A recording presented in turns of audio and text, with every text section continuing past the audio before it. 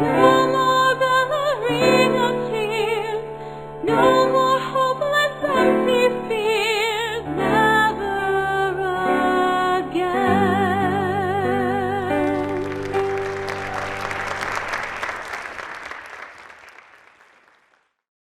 Well, hello to all from Los Angeles. I hope it's a beautiful day in your part of the world. Thank you for joining us for Grace's 10th annual Women in Pain Conference. This is our first ever virtual conference, and we're abundantly glad to have you here.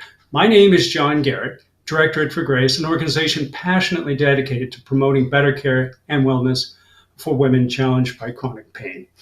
In years past, our conference themes have included Finding Your Tribe, Pain Takes a Vacation, The Power of the Comeback, Reframe Your Pain, Reclaim Your Life, and many more.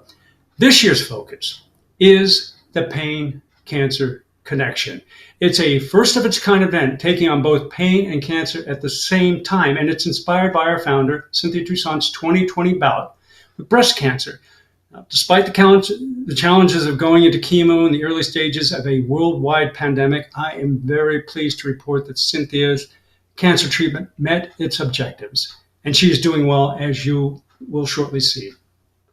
Now, the main goal of this gathering today is to bring awareness and education about the connection between chronic pain and cancer, and what wellness seekers of both can do for better health outcomes and well-being. The commonly understood intersection between pain and cancer is the late stage of malignancy, where cancer cells invade bone and soft tissue organs, often causing terrible pain. As this conference's roster of world-class speakers will point out, there are other areas of intersectionality. Specifically, we'll examine how the inflammation of chronic pain can lead to cancer, and how many cancer treatments can spark persistent pain. Also, we'll share how wellness seekers can be their own best advocates for clinical care and examine the short and long-term benefits of integrative care. We'll look at the real-life experience of being confronted with pain and/or cancer, and the importance of shedding the identity of patient and moving forward with new life force.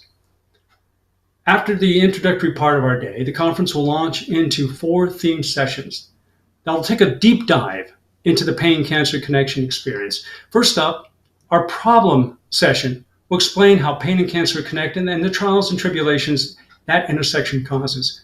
Next will be our solutions section that will explore in great detail the myriad of paths one can take to better care and wellness despite the challenges of these 2 formidable health conditions.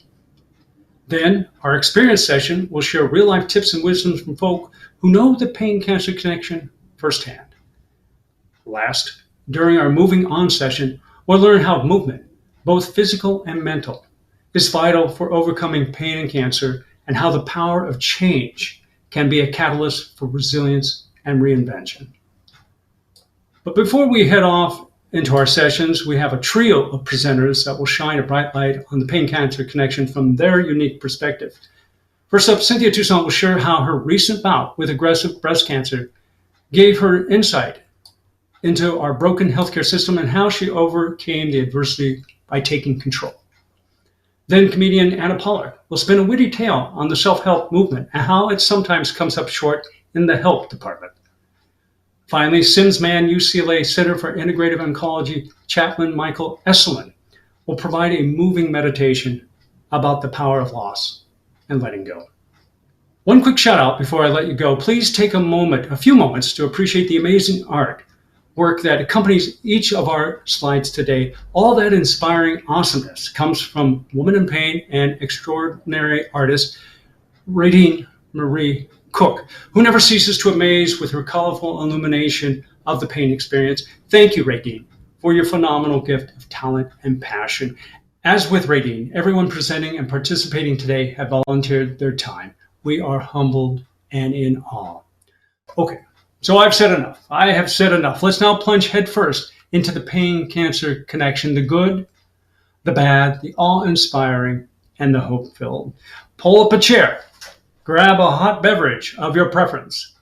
And without further ado, here's the unsinkable Cynthia Toussaint.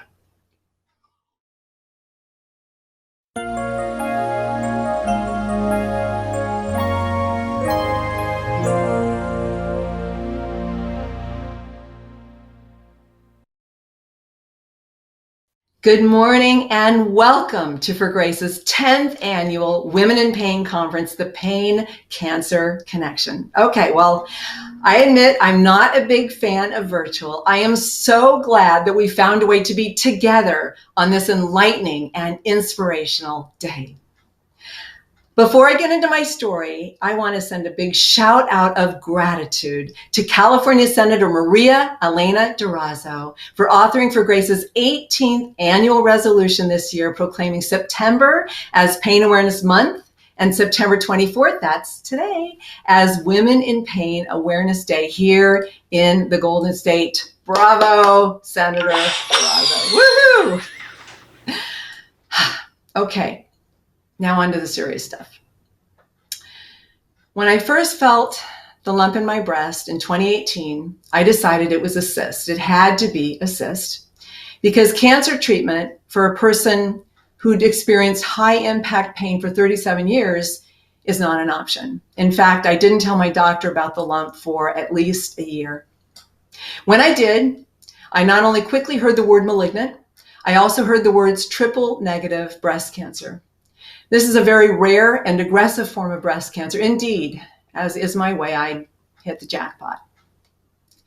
While it may sound odd to you, probably worse than finding out that I had aggressive cancer was realizing that I had to re-enter the Western healthcare system, a system that for 37 years had done nothing but fail me and make me sicker.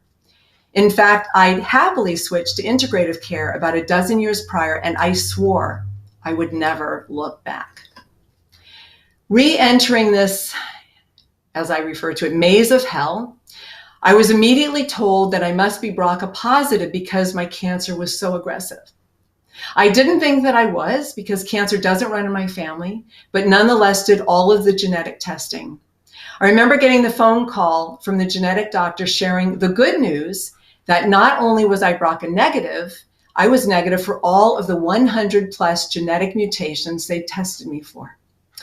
Then the doctor cryptically shared, that being said, I have no way to explain your triple negative breast cancer. So my next stop was my longtime pain doctor. When I gave him my impossible dilemma, I was kind of stunned that he wasn't stumped in the least. He reminded me that I'd spent my entire life with the trauma, next year's conference, of trying to fix my dysfunctional family, and that toll, along with 37 years of inflammation from complex regional pain syndrome, were what gave me triple negative breast cancer. It was that simple and scary. To the dismay of my Western doctors who continuously threatened a horrible death if I delayed treatment, I spent the next 6 months educating myself about triple negative and its treatments. And at the risk of spoiling the ending, I can't help but mention that my tumor actually shrunk during that time. I was not at all sure that I could choose to fight because if I survived, I wanted to survive with a decent quality of life. Because of running for grace, I was acutely aware that cancer treatment often leaves patients with a lifetime of high impact pain. And if you start where I was 37 years into it, it seemed the only outcome would be full-on catastrophe. My whole mindset changed when I went to see my integrative doctor. In contrast to the fear-based Western medicine model, he was calm and kind, mindful and attentive. He told me that we were going to take on my cancer diagnosis like every other diagnosis.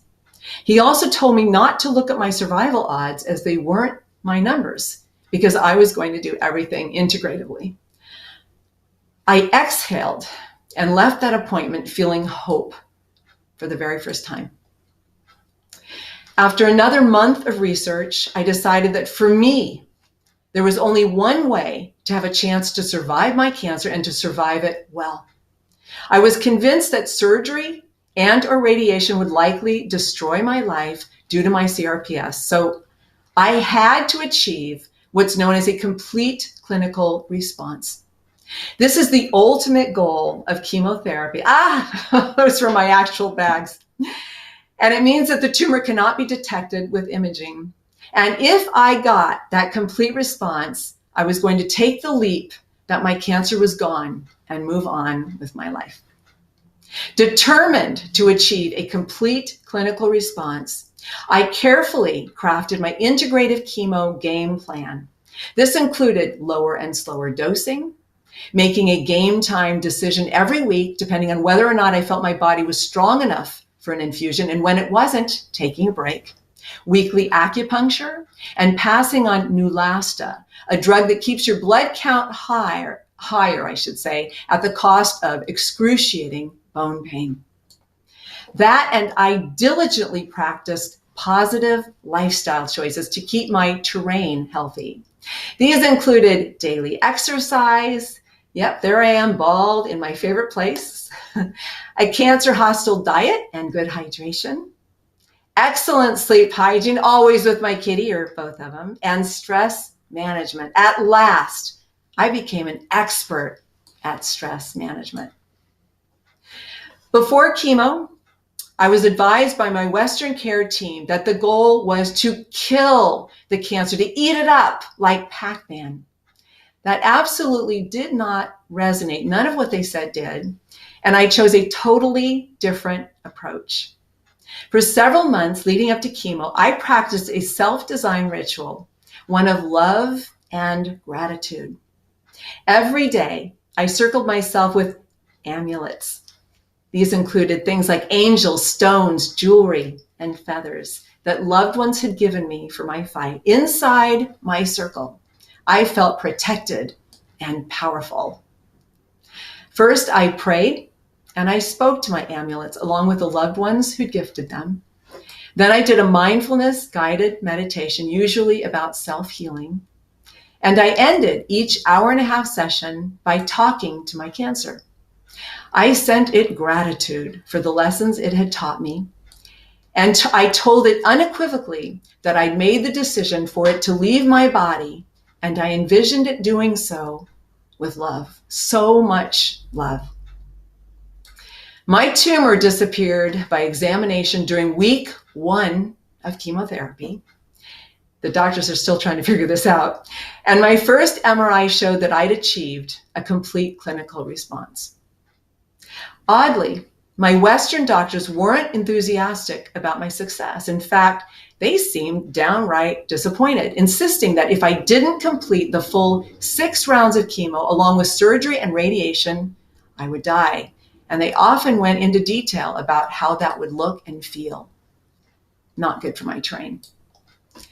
Radiation, as I previously mentioned, was off the table, and all studies that John and I found showed that if I did not do the follow-up standard of care surgery, I had a slightly better chance of survival. When I shared these studies with my integrative doctor, he kind of grinned from ear to ear, stating, every woman in your position, not just those with CRPS, should be talking about de-escalating treatment. And when I chose no surgery, he shared, you made the right decision, Cynthia, every which way, which became my mantra for survival. While I was ecstatic, my Western team was livid. 3 months later, my follow-up imaging was clean, and all looked good at 6 months when the first imaging doctor, a fellow, said I was good to go. When the attending radiologist walked in, though, I immediately sensed big trouble as she was stern and agitated. In quick order, she scolded me for doing everything wrong, then yelled, your cancer has returned and you have to have surgery immediately. Stunned and horrified, my first thought was, how could my integrative doctor and all of the studies have been wrong? A week later, my integrative doctor, the man who had been my 15-year healer and hero, the man who I believe saved my life, called and dropped me as his patient. He didn't give a reason. With the help of 2 psychologist colleagues, I quickly deduced that because this doctor works in the same huge medical system as the ones who were giving me cancer care, the higher-ups didn't appreciate his interference and got rid of the problem. So at that point, wow, Though I had an explanation, I was left with no one in the system that I trusted. I was in deep depression from all of the medical betrayal, and my cancer had returned. Soon after, I asked my oncologist to order a CT PET scan. I was confused that he hadn't already done this, because when you get a cancer recurrence, one of the first things you do is get full imaging to see if the cancer has spread. That CT PET scan showed that I was cancer-free, no recurrence. But my oncologist dismissed that assessment, saying that my cancer was too small to show up. Well, that didn't make sense, because when triple negative recurs, it generally does so quickly and much more aggressively. In quick order, my doctor ordered multiple panels of blood work, and though he didn't mention it, when I checked online for the results and saw that my markers for breast cancer came back negative, I started to seriously question the recurrence diagnosis and demanded a second opinion. Amazingly, that was refused. The reason being, and I quote, "Whether you have a malignancy or not, you have to do the surgery." Stunning. And I got the F out of there fast. I found a young female oncologist at City of Hope who gave me a second opinion MRI and reported, and I quote again, "No matter how hard our doctors tried, Cynthia, they just couldn't find any cancer." Mine is a cautionary tale. Beware of greedy doctors, hospitals, and their money-making unnecessary procedures and surgeries. Remember that the breast cancer industry doesn't always put patients before profit.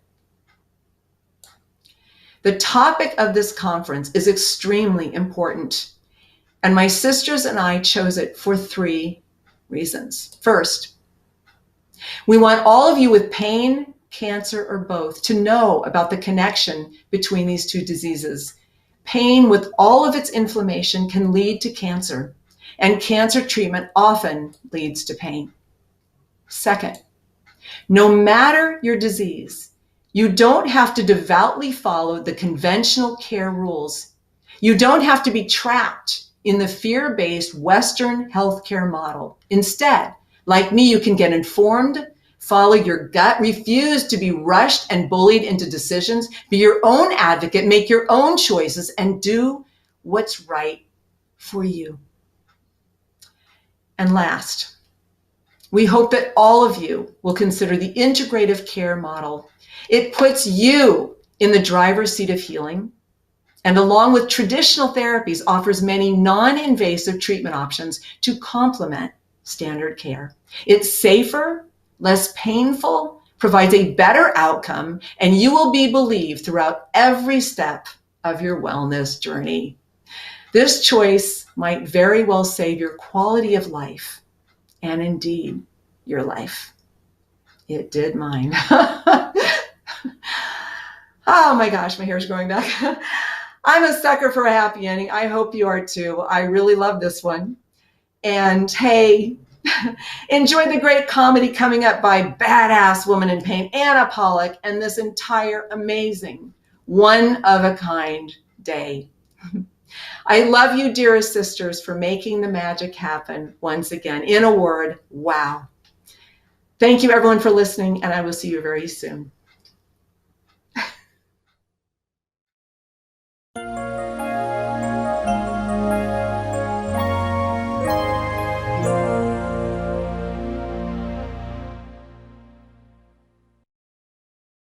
Hey everybody, my name is Anna, and I have lived with chronic migraines, ovarian cysts, endometriosis, arthritis, and fibromyalgia since I was about 14. So it's fair to say that I did not peak in high school. It's hard to be popular when you're in and out of urgent care. I am currently peaking at 47 because now that I'm menopausal, my ovarian cysts and migraines have magically gone away. So 21 years of doctors didn't really help. It just took menopause. So I'm currently in the process of peaking. So enjoy. doctors have said some really ridiculous things to me over the years. There's, well, you look fine. Like, oh, okay, I didn't realize I have to look like Nosferatu to get some care around here. I was hot for a while in the 90s, but apparently that worked against me at the doctor. I've heard, well, if I recommend medical marijuana, I'll lose my license. I can give you Dilaudid. What do you mean it's really addictive? I've heard you're too young to have all these problems. But I'm getting a lot less of that now that I'm 47. So aging isn't all that bad. I even get called ma'am sometimes now. I went to see somebody for my abdominal pain, and I was told, are you a worrier? You should just go get a massage. I mean, I'm not going to run any further tests on you. Just try to relax. But saying terrible things is not exclusive to Western medicine, because I did go get a massage, and the massage therapist said, well, you really need to think about what you're doing to make all these ovarian cysts welcome into your life. Maybe you just like the attention. I'm like, the attention? Oh, great. Multiple abdominal surgeries have made me the belle of the ball. When I show up in the ER, they're always so happy to see me, and they spend a lot of time rubbing my feet with essential oils, because there's nothing like overworked healthcare workers with compassion fatigue to hang out with. They never withhold pain medication because they think I'm faking. You guys might know who Louise Hay is. She wrote a very popular book in the 90s where you look up an illness and she'd tell you what was wrong with you that caused it and give you an affirmation to say. And I was really sad when I found out that she passed away, because I never got the chance to mug her in an elevator. Her book was just brutal. It was just heartless judgment. She's just blaming people for their illnesses so that people can insulate themselves from the fact that there's chaos in the universe. There's just consequences for being bad at being a person. According to her, migraine headaches are the dislike of being driven, resisting the flow of life, sexual fears. I was 19, so I thought, oh, does this mean I need to learn how to masturbate? So I did. Didn't help the migraines. Nice bonus, didn't help the migraines. According to her, miscarriage is caused by fear of the future and inappropriate timing. I had my son in 2008. I was terrified the entire time I was pregnant with him. And the worst thing that happened was heartburn and hemorrhoids. Now, according to her, hemorrhoids are caused by a fear of deadlines, anger at the past, and being afraid to let go. Not, I don't know, pushing a person out your lady business. So it's like you feel bad, but you deserve it because you're an asshole. I assure you that a baby is not a reward for having your shit together. If that were true, Chuck E. Cheese would be a ghost town. If that were true, I would not have the joy of parenting a 13-year-old that sent his pizza rolls back last night because I served them too hot. According to Louise Hay, cancer is caused by long-standing resentments, deep secret or grief eating away at the self, carrying hatreds. And the reason I know that's not true is because I am the angriest person I know. If anger caused cancer, I would just be a 450-pound tumor. I wouldn't fit through doorways. I'd have to buy 3 seats on an airplane. I would just be a screaming tumor in the emergency exit row going, where are my little pretzels? And according to Louise Hay, according to her bio, she cured herself of cervical cancer by refusing medical treatment and curing herself with a regimen that included nutrition, reflexology, and forgiveness. So remember, you have to process your trauma her way or you're going to die. Also, fuck science. I always wanted to kick Louise Hay in the shins while yelling, why are you making me do this, Louise? Why did you invite me into your life? Say an affirmation to make me stop kicking you. She died in a Calabasas mansion at age 90 of, quote, natural causes. I would love to know what specifically killed her so I could take it out for a cheesecake and a hand job. Oh, was it your rejection of your femininity? Let's go. I'm taking you out for a night on the town. These garbage ideas are not exclusive to New Age influencers. Mainstream medicine also loves to call women crazy. The antidepressant Effexor gave me a seizure that put me in the hospital for a week. And my psychiatrist said, I guess you just weren't ready to be not depressed. Not because seizures are a documented side effect of a very strong medication. My mother had a minor stroke in 2004. She was told, if you keep smoking and drinking, you are going to die. She quit neither. So I want to be really clear. It is wrong and unforgivable to blame someone for their illness. Unless it's my mom, because Barbara has had it coming. She would always say, I started smoking before they knew it was bad for you. Like, they magically made it not bad for her, like she got grandfathered in. My mom is like the General Lee from the Dukes of Hazzard. She's not the handsome young brothers who don't mean no harm.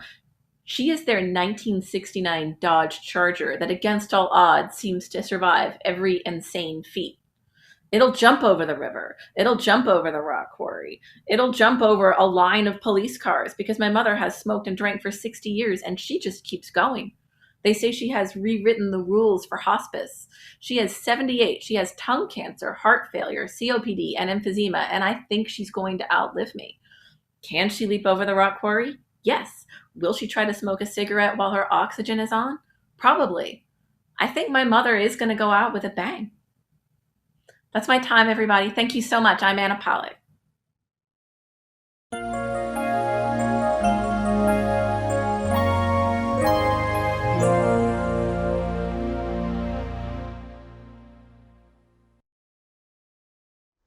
Good morning. The well-known Buddhist author and teacher, Pema Chodron, offers us this in her book, When Things Fall Apart. I used to have a sign pinned to my wall that read, only to the extent that we expose ourselves over and over to annihilation can that which is indestructible be found in us. It was all about letting go of everything. I invite you to think about 4 or 5 things that make you who you are. That if anyone is going to know you at all, they're going to know these 4 or 5 things about you. That you're a gifted athlete, a talented artist, that maybe you're passionate about politics or your faith community, or you're a devoted grandparent, or you're known for your beautiful physique and your great head of hair. That would be me. Imagine none of that is true anymore, or not in the same way. Who would you even be then? Is there an essential you who dwells beneath all of those labels with which we might identify, all those hats we might wear? What's more, is he or she worthy of love? Is he or she capable of giving love? As painful as it may be to entertain those questions, they do reflect the most profound spiritual journey through loss, toward essence, if you will, that which is indestructible. It's a journey that so many cancer patients must take in a compressed, accelerated kind of way, watching piece by piece of one's identity just fall away. If I'm no longer the super mom who never misses a soccer game or a birthday party, who would I even be then? Am I even still a mom? The thing is, it's a journey we all must take. Life affords us each that guarantee. We will all lose everything. Everything that we are, everything that we have, everything that we love. How do we make peace with that? Is it even possible? I sometimes wonder if one measure of living a successful life might just lie within our capacity to come to peace with the inevitability of loss, a new relationship with loss. What's more, might that peace even be seen as a kind of gift, giving us a glimpse every now and then into that which is indestructible? The Buddhists would advise us to be well practiced at letting go, that grasping, holding on, clinging are sure pathways to suffering. As an illustration, we only have to look at how many of us are coping with this pandemic. I just want my old life back. When can we get back to normal? When is this going to be over? I'm an avid swimmer. I swim every day. I remember last March when my gym announced that because of the virus, they would be closing down for up to 2 weeks. 2 weeks? I can't live without the gym for 2 weeks. Oh, yeah? Just wait. I hear similar sentiments often from newly diagnosed cancer patients. Can't we just go back to 6 weeks ago before all of this happened? The thing is, it's a kind of paradox, actually, that while holding on does indeed lead to suffering, I find that there's also life force in it, in the striving, in the yearning, in the longing. Chemo infusion clinics are filled with patients who have signed up for guaranteed suffering, for the possibility of more time, more life. Universities are filled with students investing in, striving for, creating a future. When we're young, the future is almost a character in our own biography, a member of the family. Look at how much attention and intention we invest in the future. It animates our lives. It shapes so many of the decisions that we make. As we get older, possibility diminishes right along with the future, and the past becomes a far richer member of the family. Memory, stories that might soothe us or give us peace, stories that might explain us to ourselves, or stories that might just as soon haunt us, but either way, stories that provide the possibility of meaning. In the saddest irony, some of us will even lose those in time. How do we make peace with that? Is there any meaning at all to be found in all that we will lose? I am not so arrogant as to think I have any answers at all. What I have are stories, my own and those of countless patients I've been privileged to walk beside, patients whom I would just as soon call my teachers. I also have a growing faith at this stage of my life that moving closer toward any paradox and holding the space for two competing realities to be true might just offer a pathway to peace, if not wisdom. April was a great gal, mid-40s, vibrant, professional, a wife, a mom, 2 great kids. She also had this exceedingly rare, exceedingly lethal cancer diagnosis that happened to be horribly disfiguring. When the doctors gave her that awful assessment, nothing more to be done, she greeted that news with this kind of clarity and profundity. Michael, I'm dying. I know that. It's the truth. But you know what? It's only one truth of many truths. Her openness to that statement, her willingness for it to shape the remainder of her days was truly something to behold. I've also walked beside those who so valiantly cling to those 1 or 2 aspects of their identity that without them life simply wouldn't be worth living. That clinging actually keeps them going, gives their life some meaning and purpose. There's the passionate professor who by any reasonable measure should never have been in a classroom given how weak and immunocompromised she was. And yet, even her oncologist saw the truth here. I see that you're a teacher and that this is what you gotta do. So go teach. Just be careful, okay? I remember meeting a young mom in her 30s in a hospital not long before she died. She was busy writing a journal, keeping letters and things to give to her daughter to be read, her 11-year-old daughter, into the distant future. Oh, that's so lovely, I said. No, it's not, she said. I'm just nagging her into the future. Still just being a mom. To the very end. Sometimes it might even be an object that we cling to as some kind of remnant of an aspect of ourselves we just can't release. Maybe an old army uniform or a wedding dress, maybe an old ID badge from a long-gone career. Over the last few years of my mom's life, she was acutely aware that things would be wrapping up soon. And so she earnestly took to clearing out, cleaning out every drawer, cabinet, closet, letting go so we wouldn't have to. Once death finally came, things had been pretty much sifted down to the bare essentials, except for boxes and boxes, acres and acres of family photos, cards, letters, and a few tattered newspapers with historic headlines, JFK assassinated, that sort of thing. That last Saturday that we were packing up what was left of her life, I made a final pass through her bedroom closet. And I looked up in the darkness, in the corner, high on the top shelf, there was a hat box. How had we missed that? I pulled it out and opened it, and I felt this searing stab of grief and wonder. It was the hat. This hat that had become legendary in my memory. Her Donna Reed hat, I called it. She looked just like her when she wore it. It was a little pillbox covered in champagne silk leaves, each one tipped with a teeny seed pearl. She bought the hat, I remember, to go with a light blue brocade suit that she would wear to her best friend Janet's second wedding in Las Vegas, maybe 1962 or so. My mom was quite the glamorous dresser in her day. Earlier that afternoon, in fact, we had come upon the photo of the small wedding party, still in the original folder from the Desert Inn. There my mom and dad were at the dining table, looking so handsome, so beautiful, so young. My mom was the only one with a hat. That hat.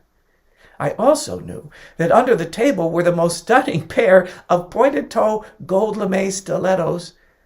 I had always been fascinated, obsessed really with my mom's high heels, surreptitiously trying them on. Even I knew better than to mess with those. But here it was, she had kept it. Although we had reminisced often about those years, even about that outfit, she never let on that she had kept the hat. For decades, and decades, after letting go and saying goodbye to everything and everyone else, she held on to that hat.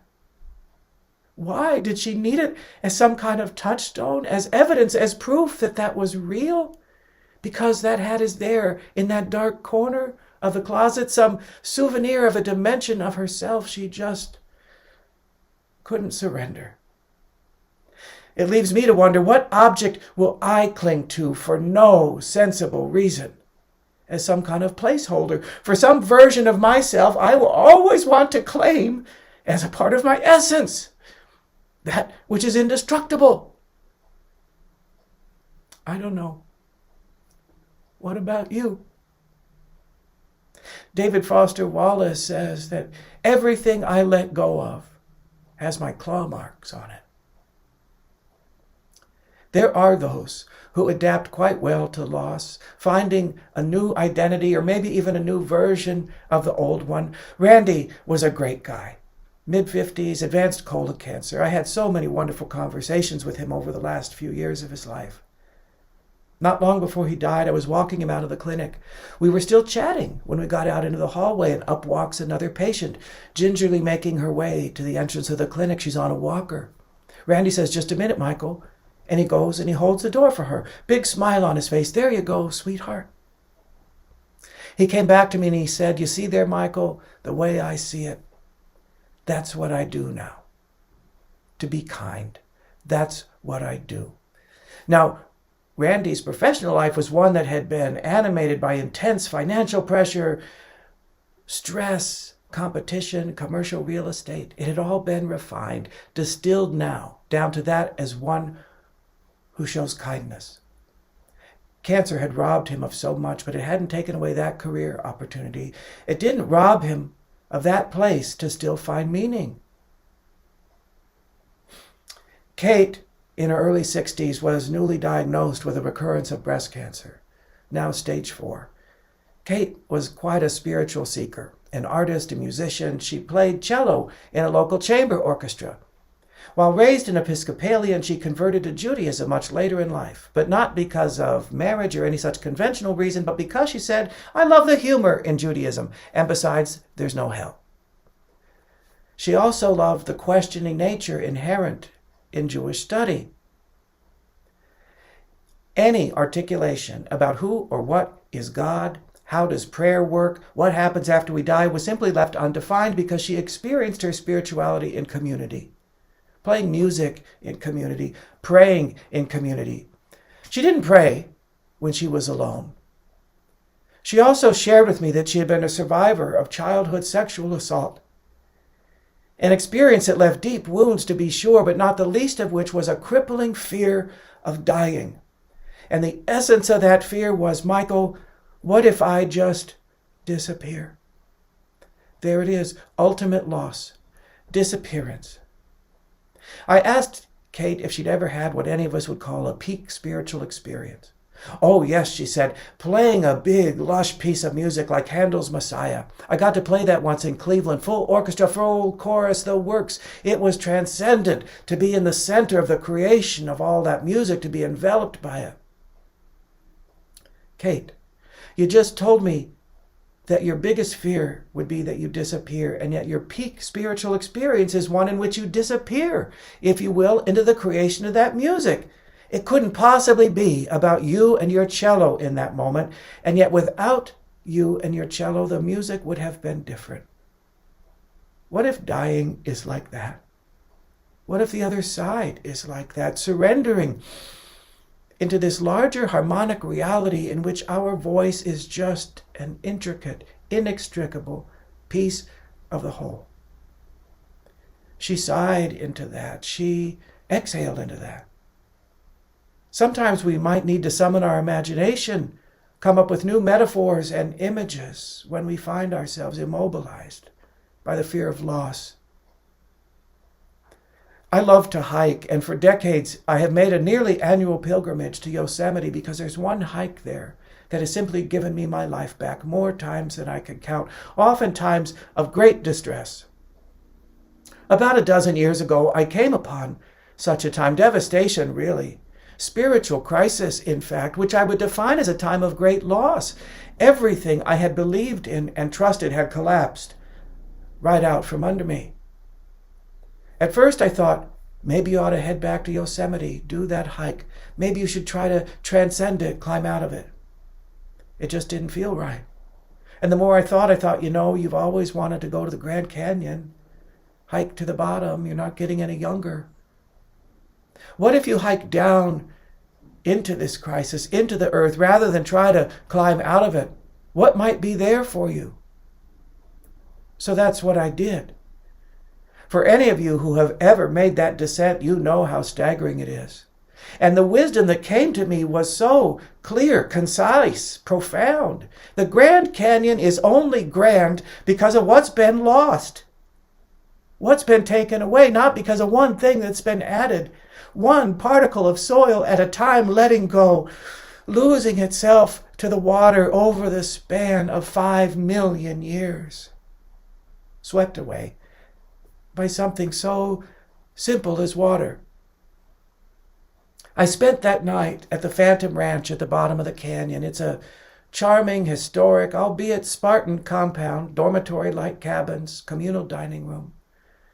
That night, the lovely gentleman who served us dinner asked for our attention before we dug in, wanting to offer us a kind of blessing or invocation.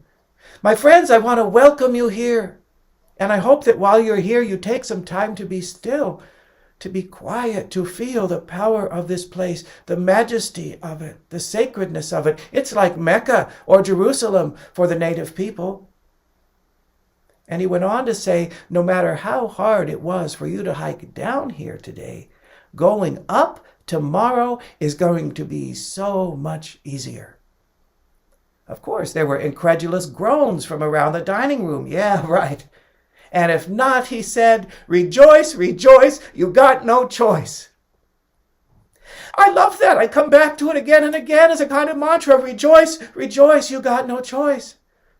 What if, like the Grand Canyon, we are being carved out for our grandeur, hollowed out by loss, so that that which is indestructible might be revealed to us? Sure, let's savor each vista. Cherish each moment. Hold on, you bet. But with an oh-so-light touch and a willingness at any moment to let go, except perhaps for that one thing. So be it.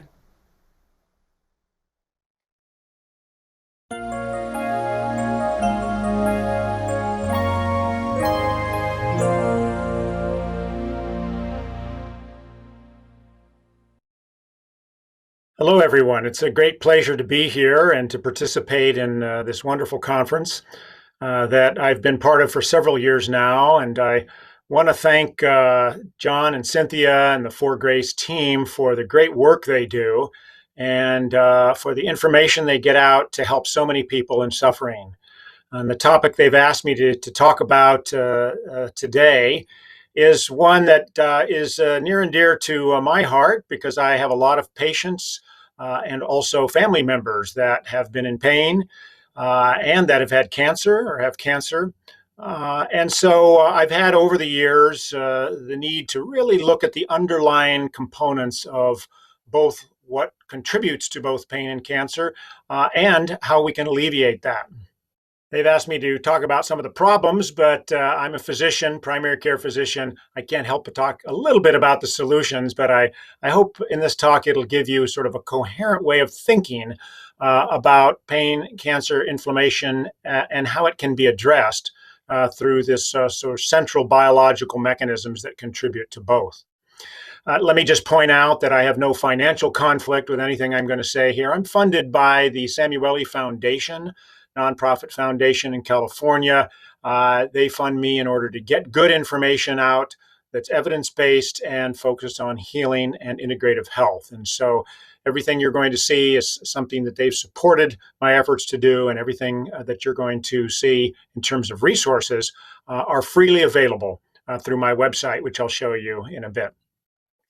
Just a brief background. I know there's an introduction before this, but I'm a family physician. I was in the military for many years, saw a variety of types of patients. I ran the Office of Alternative Medicine at the National Institutes of Health, where I got interested in the so-called alternative or complementary or integrative or non-pharmacological approaches and doing research in that.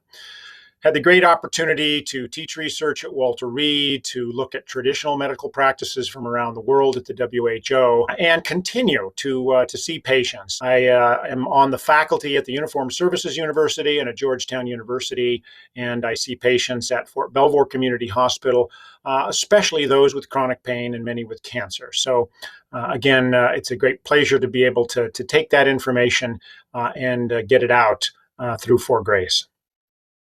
What I'd like to do over the next 15 to 20 minutes is hopefully get information to you that helps you learn the following. First, to understand how chronic inflammation is connected to cancer. Second, understand how chronic inflammation is connected to pain, because it's connected to both of those. Explore a few solutions that can help with managing pain, inflammation, and explain how to take an integrative, or what I call a whole person approach to pain, inflammation, and cancer. And then we'll point you to some resources that you can get and begin to use right away tomorrow. Let me start first with the basics of inflammation. Okay. First of all, inflammation is something that is very important for your survival and your healing. During inflammation, the body releases blood cells, especially white blood cells, and a variety of other chemicals, sometimes called cytokines. You've probably heard that term, cytokine storm, in the COVID pandemic. It's one of the things that causes damage. And those chemicals then, the goal of which is to surround the area of injury and to help it heal, to protect ourselves from foreign bodies that might come in from that, as well as then repair the process. Acute inflammation is what does this. It's short-term, and you all have probably experienced this with redness, warmth, swelling, and pain around the tissues and the joints in response to an illness or an injury. That usually lasts only necessarily as long to heal and resolve the condition, but if it doesn't, then it goes on to something called chronic inflammation. And this is inflammation that persists for 3 to 6 months or more after an acute illness or injury heals, when it no longer serves the purpose of resolving the acute situation, but it continues to cause inflammation and damage. Now, as necessary as inflammation is, and much of it is good, as I've pointed out, too much can often be bad. And here's a quote by Robert Shimmerly from Harvard University, pointing out that the goal is to recognize when inflammation is simply doing its job, and you want to let it do that job, or when it can potentially cause problems. And it's that lever there, that point when it goes from acute inflammation to chronic inflammation, when that usually happens. How does that happen? Well, there's an injury or an infection or sometimes an illness that uses the immune system to resolve it. Cancer is one of those. The body recognizes that the cancer is not something it wants around, and it sends the same inflammatory and immune cells to the site as if it were an injury, if it's functioning properly, to get rid of the cancer. If, however, the immune system continues to send cells and chemicals to this area, even after it's been resolved, or in the case of cancer, after the cancer has blocked the ability to have it resolved, then over time, it causes damage to healthy cells and organs in the surrounding area. And this chronic inflammatory process, or systemic chronic inflammation, is what causes the damage and what contributes then both to subsequent cancers as well as chronic pain. So why should we care about chronic inflammation? Well, first of all, it is essentially putting the immune system into overdrive. And as I've pointed out, we don't want it in overdrive all the time, only during the acute times. And we don't want it attacking the other tissues in the area of the damage, or that can cause diseases. And often that's very specific. The inflammation in a particular organ will cause an organ-specific damage, and that can lead to multiple diseases. And one of the things that has been revealed in the last really 10 to 15 years is that this chronic inflammatory process in the body can contribute to multiple diseases. And you see here down at the bottom of the slide a list of some of those diseases in which they have demonstrated that chronic inflammation contributes to, or in many cases may cause. And notice that cancer and pain are primary on that list. This is a slide that I think illustrates both the causes, the consequences, and some of the potential solutions for managing systemic chronic inflammation.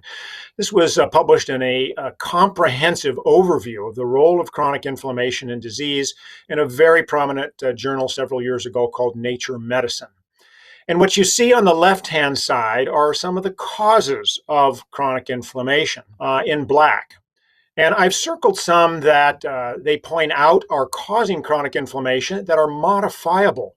They're easily changeable in our life, and therefore they provide solutions to addressing chronic inflammation: physical activity, diet, isolation, and chronic stress, and disturbed sleep. And I'm going to point to resources that we have for addressing that.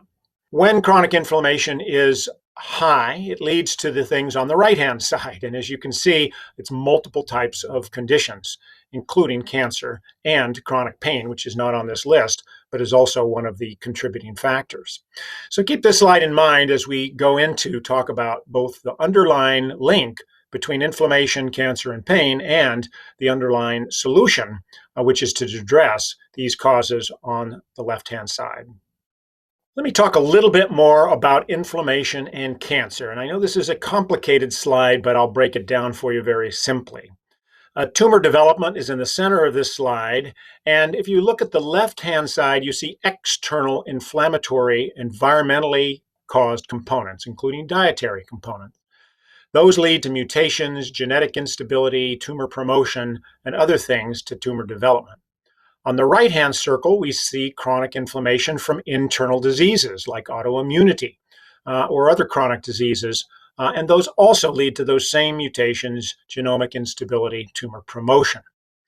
On the bottom, there are factors that interact between cancer and the immune system that we now realize are key to either the regression or promotion of cancer. There's an entire field, in fact, that has emerged in the last couple decades for cancer treatment called immuno-oncology that looks at the microenvironment and the communication between cancer cells and our immune system, showing how inflammation plays a key role in either propagating the tumor or, in many cases, resolving the tumor in these areas. Now, what the tumor does is that when the immune system starts to attack it, which a healthy immune system will do, it then tries to put up things that block that immune system or alter that in some way so that it can continue to perpetuate. And then finally, at the top of this slide, there are inflammatory causes produced by the way we treat cancer or therapy-induced inflammation. And this can also cause persistence of inflammation, chronic pain, and in some cases, a continuation of the cancer if it doesn't kill the cancer. Chronic pain also has an intimate relationship with inflammation. Chronic pain is defined as pain that persists beyond the normal healing time of an injury. So just like inflammation, chronic pain also is something that is useful when you need it. Your hand on a hot stove, a cut, stubbing your toe, getting pain is important to protect yourself in those situations. But if it goes beyond that, then, and in this case, the definition is more than 12 weeks, then it can cause suffering and problems. Currently, there are 7 classifications of different types of chronic pain, but what I'm going to point out to you that inflammation influences almost all of them, not all of them. I'll point out one where it's not a major factor, but you can see on the right-hand side these 7 classifications. Chronic primary pain, things like fibromyalgia, for example, chronic pain due to cancer, post-traumatic or surgical pain in which the body continues to respond as if there's an injury when there's no longer, neuropathic pain, which is pain that the nerves produce, and this is less connected to inflammation than the other types, and unfortunately that can occur from cancer treatment, and I'll talk about that in a minute. And then things like chronic head and orofacial pain, visceral pain in your organs, and then musculoskeletal pain, which almost all of us suffer from at some point in our life, such as arthritis, low back pain, and that type of thing. Chronic pain also can result from and resolve from cancer therapy. Very often, if somebody has cancer, the underlying cancer is producing the pain. And so if you actually treat and resolve the cancer, the pain will go away. This is the ideal. But sometimes the pain itself and the location of the cancer do not correspond, and the treatment of the cancer does not resolve the chronic pain, and often inflammation is involved in this process. Sometimes the treatments themselves will also cause pain, and here's one of them. It's called neuropathic pain. Any of you out there that have had cancer are probably familiar with this, especially if you've had some of the medications that are listed in the bullets here, platinum drugs, taxanes, vinca alkaloids, and other types of things. These often will produce neurological damage, that's damage in the nerves, and that type of pain is a little different than other types of pain. It often produces numbness, tingling, anesthesia or paresthesias in the hands. Neuropathic pain doesn't only occur from chemotherapy and cancer treatment. It can also occur with other conditions, such as diabetes, for example, and low circulation. However, if the pain is due to some of these treatments, then there are things that your doctor can do to help alleviate or prevent neuropathic pain. That includes adjusting the dose of the treatment if you're on one of these medications. And there are certain other medications, as well as natural supplements and acupuncture, for example, that have been demonstrated in studies to reduce neuropathic pain if given along with treatment. So I'm often asked by patients, oh no, now you've added another thing I have to deal with. It's bad enough that I might have had cancer or have cancer and I have chronic pain, but now you're saying I have to deal with inflammation too? That's asked as like another thing to deal with, but what I want to point out as we move into the ways to deal with both of those things is understanding the link between inflammation, pain, and cancer actually provides you with a simpler way of addressing both chronic pain and cancer by addressing inflammation. So actually, you should say, finally, I have a way of simplifying this. It's not just another thing, but it is a core underlying factor. How do we do this? Well, we address those causes that I showed you on the nature medicine slide a little while ago that were on the left-hand side, and we do this by addressing the whole person and those factors that we know contribute to the inflammatory process. I do this through a process called the Hope Note, or an integrative health visit, it's called. And during one of those visits with patients, I go over the 4 dimensions that you see listed here. Yes, what's going on in their body and the external environment, but then we also talk about the behavior and lifestyle approaches that can influence the inflammatory and other processes, the social and emotional components that always accompany these areas, and then what's important to them, the spiritual and the mental components, which really is at the center of why we live. The point of doing this, of an integrative whole person approach, is that by taking care of ourselves as a whole person, we can actually influence pain and cancer and we don't just focus on the pain and the cancer. So we have increased tools in the toolbox for managing this by looking outside the normal treatments for pain and cancer. This is called an integrative approach. In the case of people with cancer, I call it integrative oncology. And it is the merger of conventional medicine, the pills and procedure you get from normal treatment, non-pharmacological approaches, non-drug approaches, and behavior and self-care, all delivered within the social and emotional context in which we live. It's that red sweet spot that links these three dimensions, that is integrative care, that you want to seek out and deliver for your own healing. Let me illustrate some of these from each of these, and I'll emphasize the self-care and the non-drug approaches, since most people, when they go into regular medicine, will get the conventional approaches. And what we want to do is merge these. In the self-care, let me point out mind-body approaches, exercise, diet, and sleep. Notice all of those were some of the underlying factors that lead to inflammation and therefore chronic pain and cancer. Also, there are some non-drug approaches. Sometimes those are called complementary and alternative medicine, or CAM approaches, such as massage, acupuncture, herbs, cannabis, palliative care, and supportive care in those areas, as well as the appropriate use of those with conventional care, including medications, and yes, including opioids when appropriate for the management of pain. The key issues here are summarized on the slide. This is the things you want to look for, and I'll show you in a little bit more detail. First is consume a diet that is vegetable-based and anti-inflammatory. And the most tested diet is the Mediterranean diet. We'll talk about that. Exercise and moving meditations are very useful, both for pain and for cancer in those areas. And depending upon your situation, sometimes requires guidance. But movement reduces inflammation, actually. Stress management through the relaxation response is key. You saw that as one of the contributing factors. And unfortunately, in modern medicine, we tend to dismiss this. We think the mind is weak in some way, but it isn't. It's extremely powerful. And if you engage in regular relaxation response, you can reduce inflammation, in many cases, more effectively even than a drug or a supplement. And then finally, getting sufficient and high quality sleep is key in those areas. Integrating things like massage, acupuncture, and other kinds of non-pharmacological approaches then can complement these factors and reduce pain and risk for cancer. Mindfulness interventions, here's a study in which they summarized a number of mindfulness types of stress reduction. That's a type of mind-body practice, and it influences both physical and psychological pain in these areas. And so it's one of those one-stop shops for the mind and the body in those areas. Here's some examples of those. When I have my integrative health visit, one of the questions that I ask during the HOPE discussion is, how is your stress and how do you relax? And here's some stress solutions that are on my website that are free, including educational handouts such as guided imagery, which is extremely helpful, breath work, moving meditation, music therapy, and journaling, all of which are mind-body practices in those areas. Many of these you can stream free, including the imagery components related to cancer and pain from my website, and I'll show you how to find those in a minute.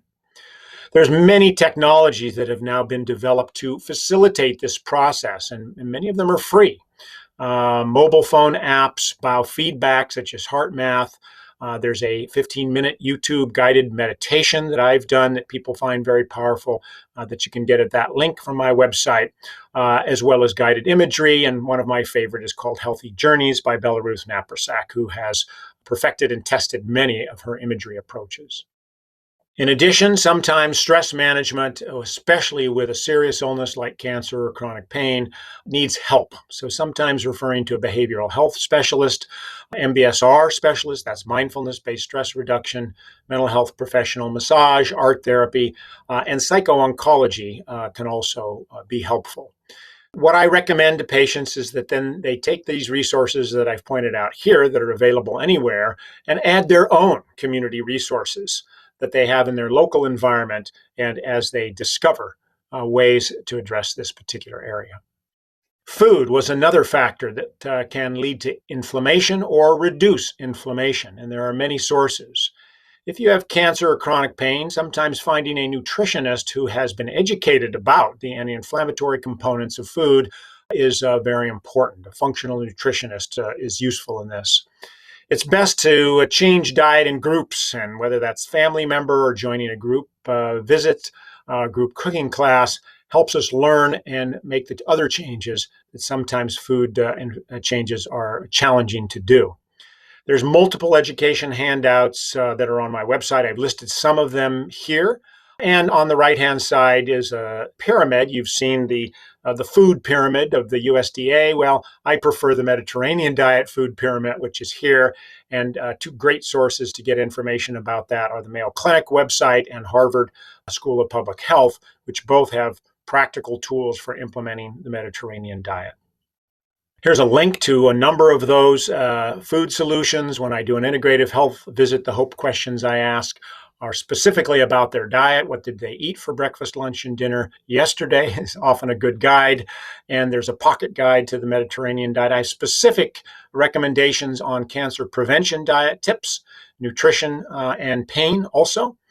This topic, as well as other things that support that. There are a number of trackers now that allow you to track what you eat and what you drink in those areas, which gives you a bird's eye view and a more objective and accurate view than just trying to recall what you did. And as I mentioned, referring to a nutritionist or specific group visits in your own local area is a helpful way to build your team. Movement is an amazing contributor to both temporary inflammation, but mostly long-term reduced anti-inflammation and altering the immune response.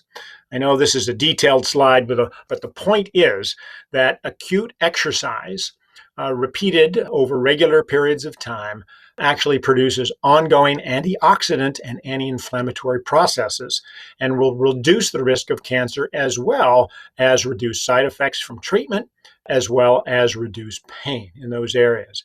And it doesn't really matter that much what the physical activity is. At the bottom of this slide, you'll see lots of different activities. The main thing is that we move. There are multiple movement solutions: endurance, strength, flexibility, and balance. I've listed a few of those here. So we've got a smorgasbord of opportunities in those areas to pick from. The point is simply move. Sometimes if you have severe pain or if you have cancer, you need to have your exercise or your movement customized. So getting an exercise prescription is important. Yoga, Tai Chi, and Qigong are very helpful. It's good to find somebody trained and certified in therapeutic yoga. And again, I have a guide on my website for doing that. Find a local resource. Join a club that moves, and this will help. There is a specific organization called Maple Tree Cancer Alliance that focuses on movement, activity, and exercise for people with cancer. Here's movement solutions from my website. I always ask in my integrative health visits with the HOPE questions, what's your activity level? What do you do for recreation? And here's a pocket guide on moving meditation, cancer and physical activity, activity and medication, as well as Maple Tree and other ways to find local community resources to move. The final thing I'd like to talk about is sleep, because sleep contributes not only to inflammation and anti-inflammation, but also to cancer and to chronic pain. Sleep disturbance, insomnia, and short sleep duration all have biochemical effects that aggravate inflammatory processes, can cause gene damage. These chemicals and white blood cells that I mentioned earlier in the talk, pro-inflammatory cytokines, C-reactive proteins, etc., all then can cause DNA damage, and they can cause inflammation, cancer, and chronic pain. Chronic pain and inflammation and sleep can get people into a downward spiral where lack of sleep increases inflammation. Inflammation increases the likelihood of chronic pain. Chronic pain then disturbs sleep, and around and around and around it goes. So breaking that cycle by improving sleep is one of the key factors for facilitating healing and reducing the chances of both chronic pain and cancer. It's not just the amount of sleep. You hear often people say you need 7 to 9 hours of sleep, and that is true. And most people do not get that. And that's been shown now over and over and over again. And it's especially important for optimal function of the immune system. And it's been especially shown that in women, lack of sleep will have an adverse effect on chronic pain and the immune system. But again, it's not just the quantity, it's also about the quality. 5 hours of quality sleep can be better than 8 hours of poor sleep. The best way to start addressing that is through something called sleep hygiene. And this is creating an external environment that facilitates improved quality and quantity of sleep. And here's a couple websites from the CDC, from a great one called sleepeducation.org and from the NIH that talk about sleep hygiene skills. Many psychologists are specifically trained in this, and so it's useful sometimes to go and get training in how to do sleep hygiene. Here's some sleep solutions for you that I ask in my integrative health visits. How is your sleep? And if you wake refreshed? I've mentioned the NIH site, but there's other approaches using technology such as imagery, as well as a CBTI. This is cognitive behavioral therapy for insomnia. And in fact, there is an app which can coach you and has been found to be very effective in insomnia. The VA has a number of websites, resources by specialists in your area, and again, customize it for what resources that you have for your team. Here's some summary resources, again, that I have on my website, and there's the link up at the top. Just go to drwaynejonas.com/resources, all free, including a guide to nutrition for chronic pain. What you eat can make a difference, a guide for optimizing treatment through integrative health for people living with pain, and then one specifically focused on women. Women disproportionately suffer from chronic pain, and taking control and finding relief is a key factor in that process. I've tried, and my staff have tried to summarize these in what we call pocket guides. These are simple approaches and point you to other resources.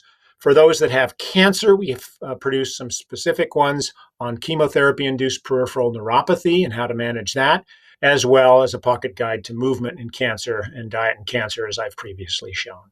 So what does this mean for you and how you work with your team? First, look for integrative whole person care team. If your physician's not doing that, then try to find one who will, or ask them to do that. If they're not sure how to do it, they can go to my website, and I have a whole toolkit for physicians and teams on how to do a Hope Note, how to do an integrative health visit, and how to access the resources, some of which we've just discussed. Ask questions and voice concerns. Come in with your list. You know, it's good to be that irritating patient that comes in and is proactive. As a physician, I'm much more interested in working with a proactive patient who's interested in their own self-care than one that is not motivated to take care of themselves. So it's a positive thing.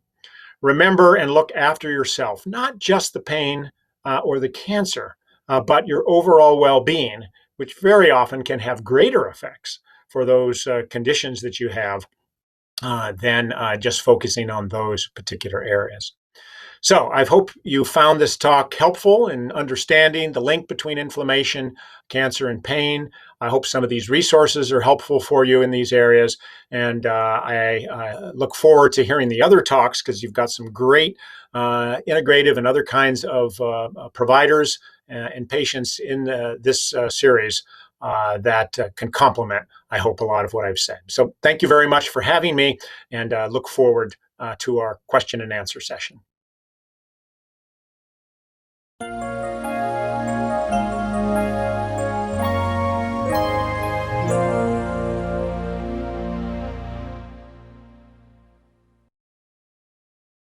Hi, thanks so much for joining us today at this really important conference. I want to thank Cynthia and John and the planning committee for inviting me to give this talk today. My name is Chris Veasley. I'm the co-founder and director of the Chronic Pain Research Alliance, and I myself have had chronic pain for 30 years. So I'm really pleased to talk to you today just a little bit about how to advocate for yourself and for loved ones. And obviously this is kind of a lifelong journey and a learning process. So there's only so much that I can share with you in 10 minutes, but I hope that we can cover at least some of the bases to get you started in the right direction.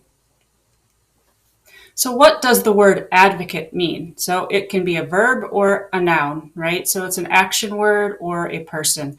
It's really to speak or write in favor, to support or urge by argument, or a person, you can be an advocate, right?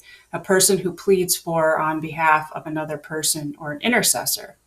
So then what is self-advocacy? Well, in simple terms, it simply means being an advocate for yourself, for what you need and what matters to you. And it's composed of several different abilities. So it's really the ability for you to ask for what you need and what you want, and to be able to tell people about your thoughts and feelings, and also to make choices and decisions that affect your life. So what's the goal of self-advocacy in pain care? Well, I think most of us understand that with chronic pain, it's usually not a curable disorder, and that it turns into a chronic, usually lifelong illness, right? Sometimes it doesn't, but most of the time it can. And really the goal is to live well. How do we live well with chronic pain and chronic illness? And the goal of pain care really is to have patient-centered care. Now, this is not a new term. It's been around in the medical literature for decades, but like other things, it's taken quite a long time to kind of germinate into our system. But the good news is that things really are changing in this direction for our medical care to become more patient-centered. Well, what does that mean? It means that a provider, a healthcare provider, is giving you care that's respectful and responsive to your individual preferences, needs, and values. And it ensures that your values guide all the clinical decisions. Now, I'm sure most of us can come up with numerous times where we've visited medical professionals and our care was not at all patient-centered. But this is really the goal that we're striving for in terms of advocating for yourself. And there's different components you can see on the right side in the figure. There's different components of patient-centered care, right? First, you want to make sure within patient-centered care that your mission, the joint mission between you and your healthcare provider, your values are aligned with what your actual goals are. The care is collaborative between you and your provider and others in your healthcare team and maybe family. It's coordinated and it's accessible. Top priorities are physical comfort and your emotional and physical well-being. Your viewpoint and that of your family are respected and valued. You and your family are, if you choose to be, are always included in decisions and welcome in care settings. And there's full transparency and fast delivery of information to you. So how do we get to achieving patient-centered care and living well with chronic pain? Well, the first step is that you have to educate yourself, right? Like we've all heard this quote, you don't know what you don't know. And you don't know that until you educate yourself. And that knowledge is power. Once you educate yourself, you're left with choices and can be better engaged in conversations with your clinician. Secondly, you need to know what your rights are, right? And advocacy has led to the creation of the Pain Care Bill of Rights. And basically what it states is that as a person with pain, you have the right to have your pain taken seriously and to be treated with dignity and respect, to have your pain thoroughly assessed and promptly treated, to be informed by your healthcare professional about the possible causes of your pain, as well as treatments, including the benefits, risks, and costs, to participate actively in decisions about how to manage your pain, to have your pain reassessed regularly and your treatment adjusted if you need it to be referred to a pain specialist, and to get clear and prompt answers to your questions, time to make decisions, and to be able to refuse a particular type of treatment if you choose. So once you've read up, you're educating yourself, you know what your rights are, the third step is that you have to take responsibility for yourself. Unfortunately, the way that our healthcare system is set up, no one is going to do this for you. There's a quote that says, if it's going to be, it's up to me. I'm the one that's benefiting or not benefiting from the care that I'm getting, and I have to take responsibility for my own care. And that includes not having a victim mentality, but really to be empowered and engaged to get better care for yourself, appropriate care for yourself.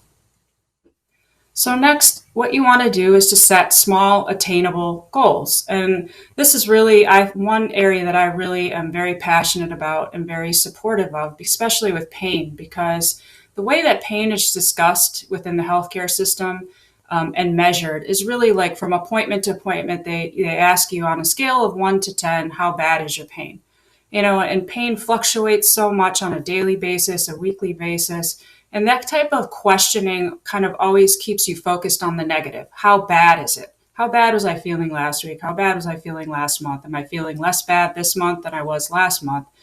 but really to kind of flip the script and start talking about, okay, what are my goals? Okay, I may not feel exactly the way that I want, but these are the things that I want to start accomplishing. And it gives you something, it kind of flips the script from focusing on how bad things are to where do I want to go with my care. And it also gives you something different to talk about with your healthcare provider. So functional goals simply are goals that you want to resume, goals to resume meaningful activities that you're unable to perform as a result of illness or chronic pain, but that you want to be able to accomplish. And research shows that setting functional goals with your healthcare provider increases your progress towards the goals that you've agreed upon. It helps create a successful individualized treatment plan, and it improves the communication between you and your clinician. And on the right side, you can see what's called the SMART goal system, which we use a lot of times in setting goals, right? And S stands for specific. You want to be specific in the type of goal that you're creating. You don't want to just say, I want to feel better, right? But you need to give a very specific goal. Number 2 is M, measurable. That's measurable. A, that's achievable. R, that's realistic. Like we're not going to say, well, maybe for you and sometime it could be to run a marathon, but if you're in severe chronic pain, that's obviously not a realistic goal, right? And that's also timely. So we're setting time measurements here. So I just want to give you a quick example. So obviously there's many areas for which you could set a functional goal. Yours may be to be more active or to exercise regularly. Other people may want to be able to get on the floor and play with their children or grandchildren. Other people want to be able to resume taking care of themselves or doing, household chores or activities. But I just wanted to give you a quick example of kind of what this looks like with the SMART goal system. So in this particular example, exercise is the priority area that's been chosen. And the long-term goal is to get to a place where you can walk for 20 minutes a day, let's say 5 days a week. So what you do is set 3 small goals that kind of work your way to progress to achieving that long-term goal. So for the first 3 weeks, you're going to walk 7 minutes a day, 3 days a week. Following 3 weeks, you're going to go to 14 minutes a day, 4 days a week. And then the following 3 weeks, you're going to go up to the 20 minutes, 5 days a week. So what this SMART system also has you do is to identify possible obstacles beforehand, right? So don't just start doing it and then when things come up and then have to scramble to try to figure out how you're going to solve that, but actually think about the obstacles ahead of time. So one that could, interfere with your ability to do this would be bad weather. So a possible solution would be to join a gym, to walk at the mall, get a walking partner for accountability, company, and encouragement. So this just gives you a little example of how to go forward with setting small functional goals. So the next step is communication. In any good relationship, whether it's a spousal relationship, a friend, healthcare provider, a work relationship, it always starts with good communication. So you want to do your best to make sure that you're communicating as well as possible with your healthcare providers. So these are just a few tips. So make a list before your appointment. Make sure you write down any questions or concerns that you have. Take the list with you to the office so that you make sure you get everything addressed. Ask for definitions. If your doctor is using a term that you don't understand, just ask them to re-explain it to you in plain language. Again, going back to the goals we just talked about, know what your goals are. Work with your clinician to develop realistic goals for your care. And be vocal during your appointment. Repeat back what you heard said to you and ask if you have everything right, just to make sure there's no miscommunication. Slow down. If your doctor is speaking too fast, and using words you don't understand, just ask them simply to speak slowly so you don't miss anything. And don't be shy. If you have concerns, vocalize them and discuss, alternatives. Consider taking someone with you for support. It can really help to have somebody there to help you understand the information and remember everything that was discussed. And at the end of your appointment, you can always ask for a recap of the main points. What are the take-home points and the action items between appointments? And finally, follow up after your appointment or between appointments. If you forget anything or something is unclear, you should ask how your provider would like you to communicate with him or her in between those sessions. So number 6 is that, you don't have to do this alone. It's a journey to living well with chronic pain. You matter. Please be patient with yourself. Don't beat yourself up if you get out of an appointment and you said, geez, I just didn't stand up for myself the way that I should have in that appointment, or I didn't communicate effectively. And get support. Surround yourself with other people who are going through the same thing as you. It will help you to empower yourself, and to be able to achieve the goals that you want for your care. And finally, just remember that you matter and that you're not alone. Thank you very much. Hey everybody, this is Anna Polack again. I was just calling to walk you guys through this meditation that I found really, really helpful. My lovely assistant is my husband, Ryan, who is my rock, but we're doing the house meditation. So everybody get out some colored pencils or some markers and a piece of paper and fill this out the way you want to fill it out. This is the foundation for the house. This is what are the things that is foundational to you. And right now for me, that is family, even though they are currently in the process of driving me crazy. The second is we're going to draw the house. This is my house. We're going to do a window. When you look out into the future, what do you see? So we're going to draw a window here, and we're going to write, what do we see in the future? And I'm going to put comedy, because comedy took a break during COVID, and I'm hoping that it comes back for me. And then we're going to do the path to the front door. What are the things that lead to your house? What's important to you? For me, I'm going to put patience. And then my garden is going to be black because I don't have a green marker. But you also have a garden next to your house. And then you put, what kind of things do you want to grow in your life? And I am going to say forgiveness, kindness. These are just mine. Please fill in your own. And then inside the house, who are the people that have influenced you? And I'm going to put my mom and my dad and my husband and my son,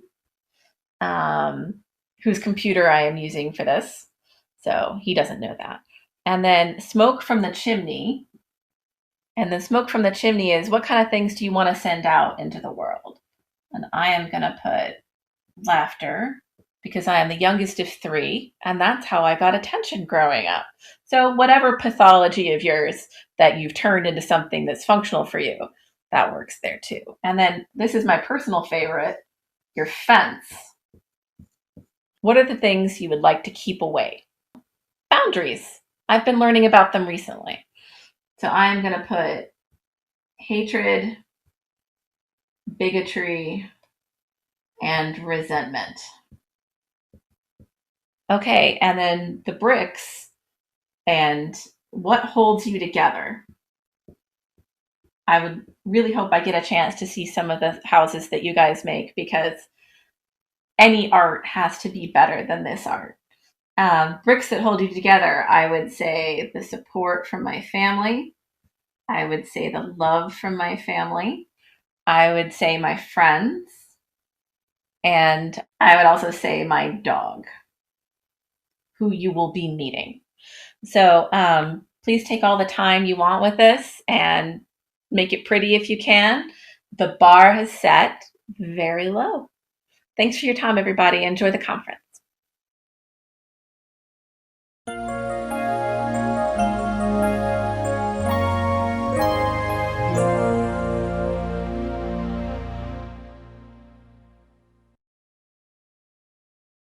Well, thank you. It's a pleasure being here, and I do appreciate the invitation from Cynthia and John, and from For Grace. I'm going to be speaking about cancer today and cancer recovery, and my focus will be that it's not just about the cancer. It's very much about overcoming a disrupted terrain, and I'll explain that at quite a bit today. These are just some of my credentials. And here's some disclosures. I obviously have a bit of a bias 41 years running an integrative cancer treatment center in Skokie, Illinois, in the Chicago area. And I have been deeply invested and involved, as has my wife, Penny, for all of these decades, really working on finding ways to save lives and to assist patients in recovering from these very difficult diseases. This is just a snapshot of some of our staff. And unfortunately, a little bit because of COVID, we haven't had quite everybody here over the last year and a half, but hopefully that will change shortly. So, Mr. Nixon, you can cure cancer. I have to, kind of start this thing off just to say that I was a medical student in the 70s during the war on cancer when it was first launched. And it really wasn't the war on cancer and to find an answer initially. Initially, the discussions were to discover the single underlying cause of cancer. And believe it or not, scientists across the globe believed there was a single cause, whether that was genetic, whether it was environmental, whether it was some food factor, something was driving the disease. And if we could figure it out, hell, we landed on the moon, we should be able to find an answer for it. And we got a little bit fixated on discovering this single cause would allow us to discover a single solution, kind of a one-off, a one-target, one-bullet strategy. And I have to tell you, this kind of led to a little bit of the lag between the bench and the bedside, because we doctors want to implement strategies to get people better. And the science hadn't yet fully caught up in the way that it would eventually. And what would happen by 1981 with this kind of single bullet to address the single target mindset, we really had lowered the bar. We didn't in any way reach the cure of cancer in that 10-year period as we had hoped. By 1981, we lowered the bar to 5-year survivals, which actually was an arbitrary number. It was not based on any rigorous rationale or science to it. And in fact, within 15 more years, by 1996, actually for any stage 3 or 4 cancer, we lowered the bar even further. Part of it was based on statistics, but we were talking months. Maybe 3-4 months for pancreatic cancer, maybe the same for glioblastomas, stage 4 brain cancer, and just as much, maybe up to 22 months for, say, metastatic prostate cancer. And those were really the bookends in terms of what the expected survival was across the board for solid tumors for stage 3 and 4 cancers. So we did not make the kind of progress that we had thought we were making. And we, actually in that, kind of window, there were several reasons for that would become very relevant over time. Why has progress been so slow and small, you might ask? Well, there were some new drugs that came out during that window of time. There were targeted drugs. We already had chemotherapies. They were improving. We had angiogenic inhibitors, and even a few years later, we would, really start to discover how valuable immunotherapy really could be. But there were several reasons why we weren't making quite the rate of progress that you would have thought we would have made. We had a topsy-turvy healthcare system. We think about disease actually as the primary problem and health as an afterthought, when it should be health as the foundation. We got focused and fixated on the cancer cell, not the terrain, not the bioecology or the environment that it's in. That will be a large part of my presentation today. We certainly were a silver bullet approach or mindset to care. The idea was we were going to find a single simple cause, so we were going to be able to come up with a single solution to it. And that really has never been the case. We have a generic system of medicine, one size fits all. It works well if you're big pharma. It works well if you want to, I'm going to use a funny term, genericize medicine, so that's a little bit of cookie cutter, everybody gets the same strategy. But the truth of disease and biology It is unique to the individual and requires individualizing and tailoring in very profound ways. But that gets into the idea that there are interconnected growth pathways, and so multi-targeting is essential. We have heterogeneity. A tumor can be high grade or low grade, aggressive cells and quiet, dormant cells. We have residual cells that can rear their heads and cancer stem cells. We have structural elements. There's a lot going on in that tumor. And the idea that we're going to come along with a bullet or two and transform it, unfortunately, has been more myth than reality. In addition to that, we have a soup. That terrain is a focus that I learned early on in my career and have been very much focused on fixing that environment so that it is cancer fighting.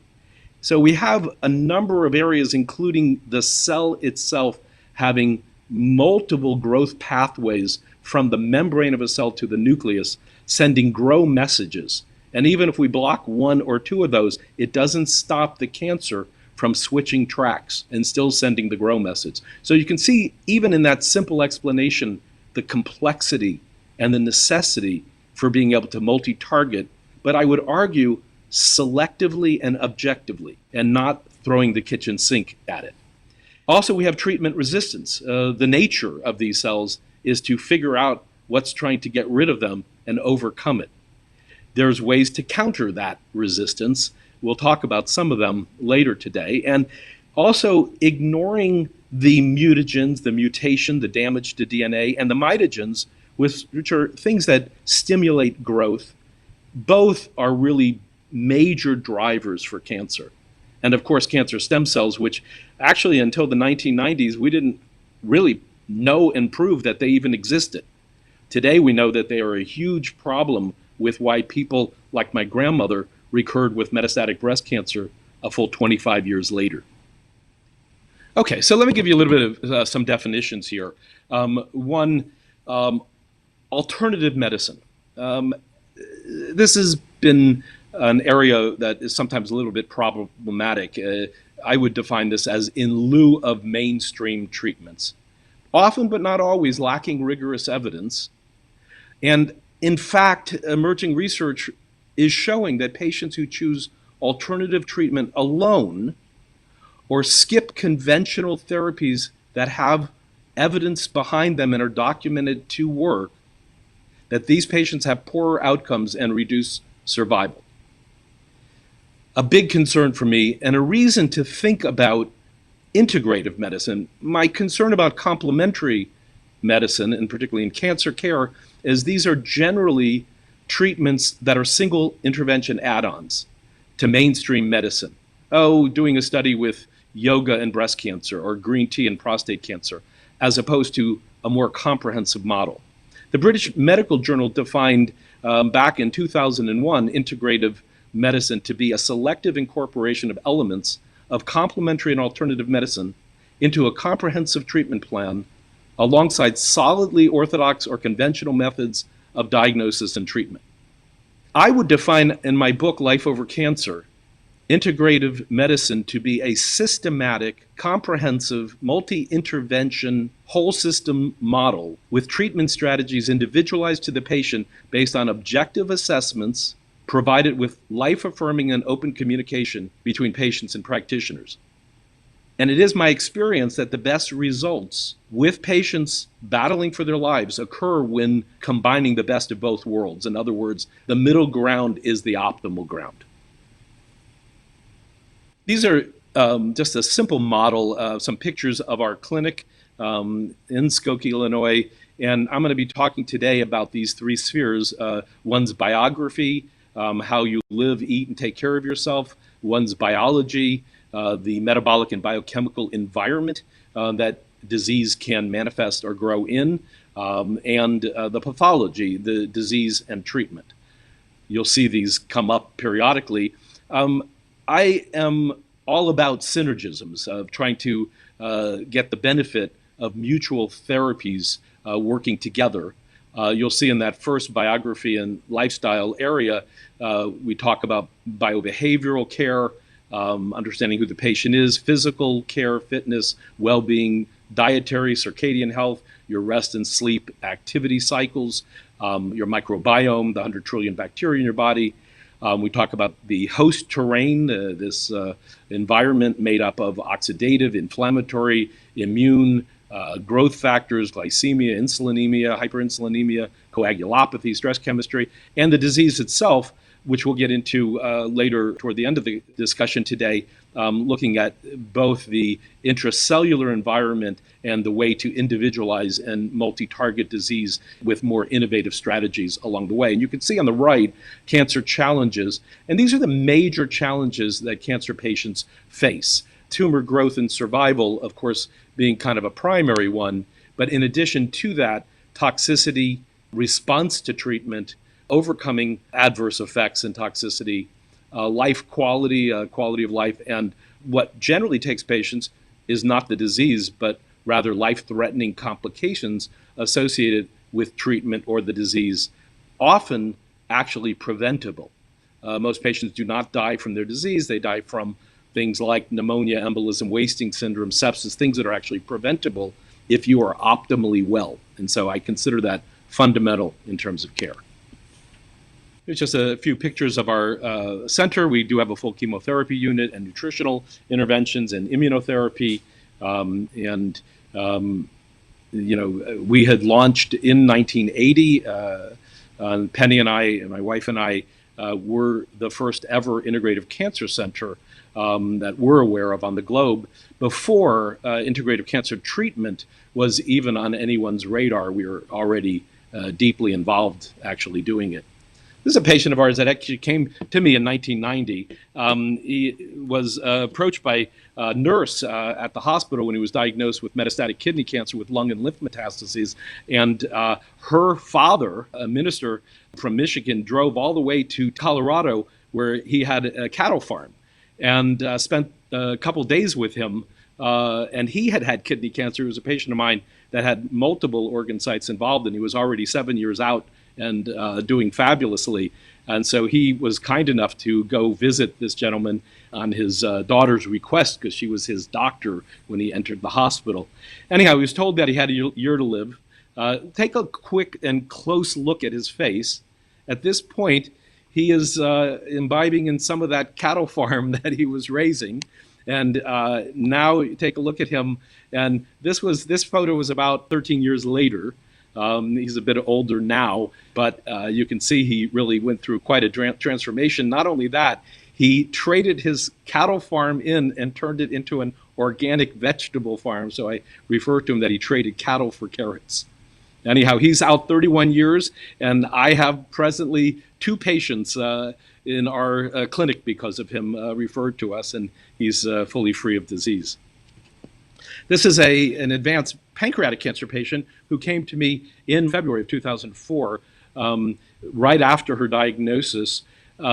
She had hepatic metastases, and she was given 2 to 3 months to live at the time of the diagnosis. It's kind of an interesting story in many ways. I put her on a comprehensive integrative treatment program. We gave her chemotherapy, but we chronomodulated it in terms of time-sensitive chemotherapy, well documented in terms of reducing toxicity and enhancing efficacy of treatment, and a full nutrition oncology program. We stabilized her disease and then reversed her disease. We put her on a recurrence prevention plan at 2 years in, and then about 3-4 years later, we put her on a long-term recurrence prevention regimen with more of a survivorship plan.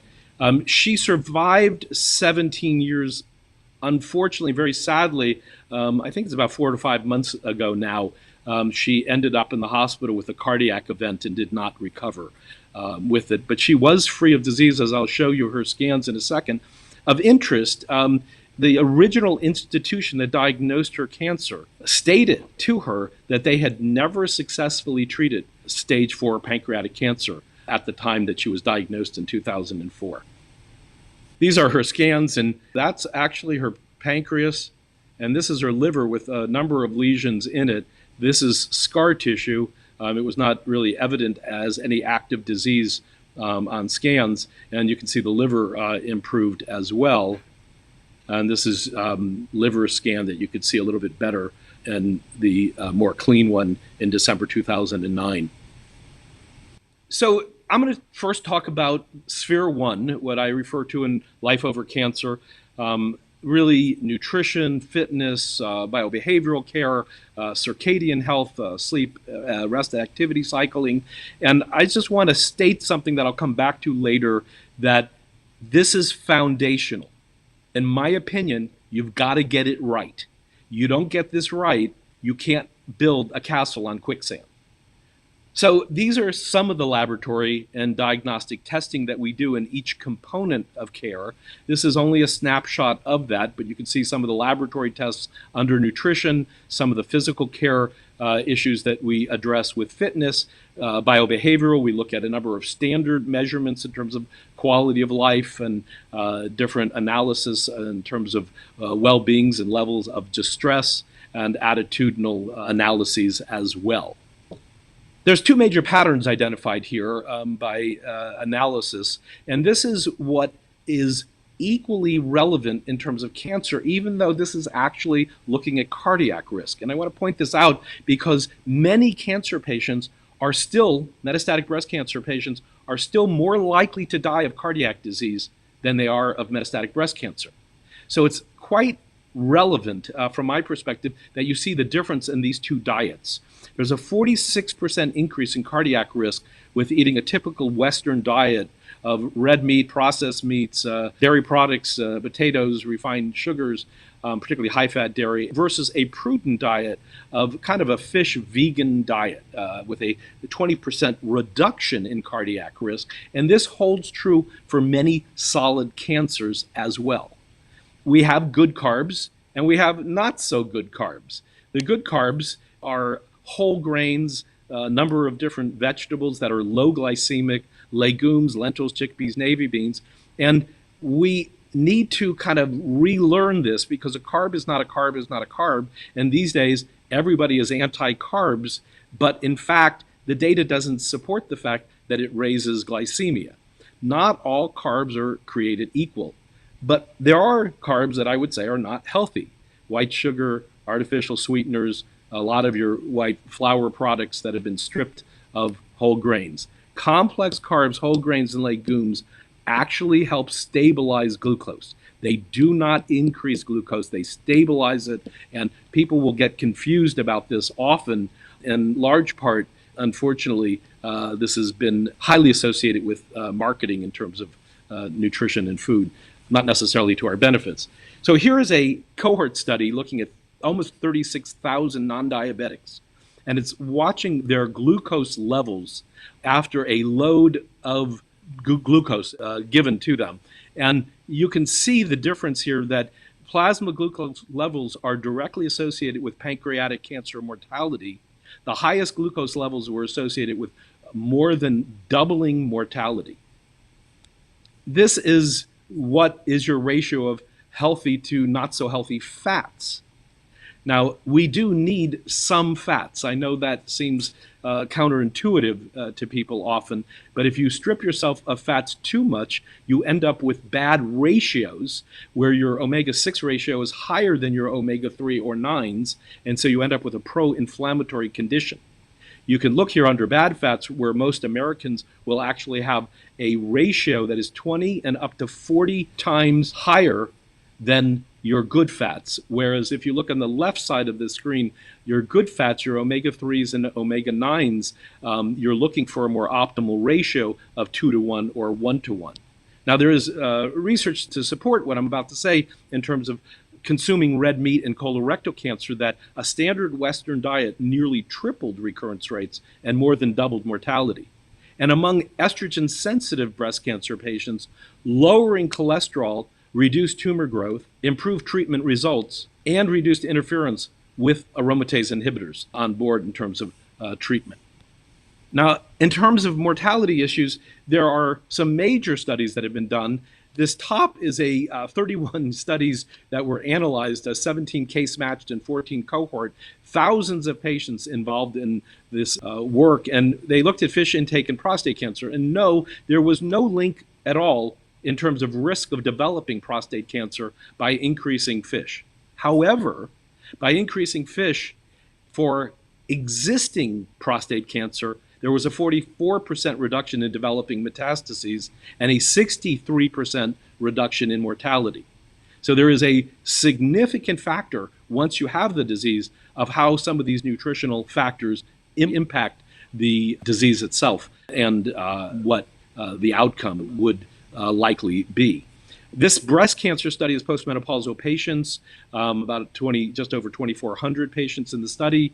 This is Klabowski who did this, conventional treatment, 20% dietary fat, and by decreasing dietary fats, this population had a 24% drop in breast cancer recurrence rates. That's comparable to tamoxifen in terms of data. And the last one here is over 3,000 patients over a 7-year period with early stage postmenopausal breast cancer, looking at mortality based on the highest EPA to DHA levels versus the lowest. And this was based on dietary patterns, not supplements. And the group that had the highest, that were in the top 1/3 of the higher EPA to DHA ratio, had a full 41% drop in mortality.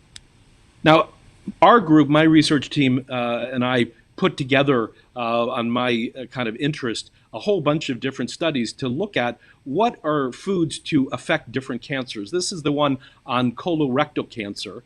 And I'm just going to summarize a couple of the more critical pieces of what we were able to put together. This is based on increasing recurrence, mortality, or all-cause mortality. A Western diet had a near 3-fold increase in risk of recurrence, a near 2.5-fold increased risk of all-cause mortality, and the highest glycemic load in the patient population demonstrated a near 2-fold increased risk of recurrence and approximately a 1 3/4-fold increase in all-cause mortality. Whereas of foods what to eat, we also put together a number of different studies to look at what was actually beneficial for patients to be doing. And this is looking at a decrease in recurrence mortality and all-cause mortality. Whole grain fiber, remember, this is the no-carb, kind of world that we've evolved into, actually decreased colorectal cancer mortality by 33%. That's comparable to many drugs that we have. Nuts, greater than twice a week, a near 60% drop in colorectal cancer recurrence. The highest intake of nuts had a 30% drop in mortality, and eating fish more than once a week actually dropped colorectal cancer mortality by 35%. These are pretty pronounced in terms of really arguing very much for kind of a vegan, macro, Piscine fish-based diet. This is kind of the recommendations as a general program. We do individualize. Our dietitians work very carefully with patients. A rainbow of vegetables, whole cereal grains, mostly plant-based proteins, legumes, soy, nuts, seeds, fish, fruits, melons, berries, limited fat intake, looking for higher quality fats, and things like good quality seeds, nuts, and avocado, and deep water seafood. And then substituting dairy alternatives, and also we focus a lot on whole-based green drinks. And these are just some pictures of our clinic and cooking classes. Okay, so exercise. I just want to, kind of point out that there are a lot of studies looking at fitness and cancer. These studies show improvement in outcome, cancer mortality, all-cause mortality, quality of life, recurrence rates. And just as a summary to this, these studies that I have here all add up to almost 20,000 patients. In all cases, the subjects were more consistent exercise, did better. They had less progression and less mortality compared to those who were the least active with it. So pretty important from kind of our perspective with this. And you look at breast cancer study where walking 3 to 5 hours per week for stage 1, 2, and 3 patients was enough to cut mortality by half. And in colorectal cancer patients, 6 to 9 hours per week of walking was enough to cut mortality by 61% and cut recurrence by more than half. This is a patient of ours that came with colon cancer with liver metastases. He had already been given up on. He essentially was in hospice. In 1997, he was treated, he recurred, he then progressed in 2002, at which point he came to us after having been given up on, really for mostly nutrition and support. I convinced him that we could give him chemotherapy differently, gave him back the same drugs that he was unable to tolerate, and fully turned around his disease. This is him running on a treadmill while his chemotherapy is running. We re-challenged him with the same treatment. He tolerated 6 months of therapy, and we sent him home in a complete remission. And this is just some of the kind of exercising that we do with patients, even while their treatment's running. You can see the bag next to this guy's right arm. We're running drugs in him while he's exercising. And this guy, you can kind of see his catheter running between his legs down there and over to his infusions. Okay, I'm going to talk about biobehavioral care and stress. Major depression develops in 25% of cancer patients. Less than half receive psychological treatment. On patients on chemotherapy, 91% experience anxiety, 61% depression. A full third abandon chemotherapy due to distress. That's major. Regardless, the impact of psychological interventions on survival may have profound impact and relevance, but they are fundamental to humane medicine.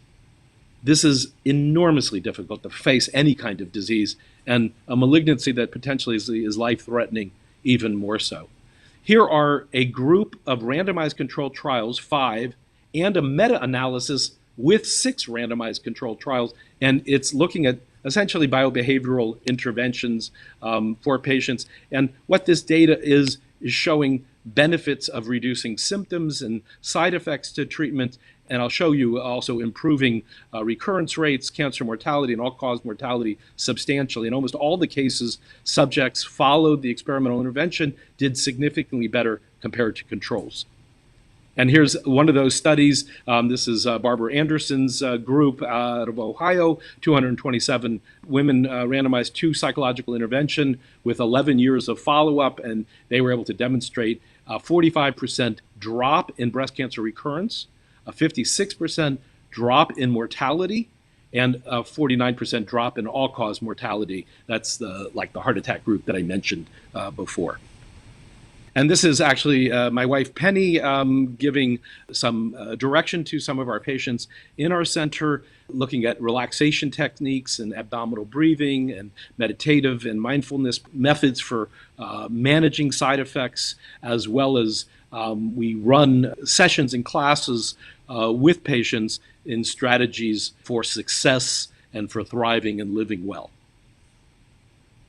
And just to say that there is a number of natural products out there. Some of these natural products are as good as mild to moderate drug therapies. This was a 30-patient randomized controlled trial of healthy patients looking at the Pittsburgh sleep analysis, the state's trait anxiety scales, and the self-rating depression scales. And you can see that these patients, statistically significant, dropped considerably in depression, anxiety, and sleep disturbance.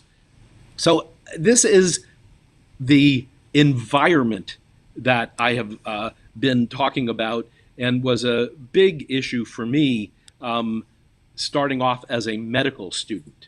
I look at this picture and it makes me think of not so optimally healthy terrain. I was a medical student in the summer carrying cells between labs at the University of Miami School of Medicine. And I was getting chewed out by a grad student. We all have a moment in our lives, at least one, hopefully we have more than one, where a light bulb goes off. This was mine. I'm carrying these cells, cancer cells, to this other lab, and every time I get them there, he looks under a microscope and he says, "They're all dead." So I run back, I get another petri dish, and by the third one, I'm actually running through the hallways as fast as I can trying to get these cells. And I stop in my tracks. True story. I look in the petri dish and I go, oh my, these things killed 3 of my relatives between my 8th and 16th birthday. And they're this fragile that they can't make it in a lab in a petri dish for a short walk, a few minute walk. I was really troubled by this. And it bothered me for a long time. And little by little, I would come to recognize that it's not just the soup within the cell, but also the cell within the soup. I want to say that again so you get this. It is not just the soup, the environment within the cell. In other words, it's not just about the cancer cell, it's about the bioecology and the environment that is surrounding that cell. Both immediate in that terrain, or what some of the scientific community finally caught up and is calling the microenvironment today. But this is back in the 70s, I started calling it the terrain, way before anybody would kind of co-opt the term and start using it. This was a major area that I thought was being ignored. And I would spend the next 20 years of my career fixated on developing tests, laboratory work, studying this in research, even outside the United States, in Israel, and looking at increasing and impacting this environment so it was cancer fighting instead of cancer promoting. Now, these are 6 of the factors that I write about and looked about. I'm going to talk about 3 of them today. They influence, the biochemical and metabolic terrain influences the tumor progression pathways. Yes, proliferation of cells. Yes, differentiation, the shape of the cell itself, the morphology of the cell, apoptosis, programmed cell death, treatment resistance, angiogenesis, the vascular supply that cancers require to grow beyond a pinhead, immune functioning, issues around communication and mortality, and of course, metastases. These are tumor progression pathways and extremely relevant to what happens with patients, and they are influenced by this terrain, by this microenvironment, as are the cancer challenges, which I talked about earlier in terms of treatment efficacy, tolerance, quality of life, recurrence, mortality, and even life-threatening complications. Again, the 3 in red here are the ones I'm going to focus on today. And these are just a sprinkling of some of the laboratory testing that we do. We take extensive laboratory testing on patients, and I'll show you some of that testing and some of those results up the road a bit today. These are just some of those tests for each of these different environments, terrain factors, oxidation, inflammation, glycemia and insulin, stress chemistry, coagulopathy, immune dysregulation. And there are also a number of other factors that are intracellular. And these are different natural products and some off-label drugs that can be used to correct the environment to make it cancer fighting instead of cancer promoting. Now, oxidation I'll talk about first, and just to say cancer patients generally suffer from an overload of free radicals. And we don't help that a lot because poor eating patterns, which are reinforced in hospitals all the time, and stress of a disease, and unfortunately treatments themselves can increase oxidative stress. Reactive oxygen species, there's a bunch of names for these, free radicals, loose, unstable electrons, all can drive DNA damage. They can injure tissue, enzymes, proteins. They can cause molecular mishaps. They promote cancer. They interfere with treatment. They can also drive other diseases and aging, and they're significant. And when you get a wrong balance, when you have too much oxidative stress and too little antioxidative protection, we start to call that persistent oxidative stress, which can be deathly for a cancer patient. Also, we know that there's a decline in a patient's clinical condition, their symptoms, their quality of life are all affected. I mentioned resistance and recurrence, life-threatening complications, chronic pain. If these are ignored, it can sap vitality and well-being. Neuropathy is an oxidative injury. Tingling in the toes and fingers from certain drugs is because of too much oxidative stress and too little antioxidant protection. Injury to tissues and neurons occur, and usually at the peripheral endings, and thus the fingers and toes get hit the most.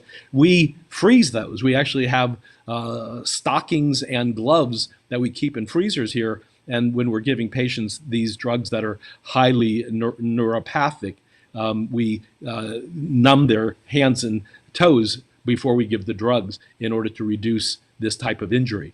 Radiation proctitis and radiation necrosis to the brain. So radiation can have a factor. It's clearly oxidatively driven, and issues like proctitis, pneumonitis, nephritis, and various forms of radiation necrosis are associated with oxidative injury.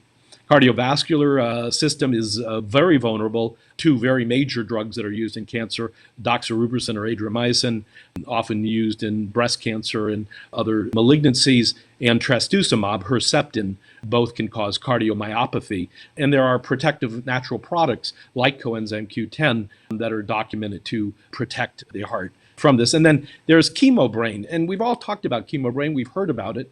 I'm still not sure where I fall on this because, believe it or not, chemotherapy-induced cognitive impairment is real. But is it chemo? Some recent research actually raises the question that it may not be any different between a patient that was diagnosed with cancer and is scheduled for various diagnostics and treatment versus the patient who's already gone through chemotherapy. Both suffer somewhat equally in some new research in terms of chemobrain.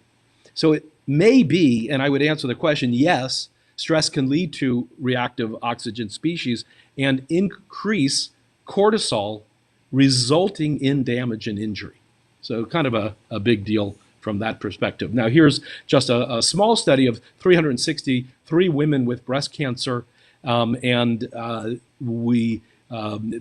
research that was done evaluated plasma lipid peroxides, an oxidative biomarker, and the mortality in the patients with the highest level of these plasma-based lipid peroxides. These patients had more than double the risk of death and almost doubling recurrence rates. So the degree of free radical-induced DNA damage is directly proportional to the growth of metastatic cancers. Additionally, increased saturated fat in your diet, and not a lot, can drive up free radicals enough to increase cancer mortality by 45%. That's not my data, that's National Cancer Database data. So much for the health benefits of paleo and keto diets for cancer patients. I would raise some very serious questions about that. There is a little bit of data showing during treatment that the oxidative stress of keto diets may have an effect of augmenting certain chemos temporarily. I'd be very careful about that because there's a lot of time in between those treatments of what can happen in terms of driving disease. Now, some of the strategies that we use for overcoming oxidative stress, and these are, all laid out in Life Over Cancer very carefully, so don't worry if you don't get all the details here. Eliminating poor habits, certainly tobacco, overeating, excessive dietary fats, excessive body fat, excess fitness, actually overdoing it can be a problem, as well as stress itself. Improving fitness is quite important. I'm one to generally recommend 4,500 steps a day, not 10,000. I think it accomplishes most of the same things unless you're really trying to get a lot of weight off and burn more calories. Getting yourself mildly or moderately out of breath is important. Improved diets, as we have been talking about, certainly high antioxidant foods, green drinks, berries, melons, a number of different vegetables, herbs and supplements, and a number of medications can be used also in an off-label reality. So now I'm going to talk a little bit about inflammation with this, and chemicals, physical, psychological, infections, viruses, bacteria, pollutants, certainly chemicals in the environment, cigarette smoke, diets, all can drive reactive oxygen species, which can drive a particular molecule called NF-kappa beta. NF-kappa beta is the kind of main switch to inflammation in the body. And these are inflammatory markers, and there's various ones that we measure and evaluate on patients and then intervene to quiet them down. Acute inflammation is normal. We should have acute inflammation. It's critical for innate and humoral immunity, for immune surveillance, and for repairing injury of all kinds. Even to kill off cancer cells, acute inflammation is therapeutic, and many drugs work through acute inflammation. The problem is when it becomes chronic. There's cancer cells that can proliferate, they can invade, they can disseminate, they drive angiogenesis, vascular supply to cancers, they drive metastases, and they can even, unfortunately, lead to resistance for both chemotherapeutics, other drugs, and radiation therapy. So we're all about trying to improve therapeutic inflammation and eliminate or reduce, where possible, pathological inflammation in kind of significant ways for patients. So just a number of studies just to go over. So cancers of the colon, rectum, prostate, breast, lung, also pancreatic cancer, they have an inverted correlation between inflammation and survival. The higher the inflammation, the worse the survival, and vice versa. Breast cancer patients that have high levels of inflammation have more advanced stage disease at diagnosis, and it can foretell, this inflammation, the onset of bone metastases. A large number of disabling symptoms of cancer patients, such as anemia, fatigue, and loss of appetite, can be attributed to systemic inflammation, and particularly metabolic changes associated with muscle and a negative nitrogen balance are the preliminary signs of cachexia. And don't think for a minute that these visceral proteins, the ones you can't see, are very similar to the muscles that you can see, the muscles, that we work out to maintain. Becoming Hercules doesn't get you a better immune system, but I will tell you that atrophying can have an adverse impact on your immune system. And cachexia is a pro-inflammatory condition that not only knocks down visible muscles, somatic proteins, but it also knocks down visceral proteins, which is the foundation to our immune systems. So core and critical, these are advanced metastatic cancer patients, a mix of them looking at their performance status, their ultimate well-being, and their survival time. And the patients with a healthier inflammatory index had better performance status and had better survival. So this is statistically significant and quite relevant in terms of not just survival, but quality of life. This is a study with curcuminoids and inflammation in solid tumors. These are 80 patients in a randomized controlled trial with either curcuminoids on board or placebo. And this is looking at the University of Washington Index on Inflammation and Quality of Life. And you can see in green, quality of life and interleukin 8, which is a favorable interleukin, increased with the curcuminoids, where all of the ones in red are unfavorable biomarkers for driving cancer and many of the symptoms and adverse consequences of the disease. Curcuminoids improve quality of life and decrease inflammation. Changes in quality of life were inversely correlated with changes in TGF-beta. So when the TGF-beta levels went up, quality of life went down, and when they went down, these inflammatory biomarkers, quality of life went up. This is a similar study, but it goes into a little bit different. This is fish oil as an anti-inflammatory strategy.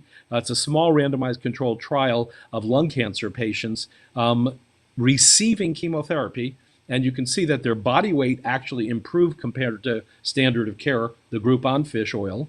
The C-reactive proteins dropped, the IL-6 dropped, and the reactive oxygen species dropped. So these patients in all parameters were improving based on that.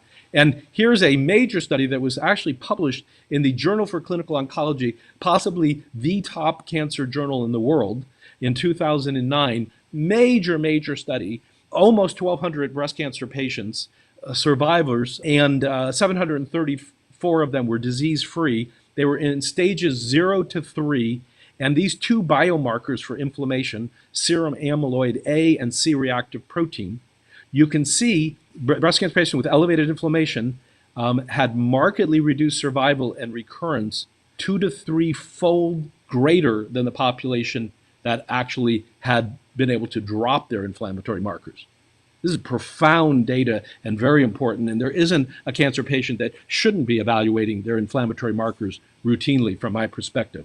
This is some of the information that we're suggesting in terms of what to do. Kind of simple lifestyle issues. If you're overweight, too much stress is not good for you. Improving your sleep is critical.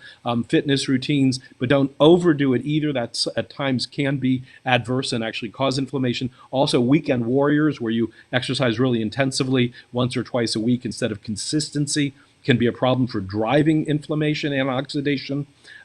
Diet, plant-based with omega-3 and omega-9 fats, and supplements, and again, low-fat diets. I am very favorable to diets under 20% fat, closer to our regimen is around 15 to 18% fat. And then some different supplements and medications that can be used as well. Additionally, you have here diet of blood sugar, issues for glycemia, and these were mice And I just want to kind of point out these were mice that had tumors implanted, and then we looked at their sugar levels on 3 different diets that they were put on. And you can see that the mortality in the mice on the highest blood sugar diets, the ones that cause the highest blood sugar levels, had 67% mortality, the normal group 33%, and the ones with the lowest glycemia, now we're talking bad carbs, we're not talking all carbs, they dropped down to 5% mortality. So really clinically substantial with this. IGF-1 is insulin growth factor 1, and it can drive growth of many solid tumors, and it can go up from consumption of a typical Western diet, which you can see in the picture there, in terms of red meat, fats, oils, particularly saturated fats, high-fat milk products, refined carbs, and excessive caloric intake. This is just some of the studies associated with, in this case, breast and prostate cancer. Increased levels of IGF-1, which we measure on all of our patients, promotes prostate cancer cell growth. It drives the highest IGF levels by over 4-fold increase in prostate cancer compared to those patients with the lowest IGF-1 levels. Early stage breast cancer patients with the highest quartile, the top 25% of insulin levels, had double the recurrence and triple the mortality compared to patients with the lower insulin levels. And in a younger breast cancer population where they followed insulin levels, the highest insulin groups had a 5-fold worse prognosis. So again, in terms of glycemia and insulin, you can multi-target this biology with lifestyle disruptors, countering being overweight, watching out for overeating, countering poor sleep, quieting emotional distress, and looking at some of the biology, including sleep and circadian health, that can drive inflammation. Again, fitness with consistency can help glycemia just by reducing and being on a pro-inflammatory diet can drive up glycemia and insulin. An anti-inflammatory diet can drop glycemia. And in addition, there's a number of different supplements like Gymnema sylvestre, coffee berry, cinnamon, holy basil, vitamin D, and others. And there's a number of medications that we use, like metformin, for patients. This is the typical crisis that cancer patients go through in terms of a conventional path. They get diagnosed, they have a life crisis. It is a life crisis, a significant one. They may have some biochemical and molecular testing done, but not deeply involved in the way that we like to do. There's clinical changes that occurred, pain, insomnia, treatment impact, and disease progression. Complications can occur, and often that's what takes patients' life with it. This is more of a kind of integrative model that we use. You can see right from the kind of get-go, we're looking at this as a life crisis, and we're intervening to help patients deal with the emotional distress that underlies adverse biology. Biochemical extracellular terrain testing, molecular intracellular terrain. We looked at inflammatory and insulin growth factor and glycemia and oxidative markers and others, coagulopathies. We looked at pathways of progression and different mutation in these patients. And you can see we intervene within the circle in multiple ways with different natural products and off-label drugs. Also physical care, using things like acupuncture and stuff for pain management, and working on improving patients' pain performance status, their ultimate well-being, so that they will tolerate drugs better and respond better. If you follow the curve downward, you'll see the typical route that people often happen that I mentioned before in terms of progression and life-threatening complications. But there's multiple things that can be done in terms of chemosensitivity testing to select drugs more carefully for patients by testing drugs against their cells, circadian timing of drugs, which I'll show you, and all kinds of interventions with nutritional and off-label drugs and responsible use of alternatives. We then believe because of that, we're able to get more efficacy and overcome some of the resistance and toxicity that patients go through. And then in addition to that, looking at treatment response and getting a different course and different outcome with patients. So if you start up on the left side of this, this is the same patient at a different time and marked pain and inflammation. She ended up on narcotics and had developed marked constipation. It was so severe that we ended up giving her a medication to counter narcotic-based constipation. She became more inactive, more fatigued, Her performance status declined. Her dehydration, she developed some anorexia, marked cachexia, a 45-pound weight loss, and you can kind of see the complications setting in. She did develop a pulmonary embolism and then ended up with disease progression and increased mortality risk. We intervened, you can see, with anti-inflammatory diet on the top left and supplements. We gave her methylnaltrexone to counter the constipation, and then started reintroducing fiber and fluids, some supplements, and rebuilt her performance status, her physical well-being, gave her high-calorie whole food shakes, and rebuilt her with a fitness and biobehavioral program, started treatment, got quite a treatment response on her. This is just the breakdown of some of the component parts. You can see biographical profile in terms of her diet and physical care and stuff, the host or extratumoral, or if you will, biochemical and metabolic terrain, and some of the different interventions we did with the inflammation oxidative coagulopathy markers that were positive on her testing. You can see some of the mutagenic intracellular abnormalities like P53, EGFR, VEGF, even though the conventional world would say that P53 is a non-actionable target because we don't yet have any approved drugs for this. I would tell you there's all kinds of natural products and off-label drugs that can hit each and every one of these targets, and I believe that a patient should be fully multi-targeted to shut down the pathways that are driving their disease. That said, I don't believe in shotgunning it. I don't think that you just throw the whole kitchen sink at a patient. I think you have to be incredibly selective. So it requires very involved testing and the ability to know how to read that testing and that information, and then to be able to do interaction screening so that you're not giving one thing that is negating something else that's important, or vice versa, actually creating a problem for a patient that didn't have one. We do various conventional treatments. You can see down at the bottom of the slide there in terms of chemotherapies like carboplatin and Taxol. There's natural products that we use to boost the effectiveness of the drugs as well as diminish toxicity. This patient went from 1996 diagnosed to May 2002. No evidence of disease during that window. Liver and brain metastases had completely resolved, and she was doing really quite well for a window of time. So you can see some of the laboratory tests that we ran on this patient serially over time. If you look from the gold at February 01, her fibrinogen levels were abnormally elevated, 180 to 400 being normal. And you can see that each time we tested her, they came down, down, down. Oxidative LDL antibodies came down from 3,300 to 900 to 417 into normal range. Her lipid peroxides came down as well. Her lycopene went up as it should. And then these are a couple of extra ones just to speed up time. Look at the C-reactive protein on the right, and you can see that initially it went up, and that's in part because she had a pulmonary embolism at the time and was suffering from marked cachexia, and it was taking a while to get all of that to actually kick in gear. But you can see her C-reactive protein came down quite terrifically with this. And she survived for over 5 years. It was quite heartbreaking. She did recur, and we unfortunately did lose her. This, again, are some of the different agents that we use for these different terrain factors. There's much more in my book that you can take a look at. This is Sphere 3. We talk about this as the treatment and disease area, but I want to be very careful about this. I said it before, I'm going to repeat it now. You got to get the foundation right, because if the foundation is off, you'll develop treatment resistance. I have a patient with metastatic colorectal cancer that is out almost 9 years on the same drugs with us. We're not happy about it. We've never been able to completely get rid of her disease. Even when we start to, it starts to rear its head again.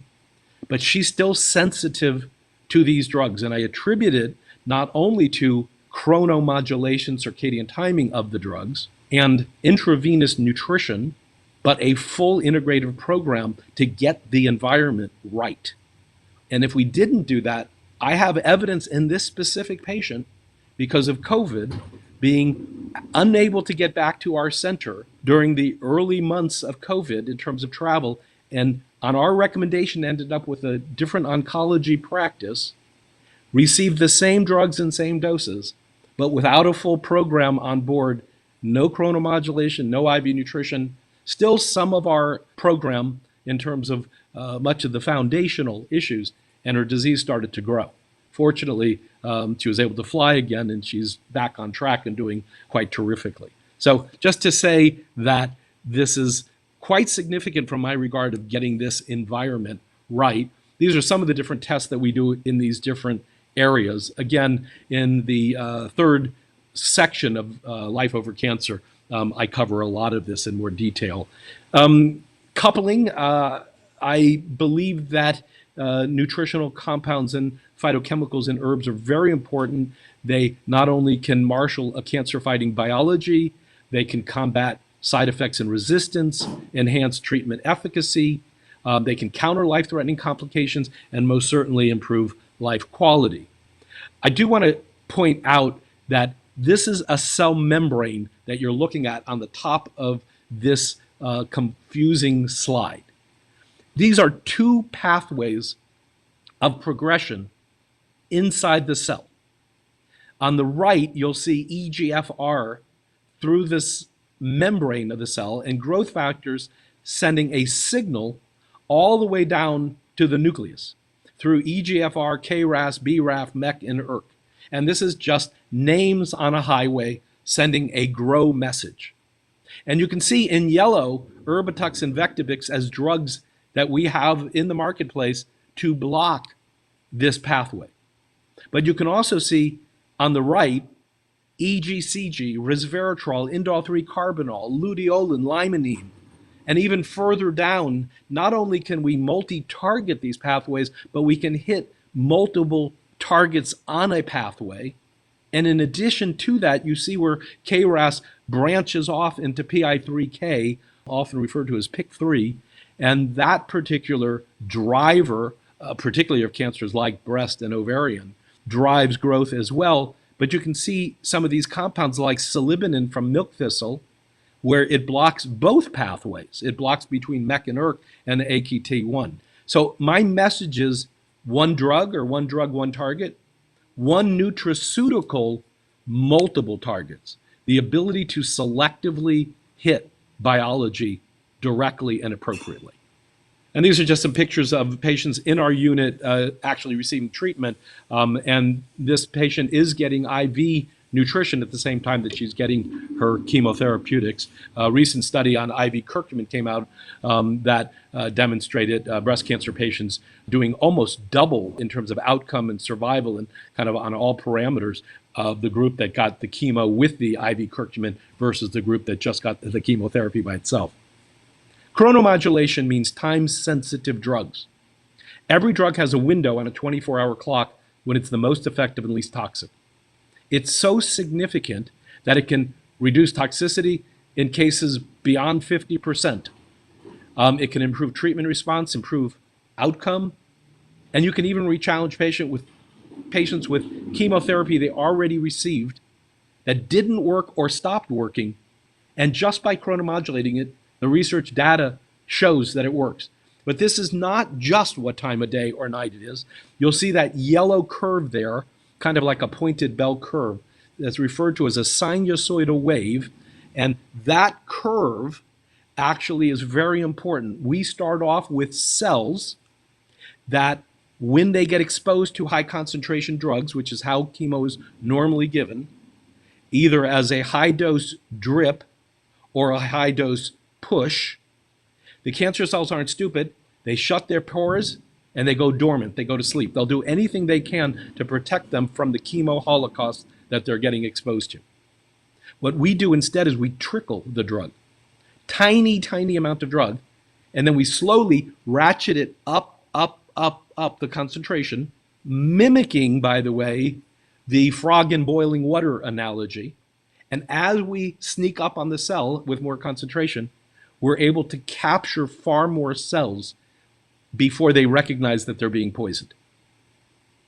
And if you look down at the bottom half of this slide, you'll see an ovarian cancer study of metastatic patients in a randomized controlled trial, and they had 50% reduction in complications, 80% reduction in the need to reduce their dose, which we know adversely impacts the success of chemotherapy, and they have a 4-fold improvement in 5-year survivals. That was 44% of the patients were alive compared to 11%. And this is just one of our patients who underwent chronotherapy with us.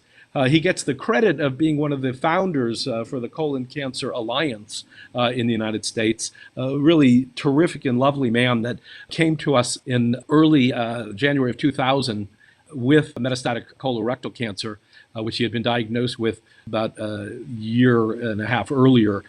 We started him off on routine chemo, and he did experience the same illness from the drugs that he had experienced prior to coming to us. We then immediately chronomodulated the drug the very next cycle to demonstrate and prove that his complaints basically eased up considerably in terms of the severity of those symptoms, but far more importantly, by June, his scans had completely cleared. And he is alive and well today. That is an old slide, 2020. But anyhow, he is out 23 years and doing quite fabulously treatment-wise. These are 3 different studies of ours looking at circadian biology and our patient load doing far better in this group. So we looked at 24-hour correlation of regularity of rhythm, and you can see the Block Center had a 0.46 compared to a group, another colon cancer population with it in 0.27, and higher in this scoring is better. We nearly doubled their results in terms of, we know that daily rhythm is a predictor of longer survival. Sleep quality, the same in breast cancer patients, and looking at symptom analysis using the EORTC, the EORTS, we compared recurrent breast and colon cancer patients to healthy adults. If you look carefully all the way to the right, you'll see 4 zeros. That's a population that did not have cancer. Lower is better in these numbers. If you look all the way over to the left, you'll see insomnia, pain, appetite loss, and constipation. And then you see our center next to the right, Block Center, and you see 0, 0, 0. We mimicked a healthy population everywhere except pain, as you might expect. It would be hard to eliminate pain overnight with cancer patients. But you can see our comparison to 2 other groups, a colon cancer population and a breast cancer population in terms of numbers. So if you ask the question, does all of this implementation of a comprehensive program make a difference? I would argue very aggressively on many levels, rather dramatically so. And here is published data of ours of advanced breast cancer patients with metastatic disease. This was a longitudinal consecutive cohort, 90 patients that came through our doors with metastatic cancer. The groups that you're looking at, Texas, Louisiana, and Munich, are population groups that we compared to.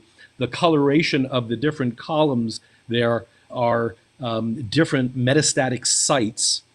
And our patients had those metastatic sites as well. The numbers on each of those columns are months of survival, and our median survival, that means 50% of the patients are still alive, were 38 months, whereas the other groups fell between 16 and 21 months.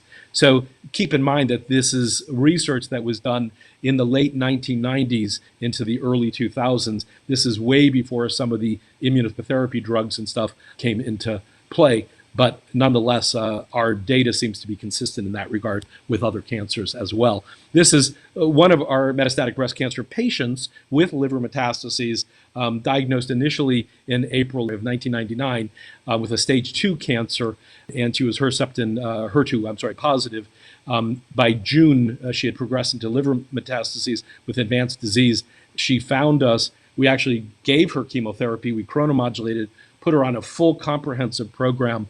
Today, she is actually about 22 years out, alive and well and completely free of disease. I think that is all I have for today. You can certainly reach us. We're at 1-877-41-BLOCK. That's 877-41-BLOCK. And you can come to our website at blockmd.com. And we are more than happy to be of help in any way that we can for what works for any patients that might be listening to this today.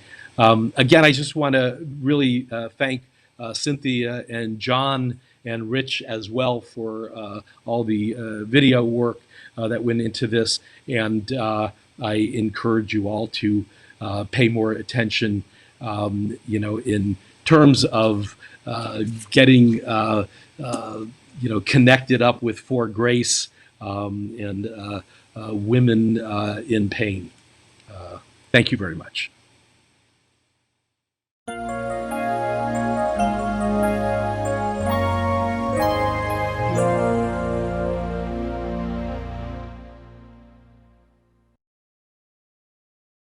I'm Dr. Susan Nyanzi, and I'm a chronic disease and wellness specialist at City of Hope. The presentation today is on lifestyle factors that reduce the risk of cancer. I have a Doctor of Public Health, a Master Certified Health Educator Specialist. I'm part of the American College of Sports Medicine and the Fellow of the Royal Society of Public Health. Cancer is caused by both genetic and environmental factors. The link between diet and cancer is best seen in population studies. Studies of Asians from Japan that migrated to Hawaii and the US, their cancer rates increased. In Japan, Asian men and women have 25 times lower rates of prostate cancer and 10 times lower rate of breast cancer compared to Japanese counterparts in the US. Once in the US, both prostate and breast cancer rates increase. Importance of lifestyle factors in the development of cancer has been proven. Only 5 to 10% of all cancers are genetic. The remaining 90 to 95 are due to modifiable lifestyle factors such as dietary factors, smoking, alcohol, inactivity. These are all lifestyle factors that we can change. Looking at tobacco, since 1964, it's been shown as the primary cause of lung cancer. It accounts for 25 to 30% deaths from all cancers and accounts for 87% of deaths from lung cancer. Now let's look at alcohol. In 1910, the first report of alcohol associated with increased risk of esophageal cancer was published. Since then, more studies have shown a strong association of alcohol and cancer. In the upper digestive tract, 25 to 68% of cancers are due to alcohol, and 80% can be prevented if we do not drink or smoke. Looking at diet, 30 to 35% of cancer deaths are linked to diet. Diet is linked to 70% of colorectal cancer deaths. Carcinogens such as nitrates, nitrosamines, pesticides, and dioxins come from food additives and how the food is cooked. Heavy consumption of red meat that is cooked with charcoal, smoked, barbecued, produces carcinogen products that increase your risk of gastrointestinal tract, colorectal cancer, prostate, bladder, breast, pancreatic, and oral cancer.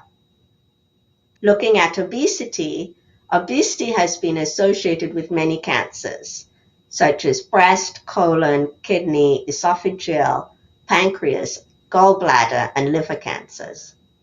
All deaths from cancer in the US, 14% in men and 20% in women, are due to excess weight. A westernized diet and lifestyle are associated with excess weight. And this is probably due to hormones, neurochemicals, insulin-related chemicals, excess fat, inflammation. These all produce chemicals that are carcinogenic. Looking at infectious agents, viruses account for most infection-caused cancers. And so I have a list of them listed here. Infection-related inflammation is the major risk factor for cancer. Almost all viruses linked to cancer activate inflammatory markers. Environmental pollution has been linked to various cancers. This includes indoor and outdoor pollution. Looking at indoor pollution, this could be tobacco smoke, food pollution, such as additives and pesticides, and polycyclic aromatic hydrocarbons, PAH. These excrete carcinogens that can trigger cancer. Outdoor pollution, this usually includes long-term exposures to PAH. This increases your risk of lung cancer. Only 5 to 10% of cancers are genetic.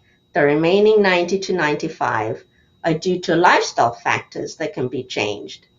Although chemopreventive agents have been developed to prevent cancer, they have numerous side effects and are not as effective. The best option to prevent cancer is by changing lifestyle factors.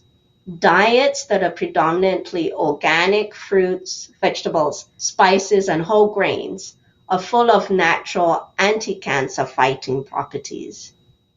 Looking at fruits and vegetables, more than 25,000 phytochemicals have anti-inflammatory and anti-cancer properties, and they target several multiple cell signaling pathways. There are several chemopreventive compounds listed here.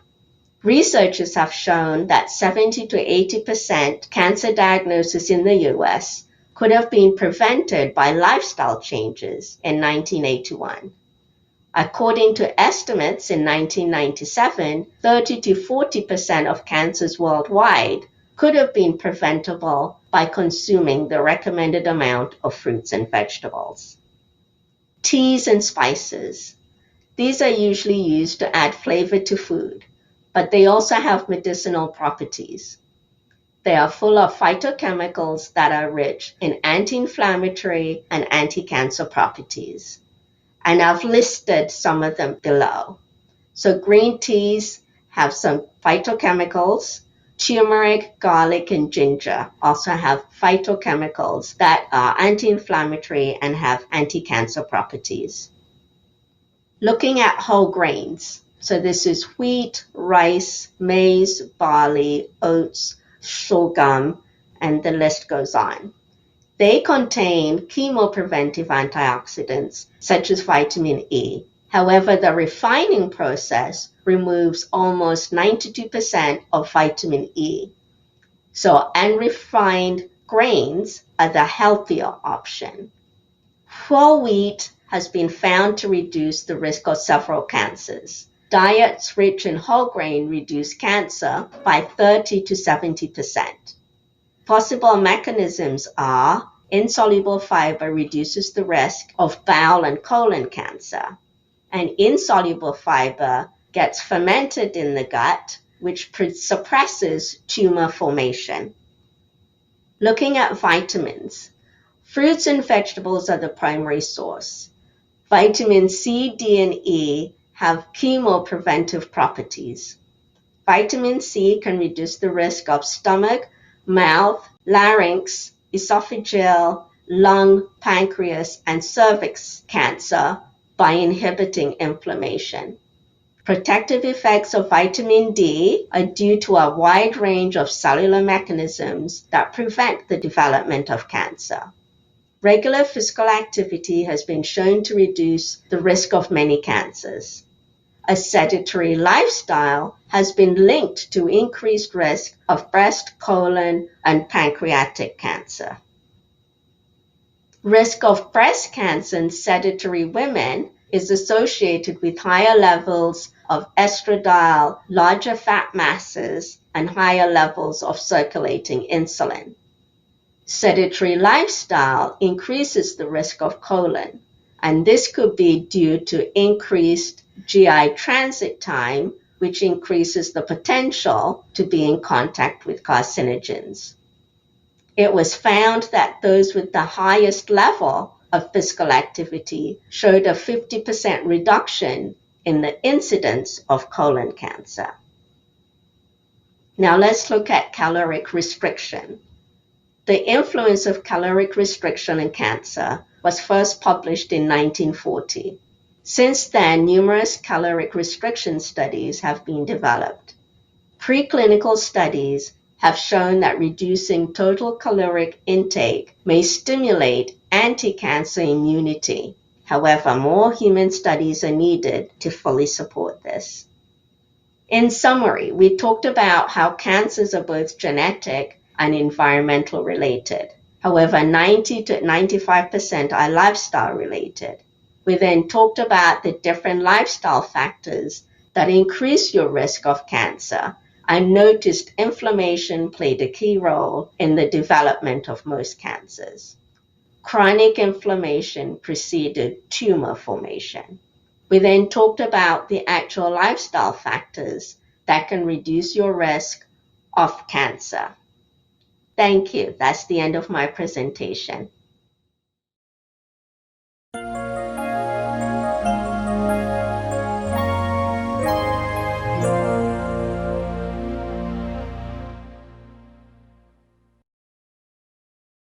Hello, everyone, and welcome to our live Q&A session. We're back. It's John and Cynthia. Cynthia and John. And we're so excited to be moderating this wonderful, wonderful panel. We have great knowledge coming up, and I hope that you have already submitted your question. While we can't get to all of them, we're going to do our best. We are going to do our best. But before we push on, a bit of business first. Always business. Right. The information during this question and answer session is for informational purposes only.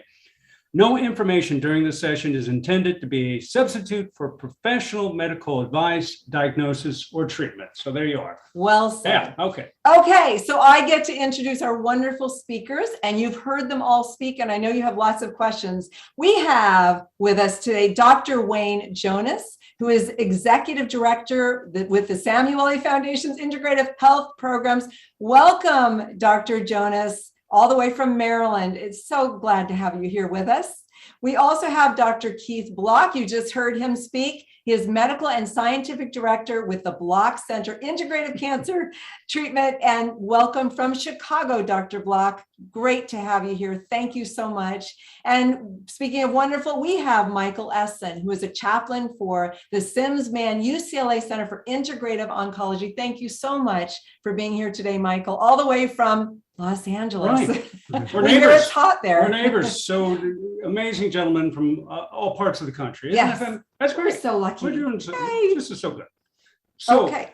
So we want to get to the questions. Let's just jump right in. Let's jump right in. We only got a half an hour, well, so we might cheat a little bit. Let's roll. So Dr. Block, first for you. Sir, how can I get the level of care and treatment that you offer at your clinic if I'm unable to get there? You know, COVID actually has been a wonderful, has a wonderful aspect, and that's this telemed. And the ability for us to be able to provide almost every single thing that we do in terms of a comprehensive integrative program, running lab testing, scans, any kind of diagnostic work, long distance, is all now appropriate and legal and not an issue. We can prescribe. Fortunately, I'm licensed in a number of different states, so that's not a problem at all. We're able to develop personalized prescriptive programs for patients. There's a couple of things we can't do. I can't give infusional chemotherapy. Thank God, no. Unless somebody figures it out real quick of how to go, via telemedicine and get liquids going through, but anyhow, all kidding aside, I cannot chronomodulate, but I couldn't do that, in anybody's backyard without the right technology to do it.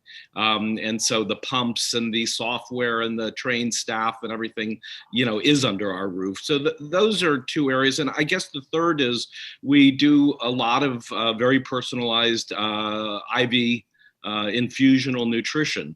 So those are areas that really we need a patient's body under our roof to be able to provide. But outside of that, developing full integrative treatment regimens for patients, monitoring them is something that we've done for many years, some of it overseas, quite comfortably, and often working with the clinicians, on the in the locale that the patient is in. Right. Wow, great answer. I did not expect a really positive answer. It's a like new that. world with telemedicine. Yeah. I mean, it was so helpful to you last year, obviously, through your cancer care during COVID. We didn't have to, schlep all the way into, UCLA or City of Hope or what have you. So thank you. Yeah, okay. Thank you, Dr. Block. Great answer. So for Michael Eselun, what are your top 3 tips for helping me identify and tap into my true essence, that which makes me indestructible? Oh, I'm not one for lists of do X, Y, and Z, and you'll get A. Okay. That's fair. I think it's a way of being and a way of keeping your eyes and heart open to discovery. It's not do this and you will find out what your essence is. Your life will teach you whether you want the lesson or not. Your willingness to be open to it is where you have a little bit of control, to accept this current reality, to lean into it, to use the language of Pema Chodron. That would be my response to the question. Nice Right. response. So Excellent. listen to your heart and lean into it. Okay. It sounds like you can't lose. So, Yep, makes sense. Dr. Jonas, what are some suggestions for helping with social isolation during cancer treatment, especially during COVID, Good question. time of COVID? Well, there's ones you can do now, and there's ones you can ask for so that it gets built into our system. So I wrote a whole guide on social isolation. There is a increase in loneliness and social isolation that has occurred during COVID because meeting like we're meeting right now over the internet is not the same as being with somebody face to face. And I don't think it'll ever be. I don't even think our kids who are so locked into this will actually ever that. There's something about the spirit and the soul, Chaplain Eselun, that is physical. That's actually palpable, that is an exchange between individuals that can't yet be digitized and occurred over that. So acknowledging that, there have been some great ways in which social isolation has been mitigated and occurred. Okay, one of those is what we're doing right now. I'll give you an example. My 94-year-old mother was in an assisted living center. And when the pandemic came along, they locked everybody down. They started bringing the meals into the rooms, and she got much more socially isolated, and she rapidly declined. She's already thin. She lost over 10 pounds. Her mental status started to go. Clearly, she was going to die from isolation if that didn't happen. We ended up moving her to a small family unit, okay, an assisted living home that just had a few people in it, less people coming and going, so theoretically safer from the pandemic because they could control that a little bit better. And they ate together in a central thing after everybody was screened, okay, so they had a family-like meal every single day. They would play games and they would watch, movies and sports and stuff together, etc. And she immediately started to recover. She started to That's walk amazing. better. It's amazing. Her mental status improved, etc. And so getting your little pod and emphasizing the connection in your pod. So you got to ratchet it up a little bit in that area. At the same time, she was able to see her extended family through Zoom calls, just like this. There you go. And so we set up regular connections. We rotated. There's 4 kids in our family. We rotated calling her every single day, doing a Zoom call. She got to see her grandkids or great grandkids, both individually and collectively, and that enhanced it. So there are a variety of ways to actually embed or increase and use technology to enhance social isolation, but you have to have that small core group of deep friends and family that you interact with. So hold on to that and make use of the technology. Great answer. Wow, Dr. Jonas. Can I hug you right now? I can hug you. Okay, moving to you, If my Dr. grandson Block. was here, he would go up and lick the screen. Okay, for another time. I'll take it. Dog is what's lacking. That's it. There you go. I'm blushing. Which he did with his mother last night when they were FaceTiming. He went up and literally licked the screen. Oh my gosh, that's great. You don't have to talk.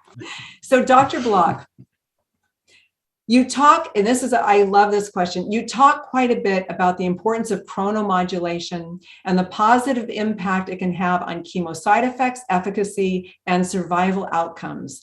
Is this a common practice or specific to the Block Center? Can I get this type of approach through my current oncologist? Well, circadian biology and paying attention to rest and sleep cycles, as well as sleep activity cycles, is really fundamental and important. And you can get that wherever you are. You just need support, education, and people to work with you that understand, how to make that work.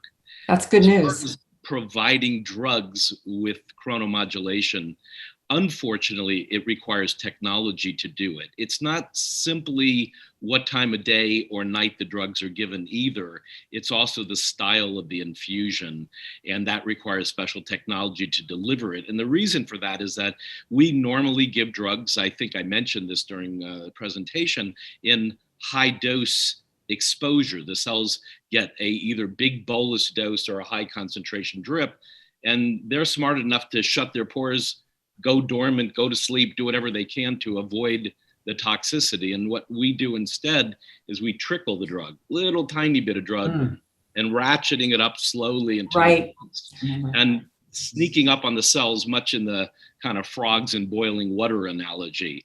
And so by capturing more cells that way, we can get far more, productive benefits for patients. But unfortunately, it does require the technology. And so it requires, at this point, travel. That's a shame because the data is there. And it was simply because it wasn't monetized early on. It was all VA hospital research funds. And so nobody ever worked on Medicare and insurance to get it covered. And very few people are willing to put out a lot of money on something that they won't get paid for. My wife and I were young. It was the 1980s. We were very idealistic. My father thought we were idiots. And we did it. And we both agree we would do it again because we believe we've saved that many lives by giving drugs this way. And we do. We have patients who travel from all over the globe to receive drugs with us and have been successful with some of them after they were completely given up on and sending them home in complete remissions. So we do know that it is relevant and valuable, but we also understand that that's an imposition on some patients, unfortunately. And, hopefully over time, that will work its way through the system as well. Sure. Yeah, I sure hope so, because when I was looking at chemotherapy, and your book was my Bible, Life Over Cancer, and every oncologist I went to, just when I brought up chronomodulation, just kind of poo-pooed it. It wasn't available, and we weren't to talk about it. And so disappointing. That's why I appreciated this question. And I hope that, like you're saying, that with time it will change. That's very unfortunate, but we can still go to places like the Block Center and get chronomodulation. So that's good news. It's good that you didn't listen to Dad. Yeah, there you go. Thank you. Yeah. Okay. So Michael, so what are your suggestions for obtaining stillness or ways to quiet the mind in the midst of crisis and chaos? And I think we all have had the opportunity the last year and a half. And no lists, please. And no list. Please. Well, the obvious answer is developing a meditation practice. I'm not a good meditator myself, and I don't have a regular practice, but I do view other activities as a kind of way to be mindful. And by being mindful, it means just coming to each moment with radical acceptance. It doesn't mean zoning out and going into some transcendent space. It means I notice I'm really anxious right now. I'm terrified. I'm sad. And having it be okay. And to also likewise notice that if I'm using statements like, but what if, I'm going into the future and I'm making up a story to terrorize myself that may or may not come true. Or if I'm going into the past with statements like, if only, if I just called the doctor sooner, if I'd done that test before, I'm living in the past, can't be relived. So those are ways to notice when you're not being in this moment And we can almost handle anything in this moment. Can I breathe into it and say, okay, it hurts. Okay. That to me is a way of being totally present, but there's lots of ways to have a meditation practice without sitting down and crossing your legs. I swim every day religiously. I'm kind of OCD about it. If I miss a day, I get cranky. And it's not like I'm zoning out while I'm swimming, but somehow the movement, the water, it's a way of honoring my reality, my body, my life, and I consider it meditation, a mindfulness practice without being formally sitting down and crossing one's legs. That's so interesting, Michael, because I swim every day and my best ideas come when I'm swimming. Me too. I've written whole lectures swimming for an hour. I do that too. I write. Oh, I could put that part there. That fits in with there. Oh, great. Let me get out of the pool and write it down. And I feel great because I do practice mindfulness meditation every day. And I feel like depression comes when I'm thinking about the past and anxiety comes when I'm thinking about the future. And thank you for reminding me that I'm not crazy. You're crazy? Yes. Really? You're not? Okay. All right. Michael said so. Good to know. To be constantly asking oneself, is it true? Am I making up a story about the future? Do I know this is going to happen? No. Then can I stop it? What's true right now? Right. Okay. Excellent advice. Wow. Okay. So Dr. Jonas, this is a question after my own heart. What specific foods help with sleep? Specific foods help with sleep. Yeah. We stumped him. Come on. We stumped him. Oh my gosh. Because I don't have any clue. Well, I haven't tried this yet, but I've all over the internet, and it's claimed to be extremely. I'm interested in trying it because I haven't seen the evidence for it, but it's very popular right now, and it's called a curcumin shake. Oh. And normally you think of curcumin as anti-inflammatory, right? As sort of a mechanism, but it's got multiple mechanisms. And this claim is that if you put it with a little milk, okay, a little whole milk, warm it up, and make sort of a hot sort of a curcumin latte out of it, that it markedly helps you sleep. Okay, so I'm going to try that one. Okay. I don't know if it'll be the curcumin or the milk or the hot. Maybe all three. Probably combination of both. Okay. So sleep. I don't use foods per se, as maybe a question for Dr. Block specifically for sleep, other than getting on a good quality vegetable-based, high omega-3, high vitamin D, anti-inflammatory diet. And that's a lot of different foods, but the Mediterranean, especially a vegetarian or vegetable enhanced whole foods Mediterranean-like diet, is probably the best for a lot of the things I talked about in my talk, both pain and cancer and sleep. If you combine that with a mindfulness approach that Mr. Eselun just talked about, now you've got two things hitting at the chemicals in your brain that help you go to sleep. And so I'd suggest those two things coming together will act synergistically to improve sleep. Now, there's always, that won't necessarily overcome bad sleep hygiene. Aha. So if you're looking at your cell phone and your TV and it's light and noisy and you've just had a couple alcoholic drinks right before you go to bed and all that kind of stuff, that is not necessarily going to be good for might help you go to sleep. The TV won't, but the quality of sleep will be poor. And we know that the quality of sleep is, equally as good as the quantity of sleep, or equally as important as the quantity of sleep in those areas. And so, I tell patients, don't eat a crappy diet or live a crappy lifestyle and think you can make up for it with supplements. They're called supplements for a reason. Okay, they're supposed to go on top of anything that the foundation of what you're doing, and that applies to sleep also. Indeed. Yay! I feel like we're doing that right too. I think, when I got a cancer diagnosis, my sleep hygiene got so much better, and to this day, I'm sleeping so well.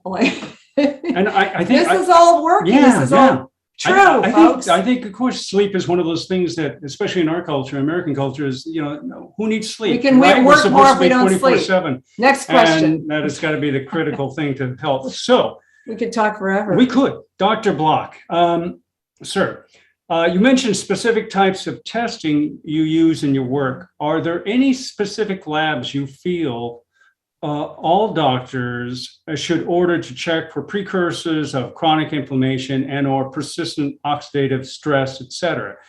I feel like our primary care doctors could better assist in preventing a cancer diagnosis. And if you feel that's the wrong approach, I have a follow-up question to that, but please. Good question. It is a good question. It's a question that probably pertains more to risk and prevention than it does actual treatment, because as soon as you start to move to a specific malignancy, testing can be far more personalized to that patient's illness. And the more information that you know coming in based on pathology and what have you, the better the lab testing decisions can be for it. We do believe there are some fingerprints that are relevant to all of us.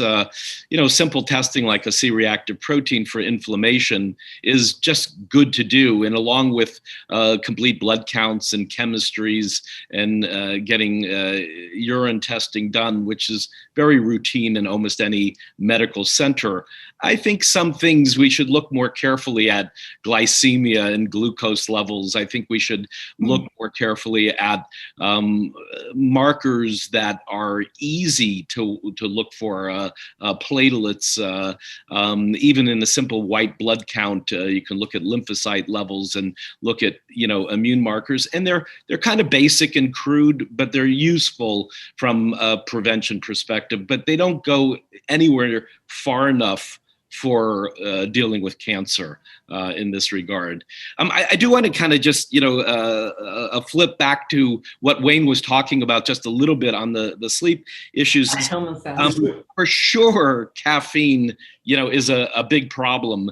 And if you are somebody who can drink coffee and still sleep well, you probably ought to start to either shift to decaffeinated or stop altogether by about 3 p.m. for most of us. So that could be very disruptive.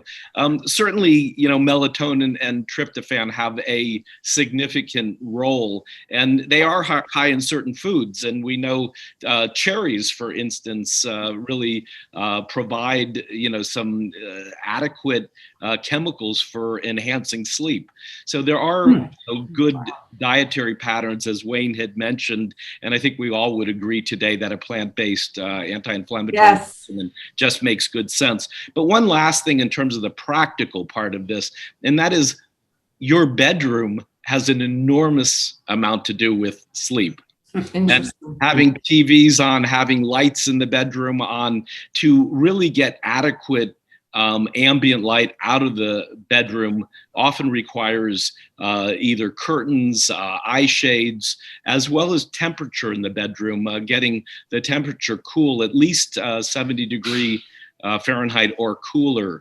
You can use blankets and stuff. It's actually the air that you breathe will help you sleep deeper. And that's fundamental and core to healing for all of us, for general detox, but certainly for anybody with a malignancy. Wow. Okay. Our bedroom is actually pretty cold. We use a heating blanket. Yeah, I don't know. Okay, so noted. We're learning so much. But the caffeine thing is not going to work. John, you're in trouble. Okay. So Michael, okay, what a beautiful talk and wonderful way to look at life. Thank you so much. I agree. The question: what are the top strategies? It's a list. What are the top strategies you recommend? That you recommend to patients who are having a tough time coping day to day with cancer? Feeling at peace can sometimes be so challenging. I know this sounds paradoxical, but can I come to peace with being unpeaceful? Even that, can it be okay to be distressed today? Can it be okay to be terrified? I hear a lot of patients even call it kind of a tyranny of positive thinking, that I have to feel this positive attitude or I won't get better. Everybody knows that. And I threw myself a pity party yesterday such horrifying language, a way to talk about oneself. We consider compassion virtuous to feel it toward anybody else, but to feel it toward ourselves, we would call it self-pity, and it's horribly judgmental. So I would say coming to peace does not mean necessarily serenity, I'm at ease, but however it is right now, I'm okay. Can that peace be enough? Enoughness is a word that is very meaningful to me. I had a patient once in his 70s who had end-stage liver cancer, and his wife was dying at the same time, and he invited me to come into the room, and he had this demeanor as if it were cocktail time. And he It's Bob Fosse. and I asked him, so tell me what's going on. He said, it's the best time of my life. Wow. And he said, does that make me sound crazy? And I said, not at all. Tell me more. He said, for the first time in my life, I understand my role in life. I get it. And it's enough. I'd like to see Yellowstone one more time, but you know what? It's enough.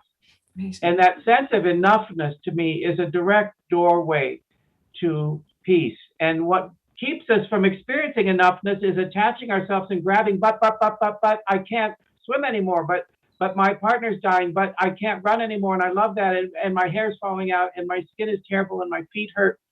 To the degree that I'm attached to all those things, that my peace of mind is dependent upon being able to do everything I did before, I'm almost guaranteed suffering. I'm hoping that's helpful. You always make me cry, Michael. You go so deep. The tyranny of enough. Yeah, Enoughness. I love it.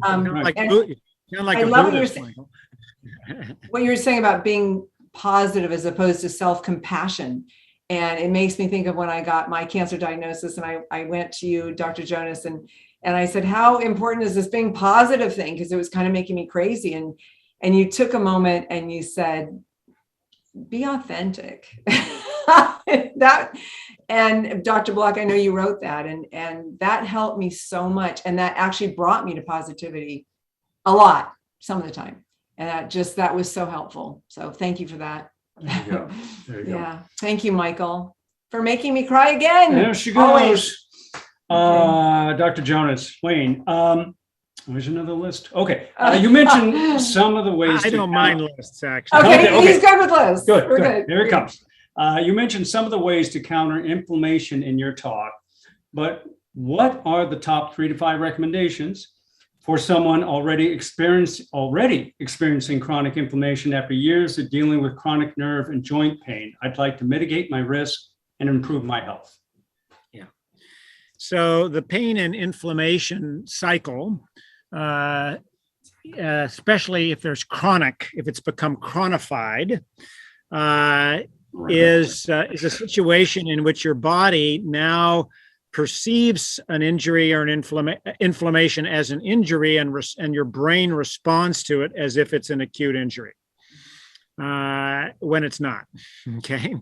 When it's supposed to dampen it down. And so what happens is that you get pain. Pain will increase cortisol levels, inflammatory markers, etc. That will then be responded to with inflammation, and then you'll get more pain, and then your brain you'll get this cycle back and forth. And so the fundamental solution to this is to break that cycle, to re-educate your brain and your body, pain and inflammation don't have to be cycling themselves back for this. So there's 2 ways to do that. One is through the mindfulness practices we've just talked about a little bit. And if one is able to sort of deepen the kind of mindfulness practices, and there's many, many ways to do it. I actually like to think of it not as stress and stress management, but as mental fitness. I love it. Where you're growing a part of your brain that actually then can now control this cycle. Wow. And you do that, you can do it through mindfulness, you can do it through biofeedback, you can do it through imagery, for example, multiple ways to do that. But the research has shown that if you have a deep relaxation response, parasympathetic response, even for 20 to 30 minutes a day, that a part of your brain that manages that will actually grow. They can see it on MRI scans. You've grown the brain muscle. Wow. And now that brain muscle can actually control a variety of things, sleep, pain, anxiety, and that type of thing better than if you hadn't been exercising it and the next stress or the next pain comes along in those areas. It also reduces inflammation. Okay, so it actually gets it in. The second thing is the anti-inflammatory diet that we've talked about. So many people, if they're actually able to get on an anti-inflammatory diet, sometimes with supplements on top of that, but again, not by ignoring the diet, then they can lower the overall amount of inflammation in their body, the chronic inflammation that we now know contributes to so many multiple health problems, including risk for cancer. And that lowering of inflammatory in the body then will also help break that cycle. So unlike medications, which go right at reducing an acute inflammation, then it goes back up, et cetera, and you have to keep doing that, and there's side effects, we're talking about a general lowering of the inflammatory level. And you can measure this. You can actually measure it in the body. So again, those two fundamental things can get at those aspects. Wow. So I'm going to be watching this Q&A again and taking notes. Great answer. What about neurofeedback? Which I've been reading about that lately. Yeah. I love neurofeedback. I love biofeedback in general because you can train your body to do things sometimes very, very specifically. Okay. You can train your body to manipulate a particular cell receptor, for example, if you can feed that cell receptor signal back to you. And neurofeedback is an attempt to get your brain waves, using your brain waves usually as a feedback device, then to get it into a more a successful parasympathetic alpha kind of delta stage. And it's brain exercise. It's just it's just like exercising a muscle. It's all in the more our you heads. do it, the better you get at it. Heart rate variability biofeedback is an easy thing that people can do. That is measuring parasympathetic exercise. And if you get yourself into 20, 30 minutes of that a day, you'll get into that same particular state. So getting neurofeedback is more challenging because you often have to go to a place that has special devices and instruments that put it on and go in there. So I like things you can do better at home. Okay. And start with those types of things.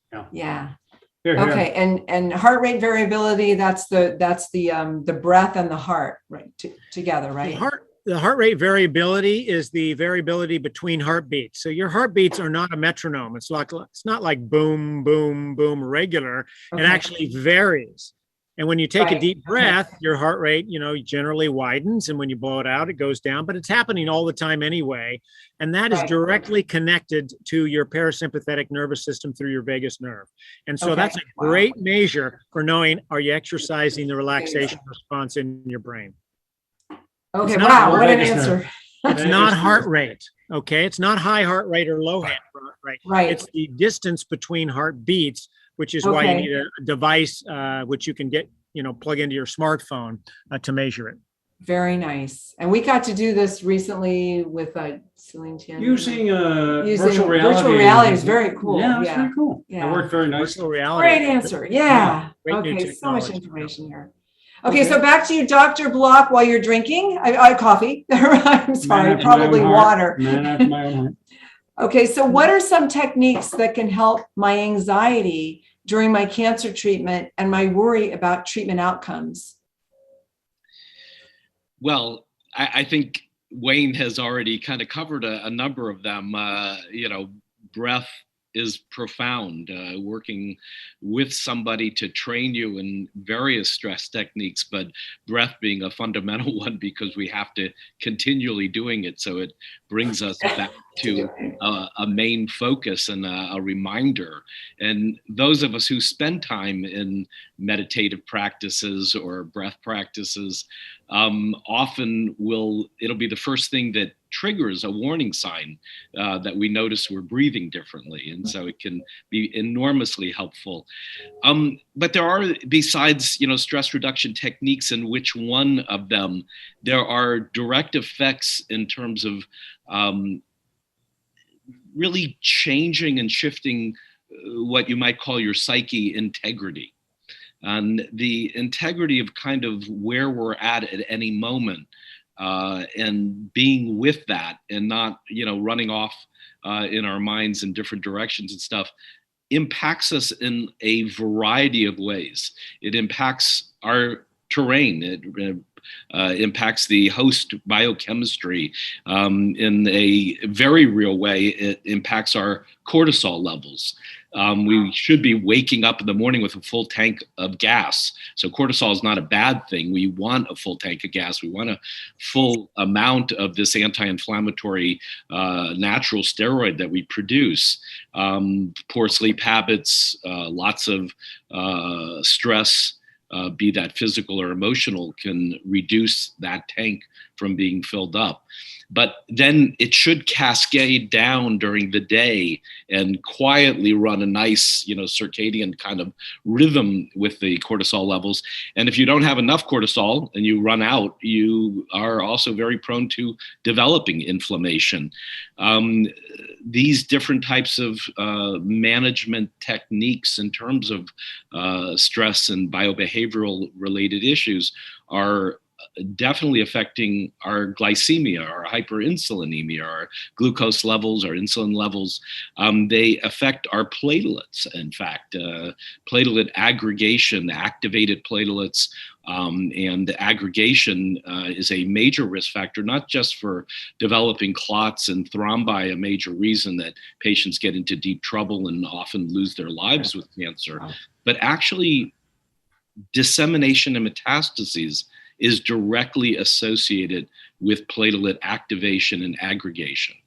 And by eating healthier diets, by being calmer, by working with healthy fitness regimens, and all kinds of supplements, we're able to deactivate and deaggregate platelets, which reduces the ability. So a cancer spreads by the cells breaking through the basement membrane. Think of the basement of your house to get access to the water, or if you will, the gas lines. And that breaching occurs from activated platelets. They actually will breach the basement membrane. Then both cancer cells and platelets can enter the rivers of the body, your blood vessels, as well as your lymph vessels. At that time, now you have platelets entering and you have cancer cells entering, and the platelets will actually act as a shield around the cancer cells, preventing the immune system from getting access to them. They now can migrate through your system. One of those platelets can drop down and actually cause a breach in the vessel, dropping new cancer cells into a new location. And now you have dissemination and metastases occurring. And if we deactivate and deaggregate platelets by eating better, by thinking better, by spending time relaxing and managing some of the circumstances around a cancer diagnosis better, we actually can affect that biology that is responsible for platelet and cancer dissemination. In this regard, also, there are other issues that come into play because one's environment, this biochemical terrain, if you will, influences stemness. So we have healthy, normal stem cells that are in our systems from birth, and they're there to repair injury.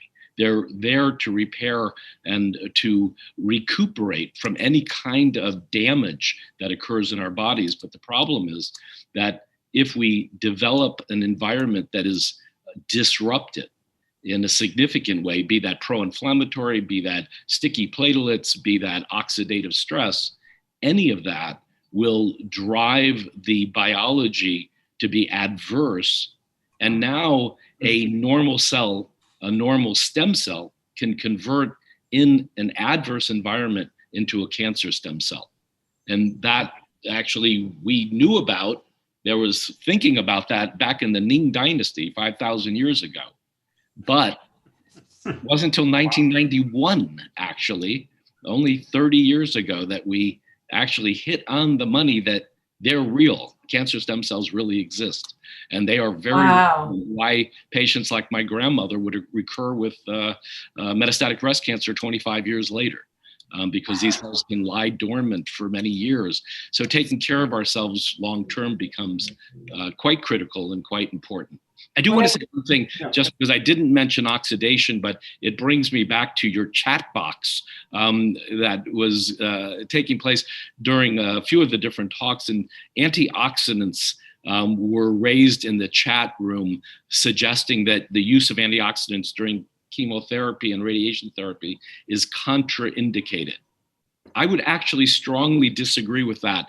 And rather than take the time today to do that, I think what I'll do is send you, Cynthia and John, some articles that we have done, both lay-friendly ones as well as scientific articles, reviewing 5 databases in the literature, contradicting that contradiction. Wow. I would actually argue very strongly that used properly, and I want to be careful on that, but used properly, antioxidants actually have a very profound role diminishing toxicity, enhancing efficacy, and really being quite important in cancer treatment, along with conventional drugs. Thank you, Dr. Block. Please, please send them, and we will publish them on our website and anywhere else we can think to publish them. Certainly. All of this is so complicated, but really, in a way, you're all saying, take care of yourself. Yeah. I mean, really, I think that's what I keep hearing. That's the takeaway. Yeah. Do we have a time for a couple more? We're over time, but we have so many more questions. Maybe a couple more? Just a couple. Yeah, I think we have 2 more. Yes. That's all. So we actually have a number more. Okay. I think I have Michael. I think, quickly here. When someone is diagnosed with cancer, I think the response is universal. Hey, above all things, we want to live, of course. As a person with chronic pain, when a doctor recommends a treatment I don't feel good about, I normally say, I'm not sure this is right for me, but then ask for more information. However, if I ever did get a cancer diagnosis, I think I'd be too terrified to push back on treatment recommendations. What advice would you give to help me feel more empowered to speak up, to be my own advocate? I have this conversation frequently with patients when their disease has progressed a long way and they're in their 3rd drug trial, and you can either do this or you can stop treatment and go to more palliative or hospice measures. The line in the sand is fluid and changeable. I had a patient once in his 70s, a very vibrant, ebullient man who had finally just hit a wall and said, that's it, no more, Michael. His face had just fallen when I saw him in the clinic. And then his doctor said, but we've got this new drug trial coming. He says, I'm in. Everything changed on a dime. The line in the sand shifted. That's why maybe the cliche is it's a line in the sand, it's not a line in cement. Wow. So I think to even conjecture, how will I be if I get the cancer diagnosis? You don't know. I don't know. Nobody Good knows. point. I'm sorry. Go ahead. No, that's all I have to say. Trying to anticipate how I will be if somebody dies. If I get this diagnosis, you just don't know. It's living in the future, right? Can I come to peace with I don't know? I'll make that decision at the time, and it might change the next day, and that has to be okay. I don't know how many times I said to John, if I ever get cancer, I would never fight it. And that was a line not in the cement. 17 sessions of chemo later. Right. Yeah. There you go. Thank you, Michael. Wow. Okay. So Dr. Jonas, I have one more question for you. I'm getting a little loopy. If you don't have to leave, I know you have to leave in like 2 minutes.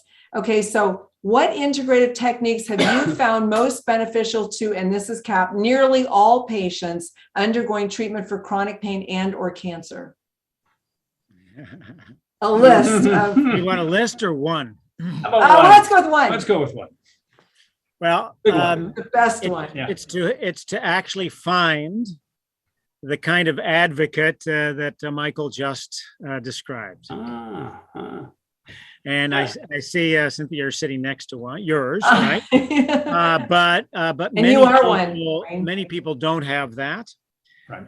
And it has to be someone who truly will help you balance out the power differential between the oncology industry that we're all caught up in, and your life and what's meaningful and important for you in your life.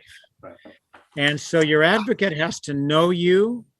You have to trust them. They have to be able to be authentic with you, honest. That means a positive. Yeah. Because the patient that Mr. Eselun just described probably didn't have an advocate. He just said, "I'm going to do this. I'm going to do this." He was buying into the power, the perceived power of the Oncology Society, when the likelihood of that power benefiting him was probably very low. So he didn't actually have an advocate, to do that.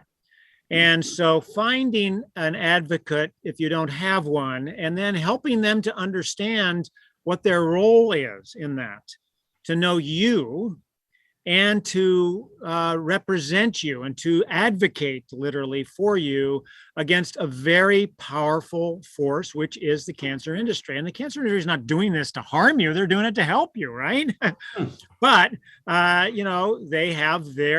see you as a patient. They have their role. They want to put their checklist together and get it done. And right? You're supposed to do it their way. And they know practically, they may know, they often will know nothing about what's important to you in life, right? Very well said. They're just thinking treatment, cells, side effects, complete, done, boom, right? And that individualized care is the way we do it. Exactly. I mean, I had an oncologist saying, I never. If you are diagnosed with cancer, and it's anywhere in the stage of cancer, it could be towards the end of life, very important, but at the very beginning also in terms of mitigating fear, because when you're afraid, you can't get up, you can't make decisions for yourself, can't even see yourself, don't even know what you really, really want then, right? Because you're only seeing that in front of you. So the advocate can be there with you through that whole aspect. So I would say that's the most important thing. The second most important thing. Oh, we're going on the list. I love it. You can't help it. You can't help yourself. That's good. It's good to have two. Is the breathing techniques that Dr. Block just described. Yeah.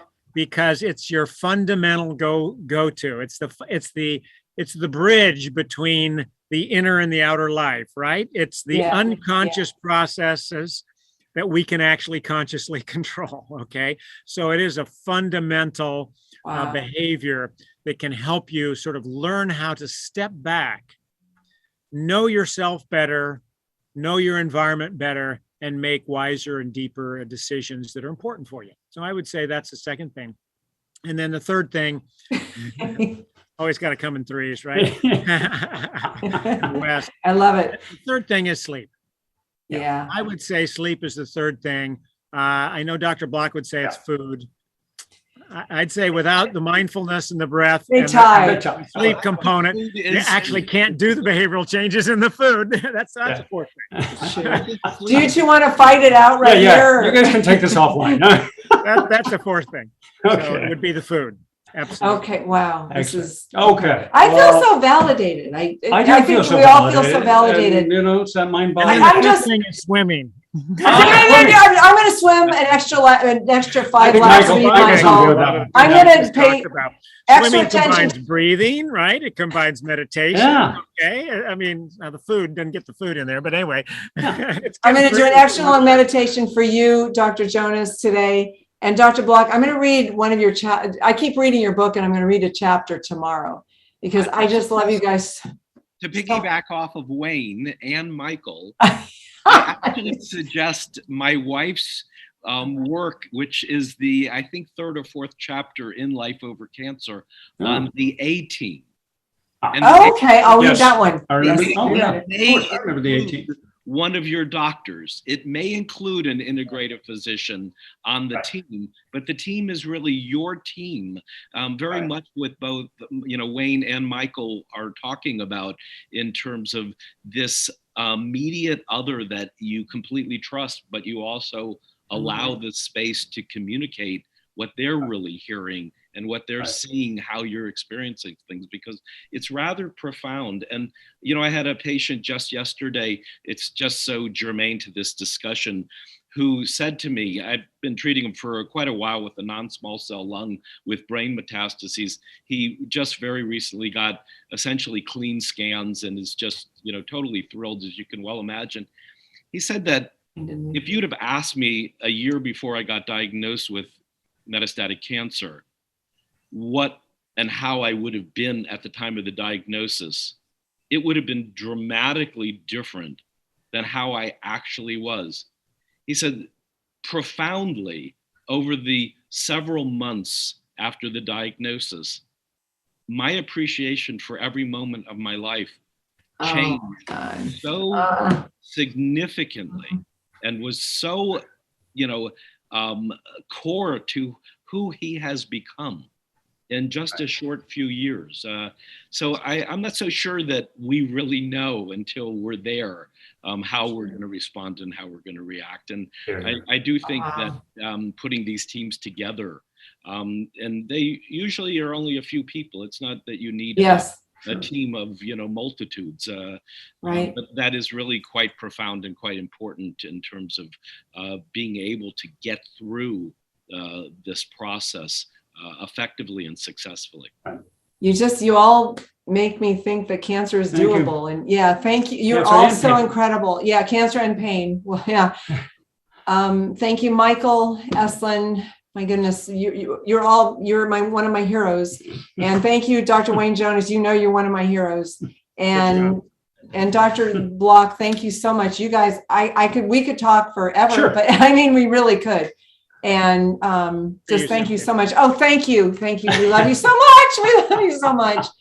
Okay, so and everybody else, now on to the second part of this amazing day, and we are going to start with we've got another part to go. with our experience session moderated by the one and only amazing Rhonda Smith. So now back to birthday boy, Rich Tamayo at TVP Studios. And happy birthday, Rich. Thank you all. I love you. And back to you. Back to you, Rich. Back to studio. Thank you so much. This is so wonderful. I love my team.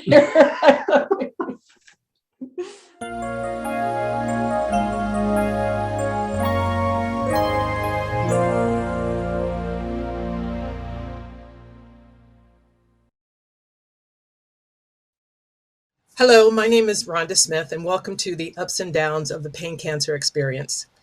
I am the moderator for the panel discussion today, and just a little bit about me before we get into learning a little bit more about our panelists for today. I am a 13-year breast cancer survivor who, like many of the panelists you will hear from today, have turned their cancer journey and experience into living a more meaningful and purpose-driven life.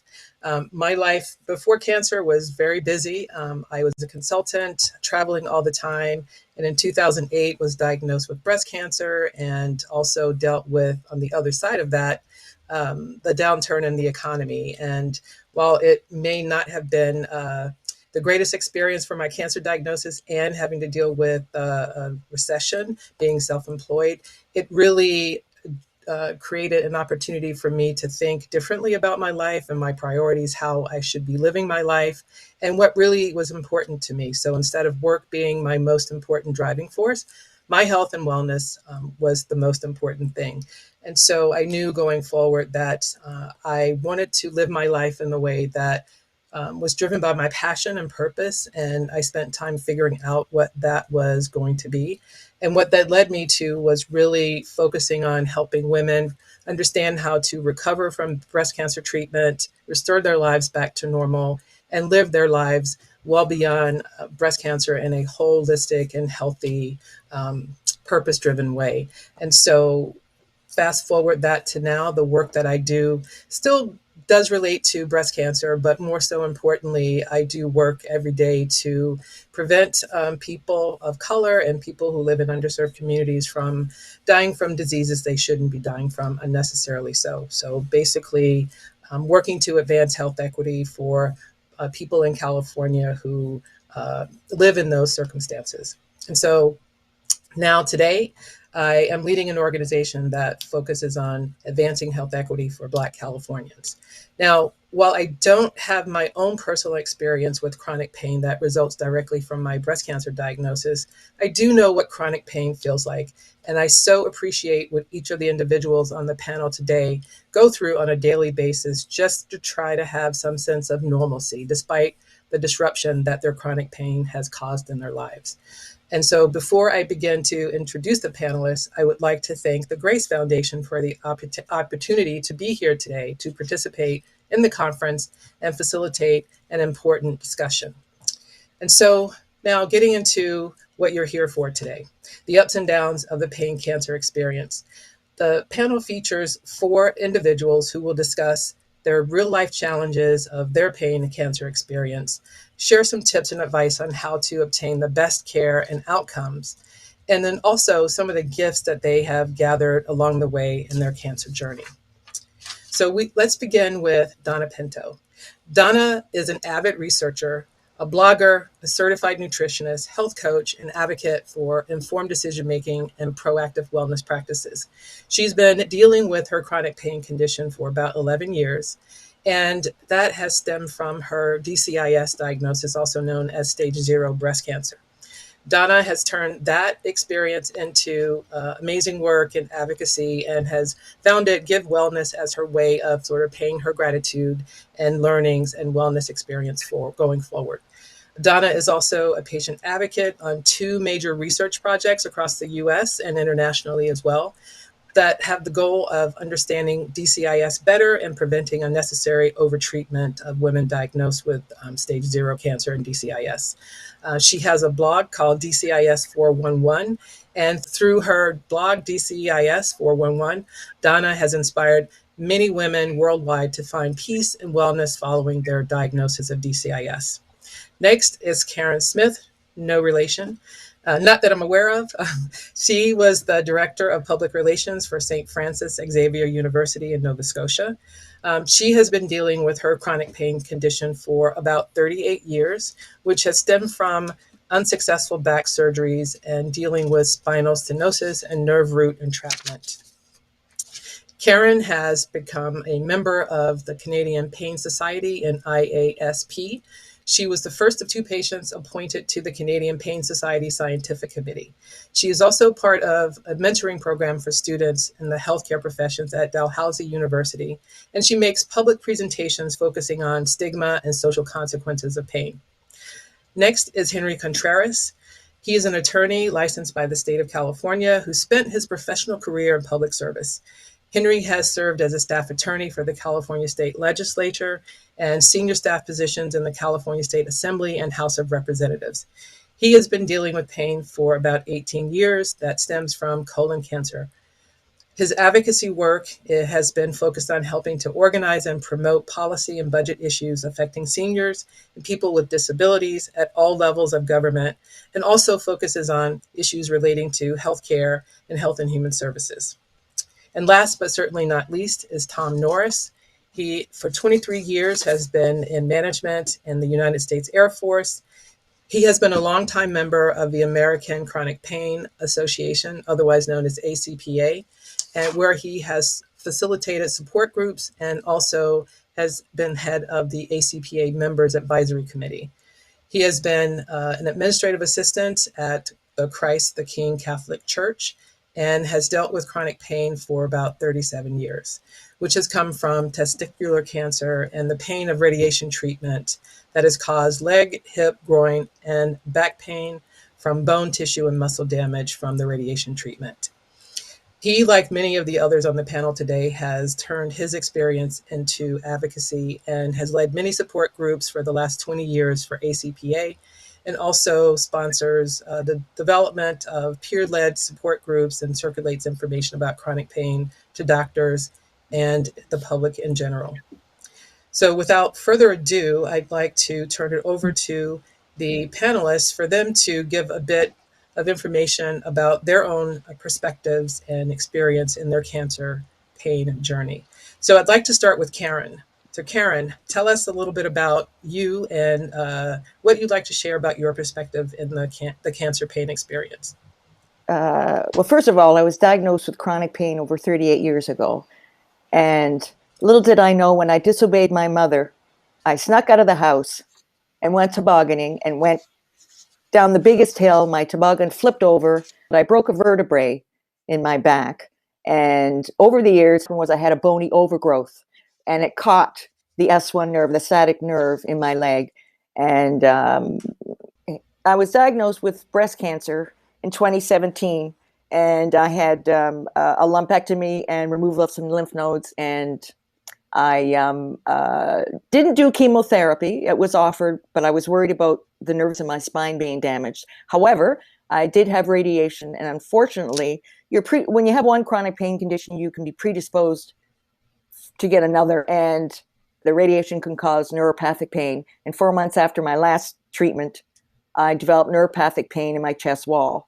And that is like having sciatica in your chest wall. So it's almost like my back stuff came into my chest wall. So when both of them are going screaming at the time, it is extremely difficult to cope. But I have some terrific coping skills I use, and perhaps we can talk about them a little later. Great. Thank you, Karen, very much. You are definitely a positive role model for people living with chronic pain. Next up is Tom.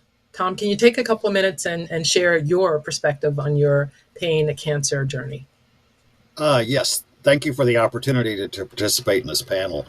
I wound up with testicular cancer when I was 35, and wound up having both testicles removed and 30 days of radiation treatment. Subsequent to that, I developed pain and started the pain journey through the Air Force. Wound up being medically retired from the Air Force because, as they said, they couldn't do anything about my pain. When I went before the board, the last thing they said after they had retired me is, "You'll never be able to do anything." And even though I was doped up on medication, I replied, "Just hide and watch."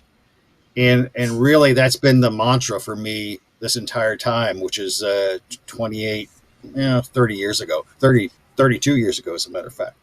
I have tried everything I can to help myself and to help others. I realized that I was not by myself, and that people did not know how to deal with pain. So I joined the American Chronic Pain Association, and I've been doing support groups ever since. If I had to say one thing I've learned is you can always have hope, and that you're not alone, and there's somebody else be there for you. Thank you, Tom. Donna, you're up next. Well, thank you. It's good to be here with everyone, and appreciate always sharing my story as widely as possible, because I know it's going to help other people become educated. So most people understand the cancer comes in 4 stages. What most people have not heard about, including myself, when I was given this diagnosis, was called stage 0 breast cancer. It's known as ductal carcinoma in situ. And I think when you're given diagnosis, all you hear is carcinoma. And for me, I didn't have any understanding of what that meant. But right when I was given the diagnosis, I was told I need to decide immediately whether to have a mastectomy or a partial mastectomy and 7 weeks of daily radiation. And then I was told I need to go see a medical oncologist, a radiation oncologist, get an MRI, schedule the surgeries. I mean, it was just complete overwhelm. I was only 44 years old, had 2 young kids, completely fit and healthy. This was just something that showed up on a mammogram, screening mammogram. And what I learned when I went home afterwards, because I was just in shock to hear mastectomy or 7 weeks radiation, and I did ask some questions like, is there anything I can do differently with my diet? And the nurse said, "Oh, no, this is, this has nothing to do with your diet or health. It just doesn't pick like that." And she's like, "Would you like a prescription for Xanax?" Because I think they know they're giving a anxiety disorder. And so when I went home and I started Googling and finding out what is DCIS, I learned that this is 60,000 women a year get this diagnosis, and the standard of care is just as aggressive treatment as invasive cancer. And so I was more afraid of the treatments than the actual diagnosis as I kind of learned more about this condition. And I started to learn that there was a problem in our medical system and something called overdiagnosis and overtreatment. And so I had already had a needle biopsy and a surgical biopsy because I knew nothing at that point. And so there was quite a lot of pain from just both those procedures, and they're quite invasive. And so my whole experience of educating myself, because I put the brakes on and started getting second opinions on pathology and surgery opinions, and I just didn't feel right about it. My gut knew something is not right with what this is. And I found doctors and researchers that were sort of on the leading edge to change standard of care. And so I gravitated towards, finding more research and what they were publishing, and put together a website based on those doctors who were not getting out in the public as much. It was not like what you would be hearing every October. You hear, get your mammogram, but no one's saying there is this great possibility of overdiagnosis and overtreatment. And the problem with the overdiagnosis, and then which leads directly to overtreatment, is those treatments are very, very aggressive and invasive and cause pain. I did end up having 2 more surgeries because of another scare 2 years into my journey. It ended up still being DCIS, which is a non-invasive, what they're calling a precancer, but it's not necessarily a precancer because it may never become cancer in 80%. So it's sort of like a just in case. So these are very, very radical and aggressive treatments. Some women have weeks of radiation. Some women are having double mastectomies. Some are having hormone blocking treatment that they were encouraging me to do all of this. I would have went straight into menopause at age 44. And so because I took a different path and put the brakes on and was saying, I want to wait, I'm looking at all this new research, I was kind of dismissed by my doctors, and I had to find new doctors. So there's the emotional toll and pain of being sort of feeling like you're all alone. I had to create my own support groups and my own website because I didn't find it out there. And so now here we are 11 years later, and it's like a movement has started, or the momentum is already going, because I was asked to be involved with the advocacy as a patient advocate and the research going on to really stop over-treating women.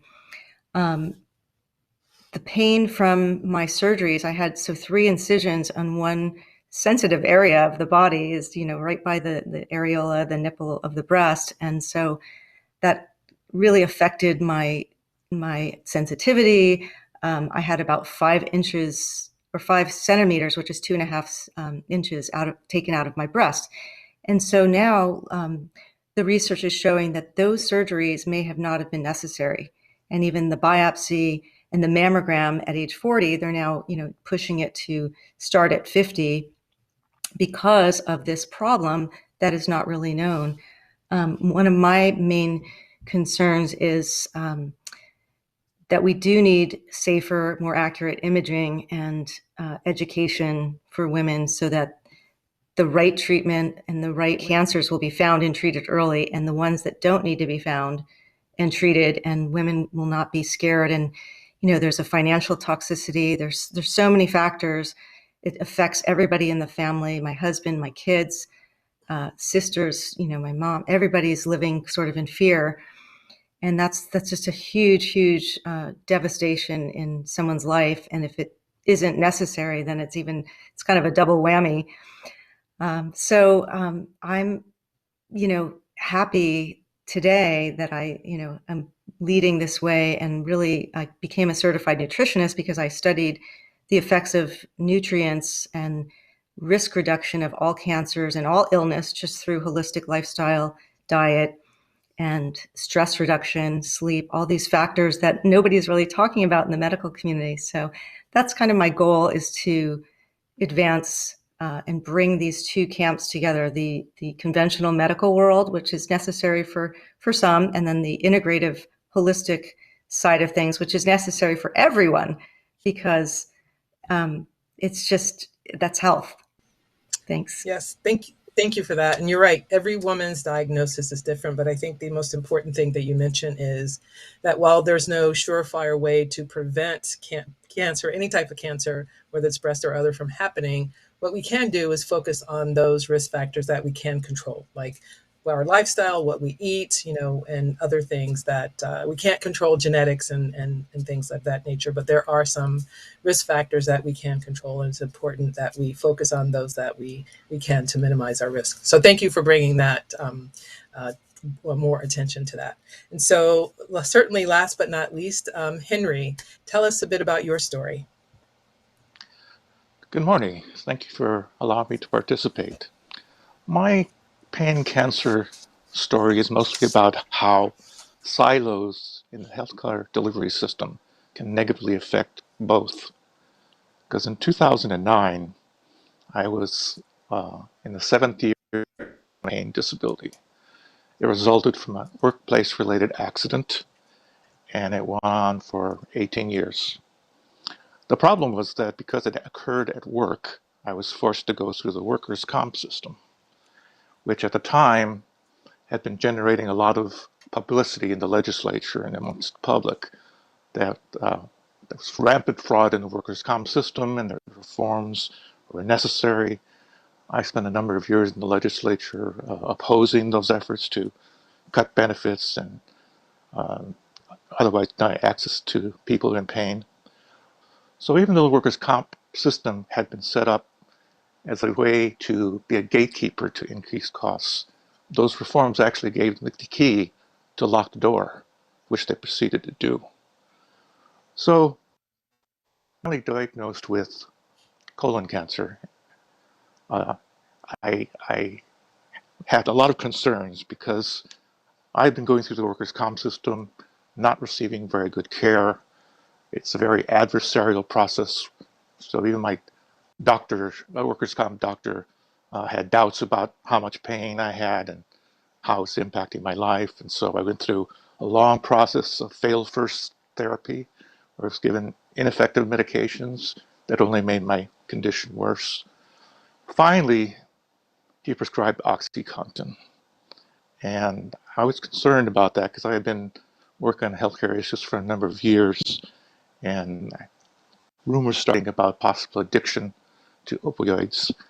And I was concerned that I had been scheduled for to deal with colon cancer polyps was going to result in increased pain, which it did.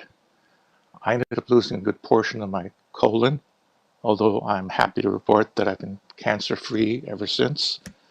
But the problem was that before surgery, I approached the surgeon and I explained to her that I had been dealing with chronic pain for many years, and that even though I was on OxyContin, working for me. So she sort of said she understood what I meant and said, "Don't worry, I'll make sure that you're taken care of." Unfortunately, it was a miscommunication, because while I was looking for an alternative to OxyContin, she just wanted to prescribe stronger medication post-surgery while I was being hospitalized. And what she prescribed me didn't make it any better. I was in considerable pain as a result of the surgery. And it had a cyclical effect on my chronic pain condition, because I couldn't move around very much. I was sedentary. It was difficult to sleep and to deal with this additional cycle of pain. It turned out that she thought it was just going to be a temporary problem with me. And she went on vacation for 3 weeks. And in that time, the dual surgery problems reemerged again. And she finally returned. She apologized. "Oh, I didn't mean to give you an alternative to OxyContin. We're not allowed to do that. You're in the workers' comp system, and that's where you get your medications from." So it's ironic that this miscommunication had such a long-term impact on me. And it's really a reflection of silos of care. I finally took over my own healthcare decisions and advocated for better care. My primary care doctor finally understood what I was driving at, and she told me that Kaiser had a chronic pain management program that consisted of a number of classes and consultations and visits with other kinds of experts. That took about 7 months to go through all of that. But when I finally went through it and met all the rigorous requirements, I was able to see a chronic pain specialist. And I gave him my life story, and he actually was very understanding because he had originally been hired by Kaiser to deal with patients abusing chronic pain medications. And what he discovered was that a lot of people are genuinely in pain and they're not being helped. So he took me off of OxyContin and gave me morphine, and it literally changed my life within 20 minutes after he first gave it to me. My pain was much more reduced. Over the next several years, I was finally able to engage in exercise, and finally, after 18 years of dealing with chronic pain, I was able to reduce it significantly today, where I have about 80% recovery. So the irony of my story is that while cancer surgery saved my life, it actually made my chronic pain worse because of the nature of the adversarial system and the fact that there are silos of care that still exist today. And navigating around them is never easy. Great. Thank you very much. And thank everybody for sharing your story. And so Tom touched on this when he shared his story, but I want to hear from others about the lessons that they learned from their pain cancer experience. So Henry, let's start with you. And so what is it that you learned aside from, that the medical system works in silos and the importance of self-advocacy? Part of it came about because I met Cynthia when I was in the legislature. I was working for the California Foundation for Independent Living Center, and I was helping to promote one of her failed first bills. And what she taught me in a number of email exchanges and by reading her book is that you have to take control over your healthcare. You can't just listen to doctors and accept what they say. And more importantly, you have to stop looking at yourself as being a victim, because by definition, being a victim means you're not going to exert any kind of control over your care. And so that's what I did. And the last lesson was for me to do something about it, which I accomplished when I served as the public policy director of the California Foundation for Independent Living Centers, an advocacy organization for people with disabilities. And I continued to resound that theme about the danger of silos of care and taking control over your healthcare. Okay. And Karen, anything you'd like to add to the lessons learned? One thing I learned is that the surgeon, the medical team, well, it wasn't really a team, it was just a couple of physicians. Although they knew I had chronic pain, nobody really discussed the possibility of issues relating to perhaps having more pain or problems even having general anesthetic because I have a pain patch. So I found out that I had to do all the work for that. And I was nervous even having general anesthetic, even though I haven't had general anesthetic for 20 years, although I'm wearing a pain patch. So even talking to the anesthesiologist, I didn't get the information I wanted. And I let him get away with not really answering my question because he changed the topic. So there has to be some more coordination, especially if you have chronic pain and you're having any kind of medical treatments. They put them in separate categories, and chronic pain is me. And it doesn't define me. It's just something that is here. And I think that there has coordination and pay attention that this is a chronic pain patient going through other surgery, and what are the pros and cons of that. Great. Thank you very much. And Donna, anything you would like to add about lessons learned? Oh, sure. Absolutely. One of the most important things I learned and I share with other people is get a second opinion or third opinion or fourth opinion. If it doesn't feel right, follow your gut, keep asking, keep searching until you find someone, a medical professional that you're in alignment with. And that was something critical for me. I kept going. It just didn't feel right. And And I found, expert pathologists who informed me 25% of the time the pathology is wrong and all the treatment decisions are based off of that. So, and then there's new tests and there's clinical trials and there's support groups that, for me in the beginning, I didn't know any of this. And I put together a website so that I can make it easy for people to find these resources, but really reach out, and there is support there for people that are going through, whatever, if it's cancer, chronic pain. My mom went through chronic pain and I was on all these message boards. So those two are really, really big, having, and that, keep educating yourself and feeling empowered rather than helpless. And one of the, a book that I read called Anti-Cancer, there was a study done that showed in rats that helplessness feeds cancer. So the more empowered we are, the more, we're going to better our health outcomes.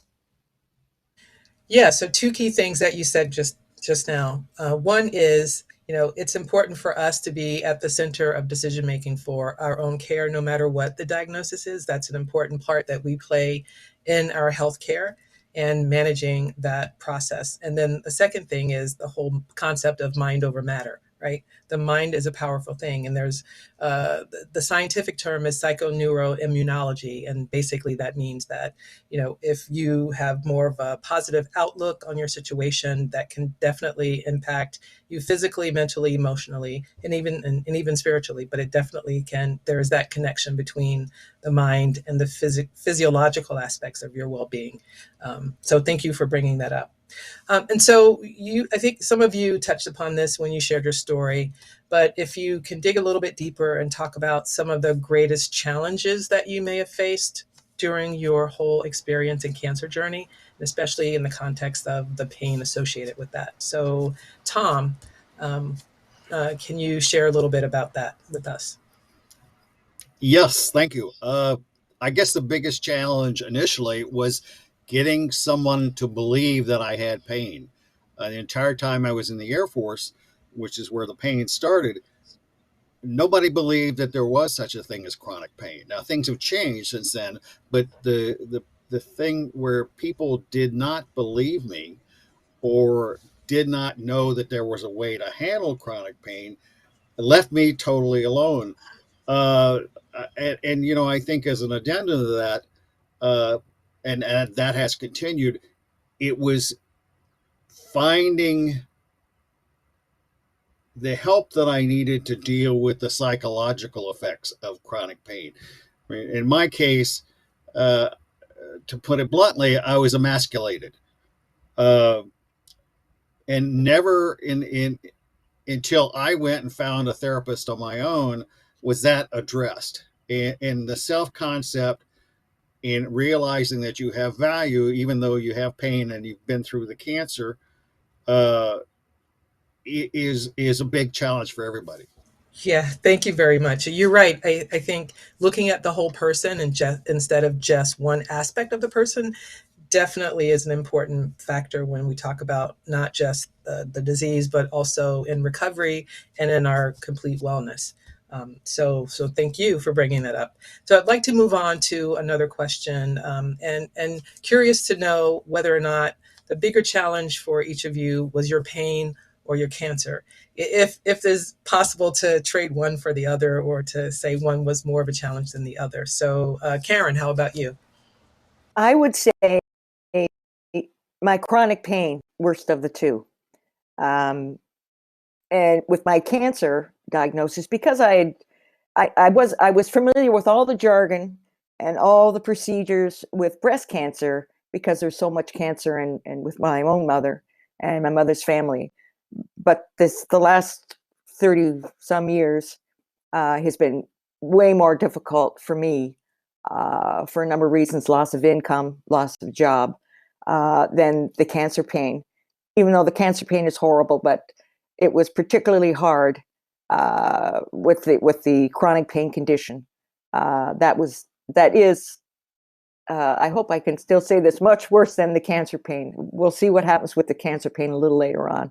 But Gotcha. The chronic pain is worse.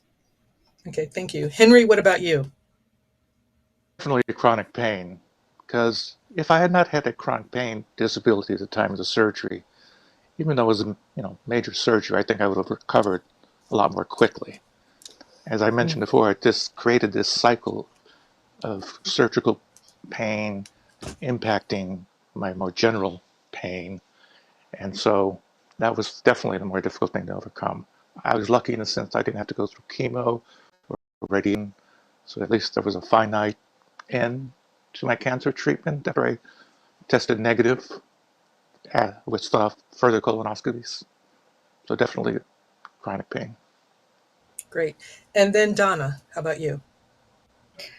Yeah, I would say the emotional pain that I experience, I know a lot of women experience going through this. They've even done studies on stage 0 DCIS being more of an anxiety-producing experience, depression, anxiety, than if you had stage 1 or 2 or 3 cancer.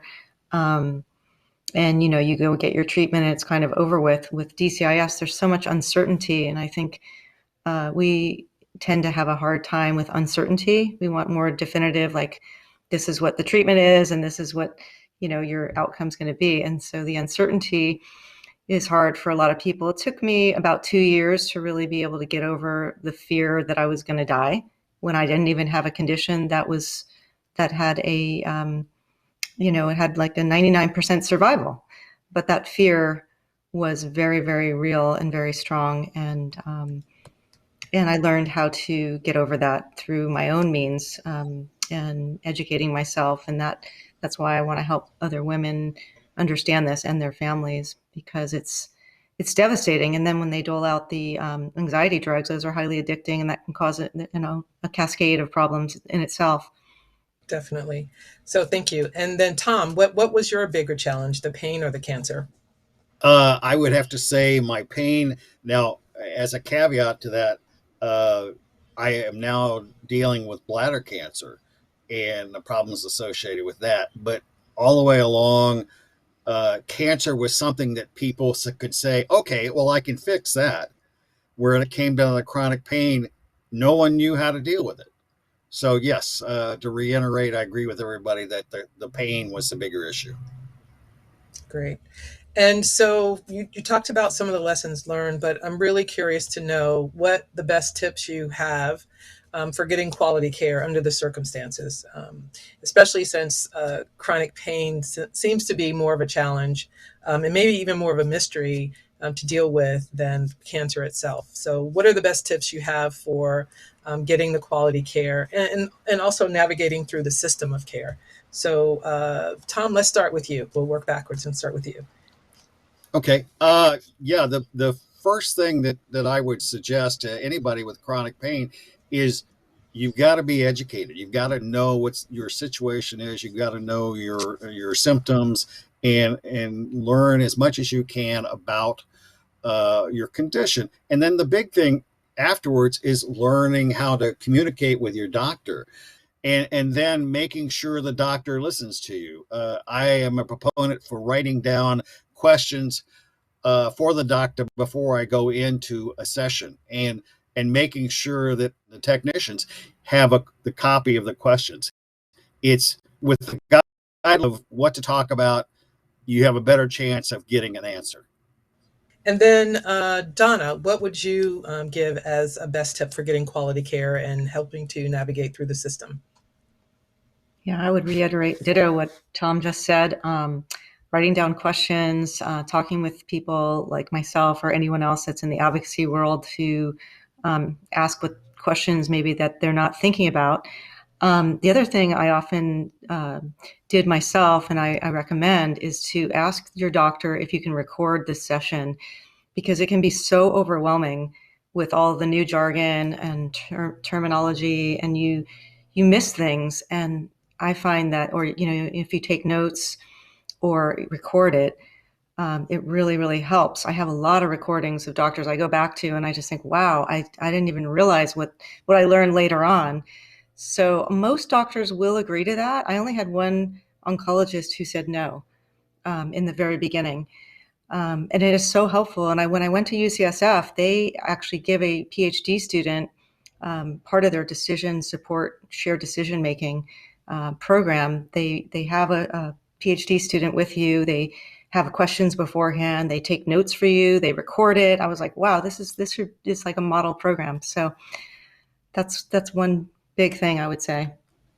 Great.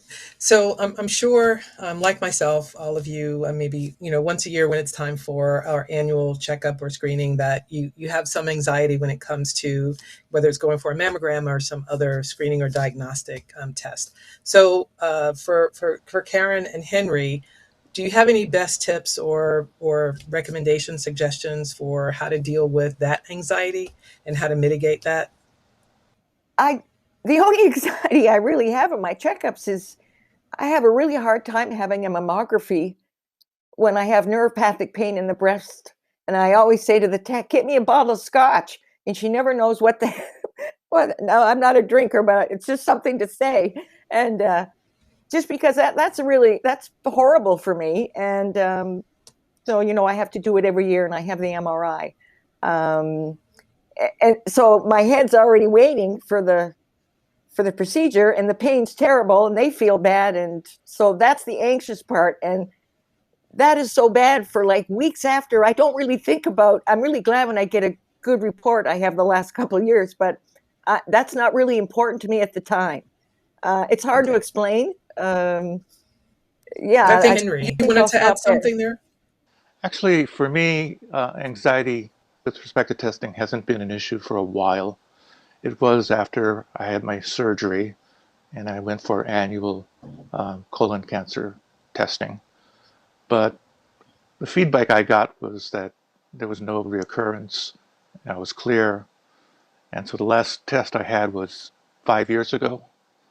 And if I need to take another one, having gone through the experience, I'm more than happy to do it just to confirm my status. So it doesn't cause anxiety for me. Okay. And then Tom, what about you? I think you were about to say something. Yeah. Thanks for the opportunity again. I have really high anxiety about anything associated with pain or cancer. I have PTSD from the military, but I think I also have PTSD from the surgeries and all the cancer treatment. The best trick that I've discovered is when I am being examined for the cancer, the current cancer and what have you, I use virtual reality. I mean, it's a new technique, but when I'm being examined or being prodded or treated, I slip on the virtual reality headset and I'm someplace else and, I don't feel the anxiety. But that's just a new technique that seems to help. Great. So thank you all for sharing that. I'd like to ask one last question as part of wrapping up our conversation for today. And if you had to leave one thing that you wanted people with pain and cancer to know, and you want to leave them or share an important message, what would that be for the people watching the panel today? So let's start with you, Donna. I think it's been said over and over, be your own advocate. You're your best, your health in your body the best. And a lot of doctors will say, stay off the internet, but I say just the opposite and seek out people like us that are the advocates that have been down the road and, have learned things and have invested all of our time and energy into understanding certain conditions, pain, cancer, and want to help other people because we're the genuine, kind of like learning from the School of Hard Knocks. And so I'd say, seek out people just like us, and these kinds of conferences are invaluable. Great, thank you. And Karen, anything else you'd like to add in terms of sharing an important message with the people watching today? With pain in general, it's really important, whether it's cancer pain or chronic pain, to have some great people in your life and have distractions. Generally, you can't cure your chronic pain. You have to learn to live with it, and that is tough. And use music therapy and laughter and things like that, and do your homework, do your research. Don't ever go to the doctor, have a doctor appointment by yourself. It's too stressful. I've done most of my medical appointments by myself, and I really missed not having someone there with me. It isn't so bad because, as I said, I was very familiar with most of the terminology with cancer, but was really tough having a cancer diagnosis on top of a very long over 3 decades of chronic pain. Yeah, great. Thank you. And Tom, anything else that we haven't covered today that would be an important message to leave with folks today? Yes. I would say have hope, because there's always a brighter day tomorrow. Believe in yourself and know that you still have value no matter what you're going through or what you've been through. And really reach out, because you're not alone.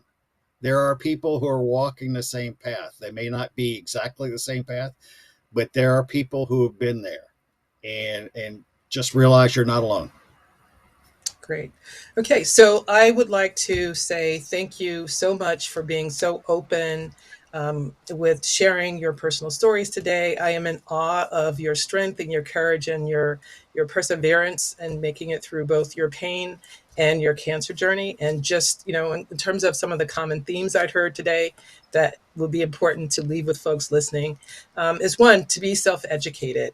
So find out information on your own, seek information from maybe those who've gone through this experience before, and not always rely on one source of information, but do your homework. And find out what solutions work for you to deal with your chronic pain or your cancer diagnosis. The second thing is, one of the common themes or denominators for all of you, I think, is your resilience. Being able to overcome the trauma of a cancer diagnosis or dealing with chronic pain and how that has disrupted really your life, and finding a way to live with that and have a life despite those circumstances. And also empowerment. Being empowered to really navigate your way through the healthcare system, be your own advocate or, patient advocate, and turning that pain into passion and a purpose to do something meaningful and give back in many ways. The last thing I want to say is the importance of self-advocacy. So not only doing that for yourself, but also helping others understand and learn how to advocate for themselves, and navigating through the silos of the healthcare system, and even having a dialogue with their provider and making sure that relationship is strong and productive and healthy, and understand how to make decisions and participate in that process. So that is the last nugget of message and sharing that we have for you today. So again, I'd like to thank the For Grace Foundation for the opportunity to participate in the conference and to be part of an important discussion today. And we wish you all well and a good life.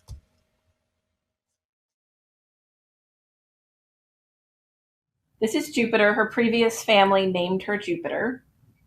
And we kept it because it'd be like somebody walking up to me and being like, "Your name is Sally now." So we thought that would be a little rude. So we kept her name. And Jupiter, come here. Do you want a treat? Come on. Jupiter is the smartest, nicest, sweetest dog with a cornucopia of behavioral issues and trauma. Jupiter, bang, bang. Good girl. Jupiter is in love with the husky that lives next door, but she's really bad with other dogs. So we walk her by in a muzzle and a thunder shirt, and she just moans at him. She's just like, oh, let me eat your face. She's got this Hannibal Lecter outfit that we walk her in because she bit another dog when we had her for a couple weeks. Sit. Good. Down. Good. She bit another dog, and I wanted to send her back to the shelter because we'd only had her for about a week when she bit the other dog. And my husband said, "No, we are not giving up on this dog. You're not perfect, and I don't give up on you." And I was like, well, that's a really good point. Because he's like, remember that time you called a pharmacy tech the C word? I didn't divorce you for that. Remember the time you pet a manatee in violation of like a dozen federal and state rules. You fed a manatee romaine lettuce. Legally, you molested a manatee, and I didn't give up on you. So we didn't give up on Jupiter, and we've got her on CBD and clonidine and 3 different trainers, and we love her so much. She is such a good girl. Will you roll over? I know you want to be good. No, you don't want to roll over. That's fine. I respect your choice. Your body, your choice. What can you do? Can you be adorable? Up, sit, up, up. Okay, high five. Good girl. All right, that's what we were able to get her to do right now. She is the sweetest, nicest, smartest, most traumatized shelter pet I have ever met. She does not get along with other dogs, but when we had her boarded, we had them do a board and train with her when we had to be out of town, and they rubbed peanut butter on another dog and had her lick it off so that she could get better with other dogs.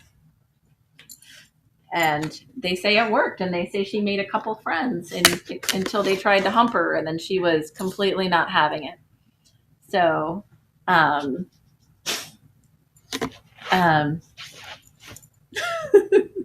she just hit something on the computer and exited out. So I don't even know if I have you anymore.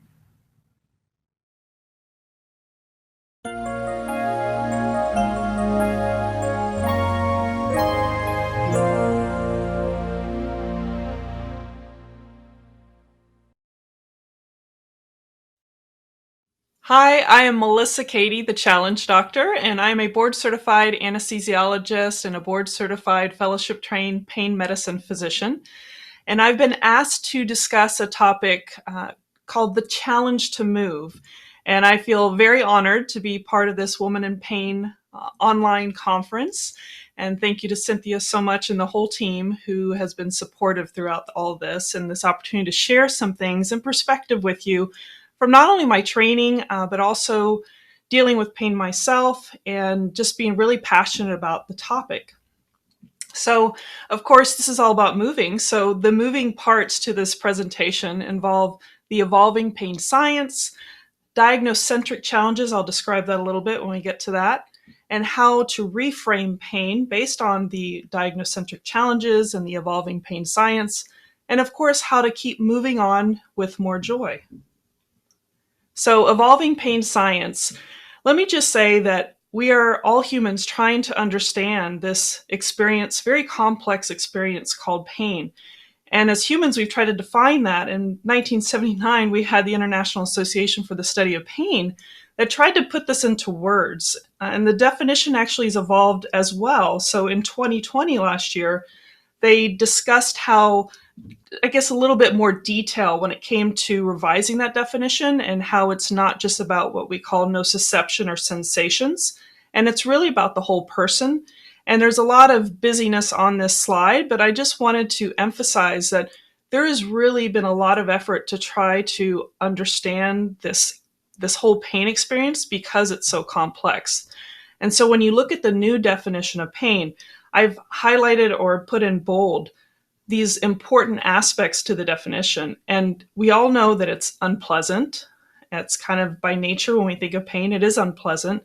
It's not just a sensory experience. Like I discussed, nociception, you can look at the definition in detail, but essentially it's not just about the sensory input that's being sent to the body or the brain. It's also an emotional experience. And it's associated with or resembling that associated with not just actual tissue damage, because pain is not always about damage, but it's the potential for tissue damage. And if you think of people who have had amputations, in fact, I'm going to advance to this because this is a very prominent source of trying to describe the evolving pain science. If you look at the middle book that they show the hand and there's a missing finger, just a little representation that sometimes there are people that have like an amputation of a leg. And our old way of thinking is that, well, if it's in my body, that if I'm missing that part, there's no way I could feel pain, because if I'm feeling pain in a place that doesn't have an existing body part, how is it even possible? Well, we realize that pain is constructed by so many different components. It's not just the physical sensations or the input at the nerves and the receptors. It's also the brain, the central nervous system, the spinal cord that are creating this and may sustain this pain experience despite the fact that there's no existing body part that you're perceiving pain in that body part. So you can go, I put a website there, you can dive deeper into understanding the pain phenomenon. And these are some of the books that I've read that I think are, if you're, I would say I'm a little bit of a pain nerd, but I would say that it's a very helpful if you want to dive deep. Now, there have been other people, not just me, that have tried to educate. This is a good friend of mine, actually a co-host of one of my other podcasts, and he has a site called Why We Hurt. This is a free resource. It's just discussing the complexity of pain. He likes to use a metaphor of a triangle or a pain triangle. If you look at the bottom, most people think of pain as sensations, that these are a sensory experience, but there's so much more that ties into that experience, how you interpret the sensations, what you think, your feelings. If you just look on the left side, the emotional component, you can look at fear, depression, loss, anger, maybe perceived injustice of the way the medical systems treated you. And even being in a very high distress, or maybe even from a developmental early life stressor, victimization or PTSD, a lot of adverse childhood events, all of these things can play into, even on a subconscious level, that maybe many of us aren't aware of. And on the other cognitive side, on the right side, you'll see this anxiety or our beliefs about what pain is, our expectations, maybe our belief that pain equals damage. And all of this ties into creating this bigger fire. And I'm not doing it any justice here as far as how he does this 1 hour free training, but this is another person trying to propagate better pain education, which unfortunately in our medical system, we don't have enough physicians or clinicians that understand pain from the more evolved understanding of pain science. So just to really kind of bring this to a place where it makes sense without getting overly complicated, because even that last metaphor I showed you is really a simplified, kind of oversimplified version of how complex we are as a whole being.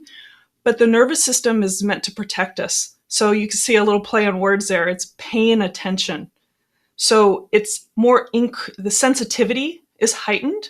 Now, does that mean it's just the receptors, or maybe a drug that was taken that's made those receptors a little more sensitive?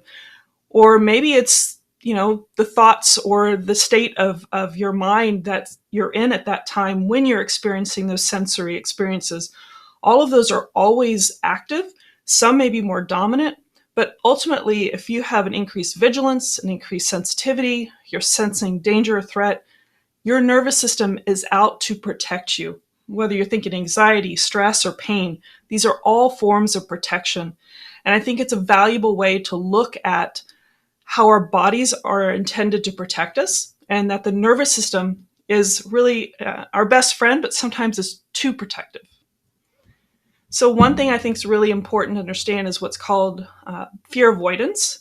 And so you can see in this little diagram, it doesn't mean you have to have an injury, but at the top you see injury. It could just be something that sensitized your nervous system. Could have been some trauma that's happened to you, not necessarily you broke a leg or anything. But the experience itself and how you actually think about it, the emotions involved with it, maybe threatening information, the sense that you might have cancer, or how it's going to affect your body. All of these things can create this fear. It can create ultimately an avoidance, especially if you move your body, you think you're doing harm, which can lead to disuse or deconditioning, which we know can create more pain on top of any other sensory experiences of pain or anything else that's going on in the background. So until we get to a place where we don't fear it, we accept that this is where it's at, and we address so many different parts, which can be a journey in and of itself, then it gives us the opportunity to confront it and have some valuable skill sets, or maybe learn those things to help you recover. So diagnocentric challenges just layer on top of this complexity of pain. And this is just a term that I used in my book, Paindemic, in 2016. And my definition at the time was thinking of oneself as a diagnosis without regard for the cause of the labeled medical condition and without effort to change the lifestyle that may lead to or worsen that condition. Let me just say, I'm not saying that people are causing their problems. I'm just saying that there are a lot of things that impact pain. So if many things impact pain, that's actually a very hopeful situation, that there's so many things that we can do to modify our overall wellness that can ultimately improve the condition that we may not be able to fully resolve, but at least make some progress in the right direction. So the reason this is so challenging is that, first of all, diagnoses can be wrong. Whether it's cancer or not cancer, sometimes they can be misleading. They don't really explain anything.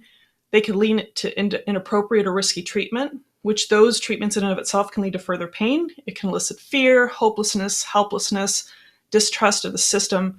It also creates a dependence on the medical system when they don't give you the tools to help yourself, so ultimately distracts you from health, from your own self-care. Because of this understanding of pain and these diagnocentric challenges, there is an opportunity to reframe pain when you understand pain better. So the questions we have to ask ourselves is, what does your pain mean to you? Are you anxious about it? What are your worries? How do you view your pain? Are you protecting or overprotecting? And it really just starts from within, not meaning that the things that are happening to you, or maybe the sensory experiences, or some kind of procedure that altered, or a drug that altered your sensory input. It doesn't mean that those things aren't playing in, but there is a power that you have to help modify the way the sensory information is coming in. So, and why is it important what you think? Because your behavior is directly correlated to what you're thinking and what you're believing. So this leads us into how we can move with more joy. So first of all, why do we want to move? First of all, we're human beings. We're meant to move. It's important for self-care, wellness, regardless if you have a diagnosis or if you have pain. It helps your sleep, your gut motility. It improves your mood, decreases your stress, can increase flexibility, balance, and strength, helps break that fear avoidance cycle. Believing you can change things can also help you move more on a long-term basis and build your confidence, and helps build belief that pain truly is changeable. So I just thought this was a great representation of resiliency. I think most of us want to consider ourselves resilient. And this is a very busy slide, but essentially there's a downward spiral that we always want to recover from any kind of disability or depression.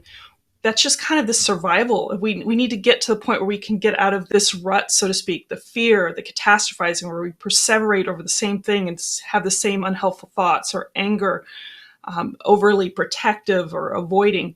Trying to get out of that that's just that survival mode, just to get out from this negative spiral.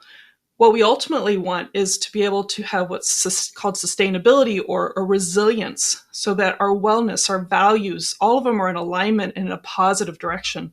So you see there acceptance, mindfulness, optimism, psychological needs are met, and all these social support aspects, things that you're hearing throughout this conference, and understand these are the things we can do to help ourselves. So how we move despite having pain is to really assess our own beliefs, assess our emotions, including fear.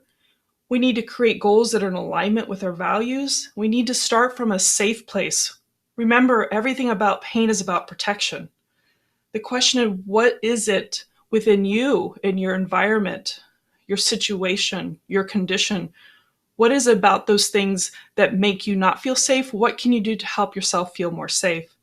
And then we know that taking slow, deep breaths helps activate the vagus nerve, helps slow down the nervous system. It's that one thing you can reach into within you to help you be present and aware, and do the things that just help you feel safe. You need to pace yourself, because everything about our bodies are adaptable. If you're starting from a place where you don't do anything, you have to recognize that. You have to pace yourself, because we understand and appreciate the body is amazingly adaptable. And sometimes we need accountability with others, or we need guidance with our thoughts or movement if we find that we can't get out of our rut, if we can't get out of that survival mode. And ultimately, we need to find joy in the smallest of things. So I always like to say, to more joy and less pain. Thank you very much.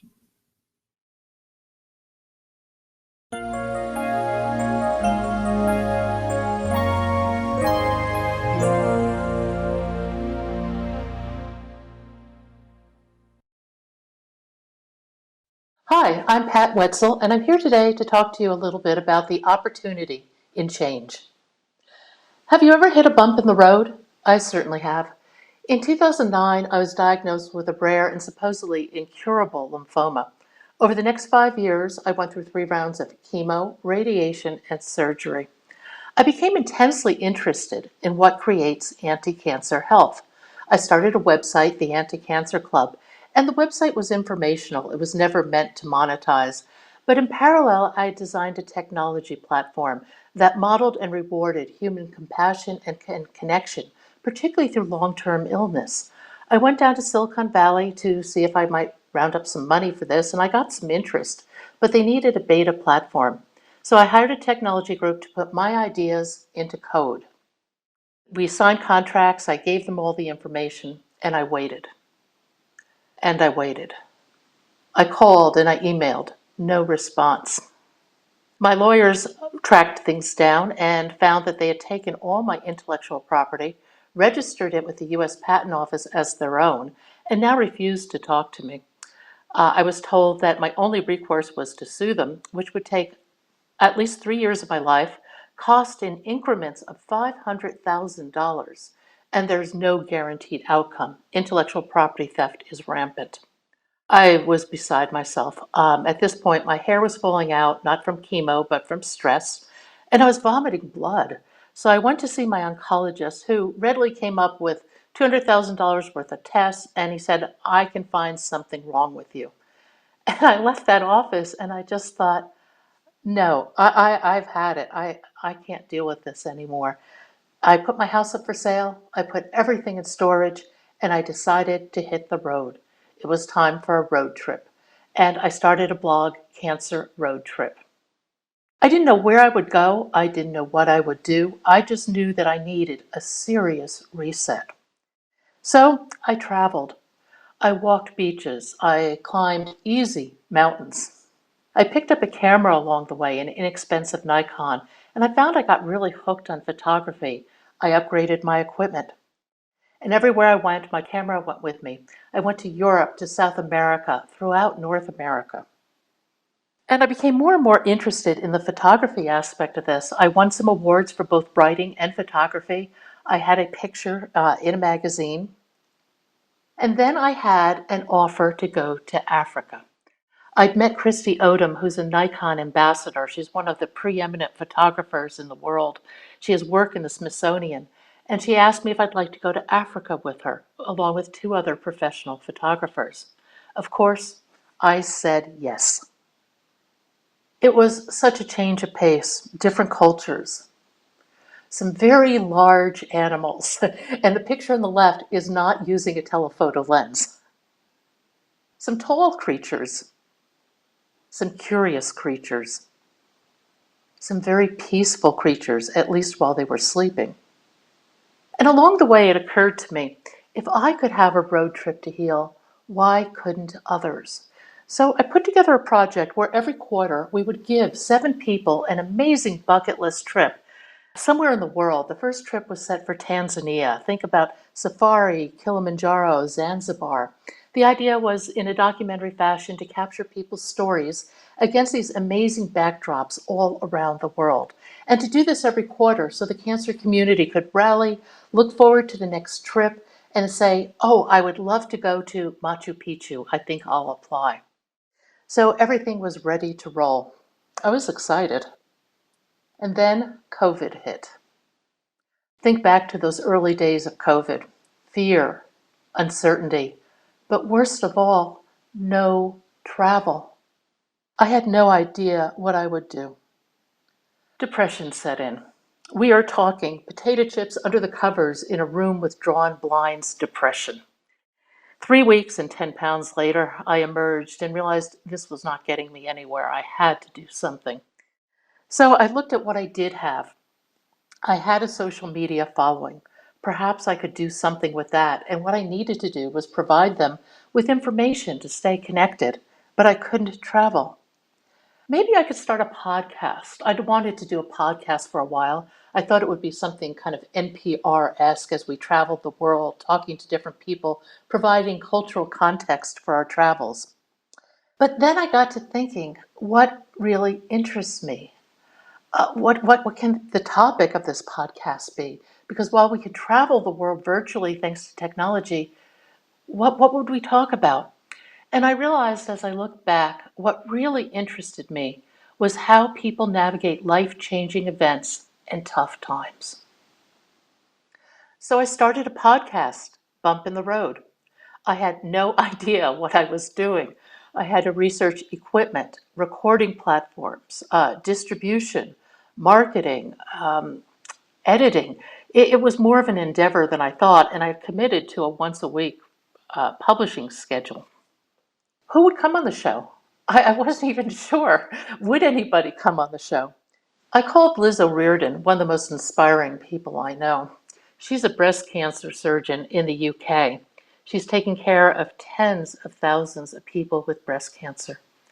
And then one day, she got her own diagnosis. She went through treatment, but the paradigm shift from being a surgeon in charge to a patient was just horrifying for her. She wrote a book, she did a TED Talk, and she went back to work. But 2 years later, the cancer came back in her chest wall, and she went through another round of treatment. As a result, she could no longer function as a surgeon. She did not know what she would do. She was in her early 40s. She was just years out of training. She'd spent her life training for this, and now everything was ripped out from underneath her.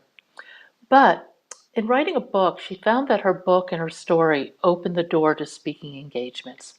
Today, she's become a fierce patient advocate. She reaches more people speaking than she ever did in the OR. Chris Dalbradine. Chris lives up in Taos and he skis. He was skiing one day when all of a sudden the mountain let loose and this massive avalanche carried him off the cliff. He broke his back and his arm. As Chris says, as I slowly recovered, I reevaluated my life. The biggest thing I came away with was that I wanted to live more fully and follow my wildest dreams. As he recovered, he got back to thinking that as a kid he had dreams of flying. So he built a motorized trike in his garage, learned to fly, and took off. And he took a camera with him. His expeditions led him from the stunning mountains of Taos in northern New Mexico into Colorado and Utah. Wildlife, rivers, and tributaries viewed from above gave him a new look at this interconnected world we inhabit. And he shares that world vision through his photography. You can check him out at @shotsfromabove on Instagram. Jesse Cody had a pretty big bump in the road. He was turning 40 and he was horribly depressed, suicidally depressed. And then some friends threw him a 40th birthday party, and he realized many people cared about him, but he just could not shake this depression. And he realized he needed to radically change his life, even if he wasn't sure how. So this city boy who'd lived in New York and Boston decided that he would hike the Appalachian Trail. He'd never hiked, he'd never set up a tent. The 2,200-mile trail is difficult. Only about 25% of the people who start the trip finish it. But Jesse was determined. One day after another, he put one foot after another, and he started chanting. His mantra became, "Hike the good hike." And in the outdoors, he found a peace he'd never known. Since then, Jesse has radically changed his life. He travels, picking up odd jobs, and sometimes sleeping in his trunk. He meets new people and encounters new adventures. Most of all, he keeps hiking. He's now started a not-for-profit. His mission is to tie the outdoors to better mental health for all of us. Sarah Dransfield, at just 16 years old, she was diagnosed with osteosarcoma. After nearly a year of hospitalized treatment, the outlook was still grim. Chemo was not working. An amputation of her right leg was needed to stem the spread of the cancer. Where does a teenager go with a life interrupted by cancer? She'd lost a year in school, she'd lost friends, she couldn't get her prosthetic to fit properly because she was still growing. It was a really difficult period. Fast forward a few years. Sarah saw an ad for modeling in the paper. On a bit of a lark, she sent in a picture. The agency called and she said yes, which led to an audience with the Queen and a spread in Vogue Italy and a million other adventures she'd never anticipated. She's become an icon for people with disabilities, and she gives back by giving hope and inspiration to young adults who have had a similar bump in the road. And finally, Eric Weinmayer. Eric went blind when he was only 16 years old. He spent a considerable amount of time just angry, feeling the intense isolation of losing his sight and a very deep feeling of being different than the other kids. Finally, he realized, I had to leave the sighted world behind. So started years of acclimating to a sightless world, but his father and brothers took him out hiking.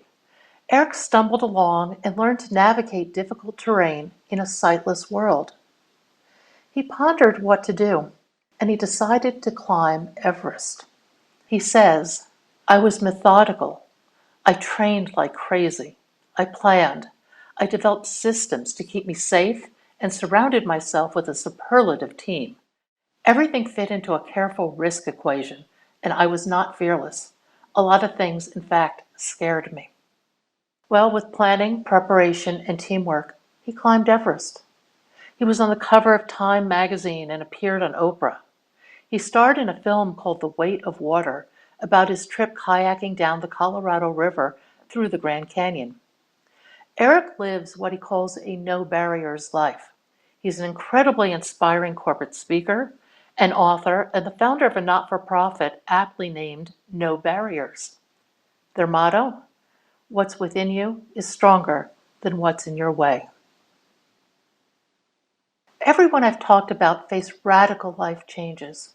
They were not fast or easy. Most of the transformations took several years to evolve. For each of these people, it meant taking chances and living with uncertainty. But that uncertainty opened new doors, and saying yes to the challenges propelled them forward. In every case, they were navigating brand new terrain, doing something they'd never done before. It forced them to build new networks, skills, and knowledge, and discover a deeper purpose. Uncertainty can open so much opportunity. Change can be so good. And we need the skills to navigate change. Because everyone hits a bump in the road. None of us are immune from life's detours.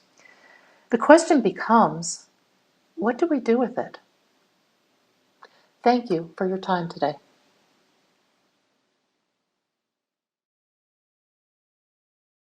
Oh my God! So what an amazing day we had. My God. Yes. Well, you're hoarse because it was so amazing. That's why.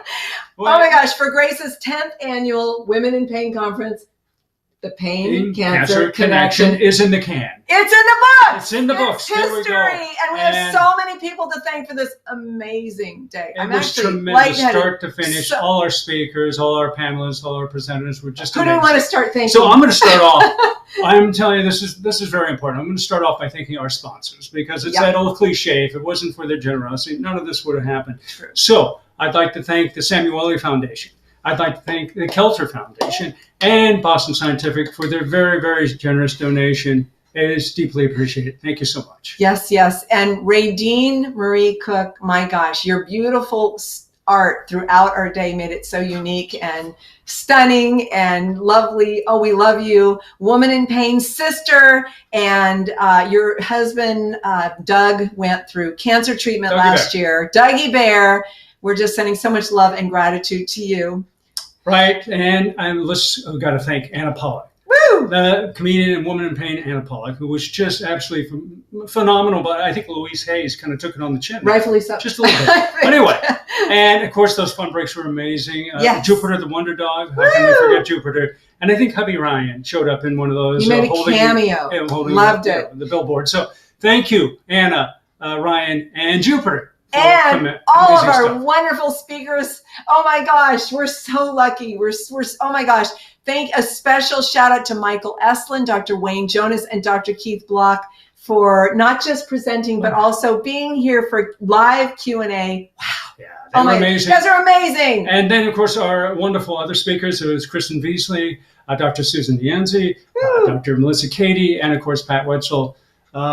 Tremendous. The program was so tremendous. Oh my gosh. And then our experienced panel, and I got to say, moderator Rhonda Smith, we love you so much, and we know you were dealing with the death in the family, and you were still just perfect and wonderful. And man, our panelists were just super, because they have lived the real life experience, and they had the wisdom and clarity to share what they had, and that was wonderful. That's Karen Smith, Donna Pinto, Henry Contreras, and Tom Norris. Thank you for your courage. Thank you for your passion. Yes, you taught us all so much from the real deal. And I think together we want to thank somebody. This one we got to do together. Why don't we thank Rich Tamayo at TVP Live? On that, because if it wasn't for Rich, it's another one. This wouldn't be happening. No, this was our first virtual conference. And it was really hard. And Rich put everybody at ease, including us, right? And taught us how to do it, and taught us that this really isn't scary and it can be done. And now we know that that's true. Step by step, he walked us through it. Rich Tamayo. Rich Tamayo, TVP Live. Thank you, sir. Wow, we love you. And our conference planning committee, my sisters in pain. My gosh, I just love you all so much. A special shout out to Heather Gray, Sister Heather. Oh my gosh, you did all of the graphics. And it was so much work, and you were always there every minute. You were there, not just professionally, but for me personally, because this has been really hard. I love you. I love you, Jennifer Hughes. Jen, I need to call you right after taking this. Island Girl, we love you so much. And you were always there. Thank you. Dr. Susan Nyanzi, sister. Oh my God, being there every meeting and presenting. Mindy Meyer. Oh my gosh, I loved her before that day I saw her at City Hall, and you said you had your hand in a sling, and you said, Cynthia, I have RSD. That's right. And we just, and oh my God, Dana Gamble, I love you. You were always there. Love you so much. I'm just sorry you couldn't photograph this one, but we'll be doing live again soon. Christina Breen, I owe you a phone call too. I love you. I know you went through a lot of stuff during this. You were there. And Ray Dean Marie Cook, again, we just love you. Thank you so much. I feel so lucky to have you ladies in my life. Yeah, and I think functional family. Functional family, right? And I think there's a couple others that we need to thank. And I'll tell you, the first one I'm going to thank is you, Cynthia Toussaint, founder and spokesman of For Grace, who it was because of your experience with breast cancer last year. Yeah, I do a lot for my work, right? Yeah, so thankfully, you're doing much better. And much better, yeah. Woo! Thank you, and thank you, John. Oh my gosh. We're like getting married again. So for 41 years, we just had our anniversary. We've been together, and 39 years, you have been my caregiver. And thank you I love you. It's been all uphill. We can pod. We can pod together. We're going to hang out. And then our biggest thanks to our audience members, who, for those who watch from start to finish, for those who just kind of came in halfway, who cares? Thank you for so much being here, watching the whole thing. Now, just remember, this broadcast will be archived at forgrace.org. So please tell your friends, your families, your coworkers, your colleagues. Anyone you meet on the street, your cats and dogs, everyone should watch this conference. I think everyone can watch this and get a lot out of it. So thank you so much. Woo! Yes. So, and next year in 2022, I think it's going to happen. We're going to do trauma and how trauma leads to illness, including pain, and I'm really, really excited about that. Right. That's our thing. We're now. counting on it 2022. It's going to happen. Okay, right. But in the meantime, just again, so much gratitude to everybody involved. There was so much work put into this conference, and so much love, and we did it together. And I'm going to cry. So. I don't have a tissue. I'm sorry. Anyway. So until we see you next, be safe. Get vaccinated. Please get vaccinated, and we will see you next year. With so much love and so much gratitude, and we're all doing it together. We love you, and I love you. Thank you. Thank you.